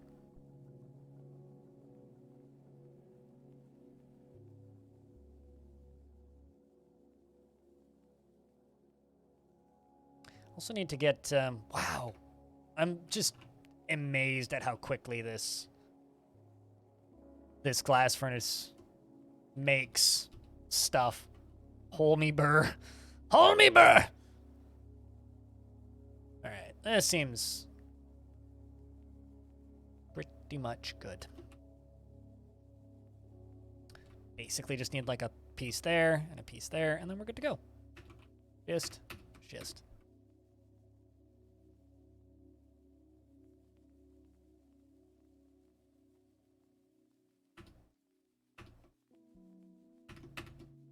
Then I just need that one piece of lava in the middle there to disappear, and then we're good.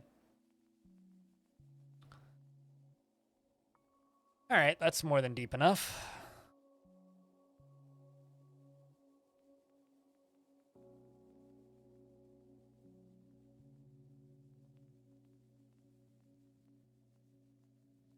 When you trade, hit S, and then search by X, and then filter out all of the clothing that is tattered, and then just sell all of your tattered clothing. Or make a stockpile for clothing that only takes tattered clothing, which is a setting, and then just dump it all. I usually just sell it because it's the fastest. Requires the less, like, micromanagement. The least micromanagement? Yes.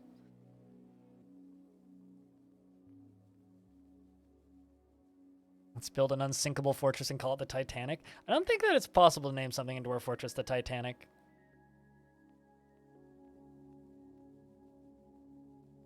But yeah, I usually just sell it. It's like my #1 trade good. Is that an intentional chocobo design? I don't, you know, honestly, if you were just like blind, what does a chocobo look like? I would say a yellow chicken. And if you are seeing a chocobo in there, that's just fucking magic. I have no idea what a chocobo looks like. So yes, that's coincidental.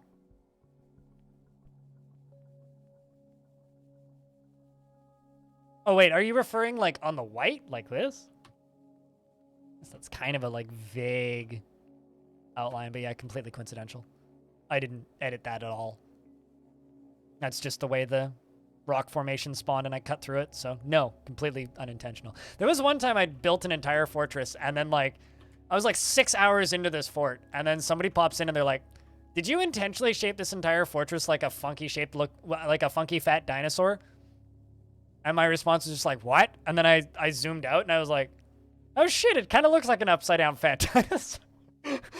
Like, oh goddamn. Yeah, no, you're not wrong. It kind of looks like a, hold on, let's get a side by side going here. Hold up. Chocobo sprite. All right, this is like not a bad little image here. Just let me see. Let's see if I can line this up. My God, that's like not far off. Tail's a little stubby. Dang. There's often weird dicks in my forts. And you know what? They're called Twitch, chat. What? Did you not see that coming? Don't act offended. You know it's true. All right.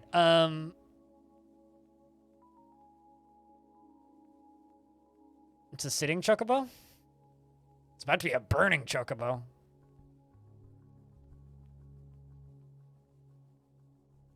So is a sitting chocobo like walking cheese? We had this long discussion in chat a couple months back about what was the best kind of cheese to go for a walk with. Not as in like a pet, but like a walk as in like what's the best kind of cheese to take with you if you just want to eat a brick of cheese while walking. So, pepper jack cheese. I'm convinced it's brie. It comes with a built-in handle, but I also don't mind eating the brine, the outer parts. So, but yeah, for me, it's usually just like a nice roll of brie, nice soft cheese. You see Jesus in the river? You should get your eyes checked. Rind. That's the right word I was looking for, not brine. My brain just like forgot what that word was.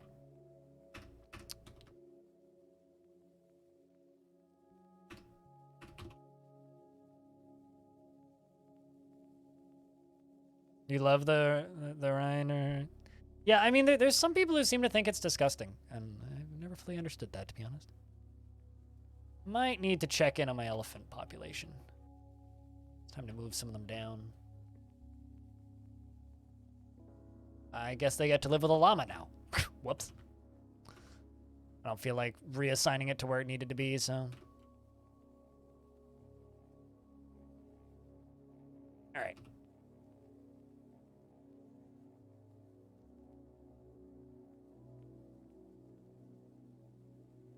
I actually need to cancel that. Because the Dwarf is building that last bit of wall. Rather not torch him.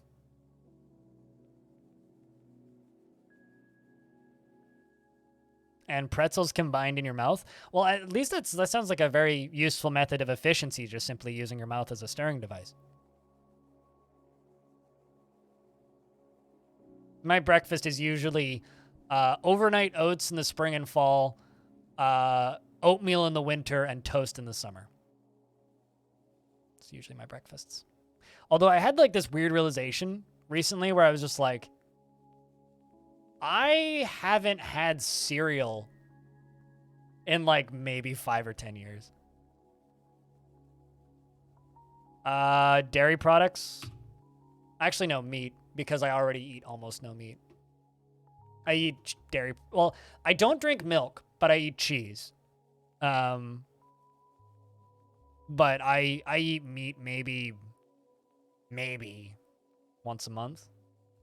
I could pretty easily cut out meat. For me, meat is just like, what's the word I'm looking for? It's like eating a cake. I don't eat cake very often.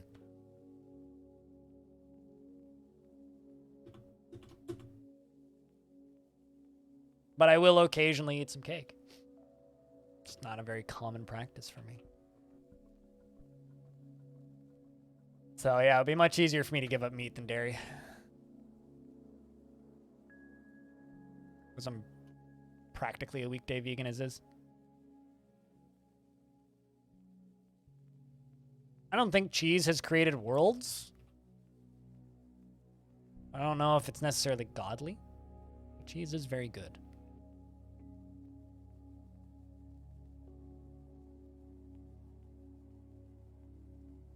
There was that one crazy cooking lady once who insisted that, like, it's healthier to mix all of your ingredients in your mouth and then spit it into the bowl before you cook it. And I just remember seeing her cracking eggs and scrambling eggs in her mouth and just, like, going, nope, I've seen enough of this shit.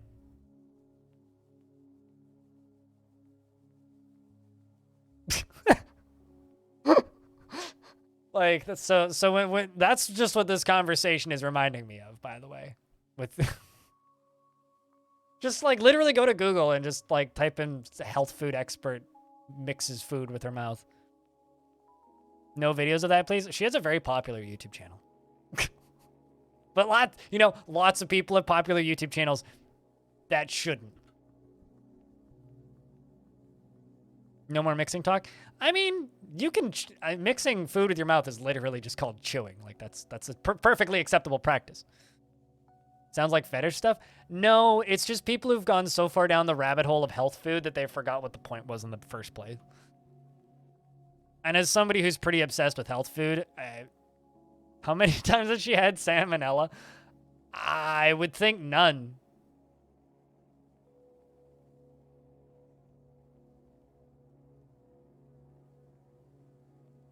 Otherwise, you'd think they'd stop.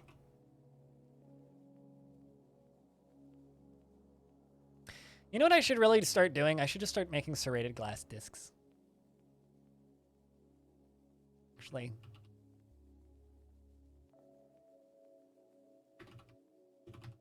Can you not make green wheelbarrows? Really? You can't make glass wheelbarrows. Huh. Bizarre. All right.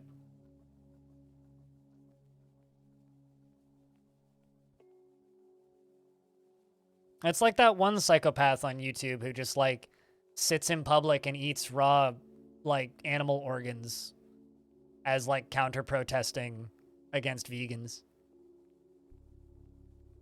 There's a few of those people.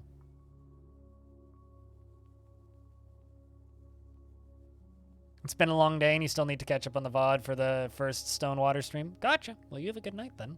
VOD part 1 is up on YouTube. Part 2 and part 3 are going to be going up over the next few days. Although I'm going to be going to do lunch pretty soon.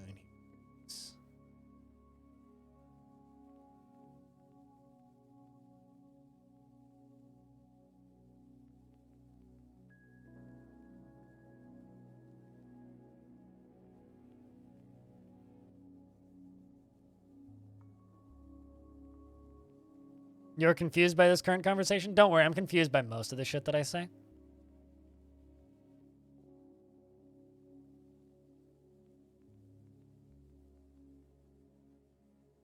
I'll just say this. Remember, people. Humans are supposed to eat both veggies and meat. Not supposed to eat entirely one or the other. However, we're also not supposed to eat meat 7 days a week. Supposed to eat mostly veggies, mostly grains, berries. And then once every, week or so, when the family happens to kill an elephant, then you can eat meat.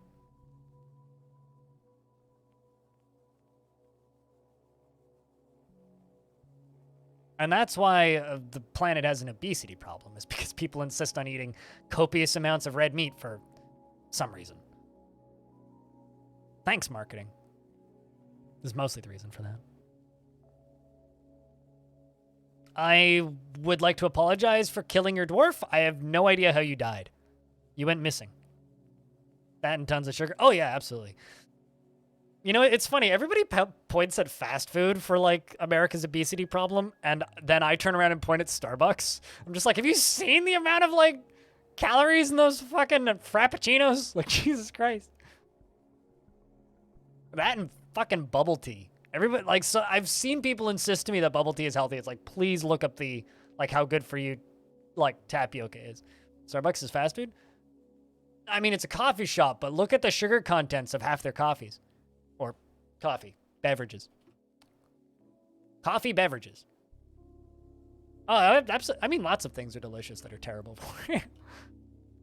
I like MSG. It's not great for you, but every now and again, if I'm eating a noodle dish, damn right, I'm putting a little bit of MSG in that. A migrant has arrived, probably because I got 2 spaces available for dwarves. Oh, I was like, that's a weird dwarf description. It's because it's a pet guinea pig.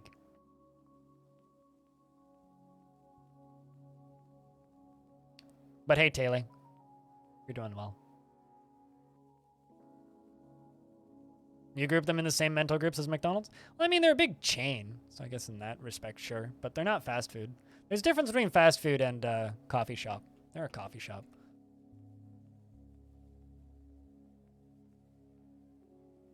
I mean, guinea pigs should be a hero in this fort, considering there's a dead cat in my... Why would you leave the body pile already full? No.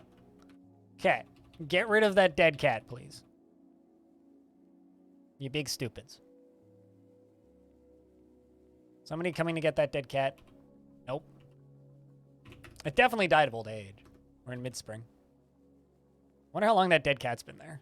Somebody get rid of that dead cat. There shouldn't be a dead cat on the floor. There you go. We're getting rid of the dead cat. Jeez. Hey, and this is actually filling. That's what I like to see.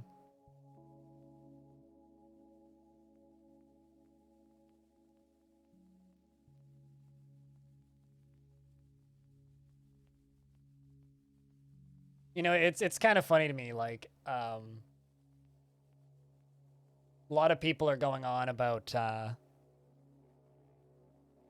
like, the demo stuff that's happening right now on Steam. Meanwhile, I'm just sitting here going, am I the only person who's just, like, ludicrously excited about the fact that Ludum Dare 51 is happening right now? It's like in, like, a week, there's going to be a lot of really neat Ludum Dare games to try again. Way more exciting.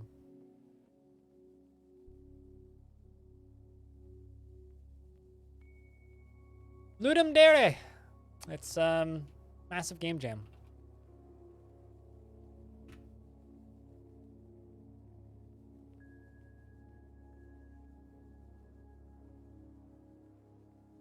Let me see if I can get the link. There you go.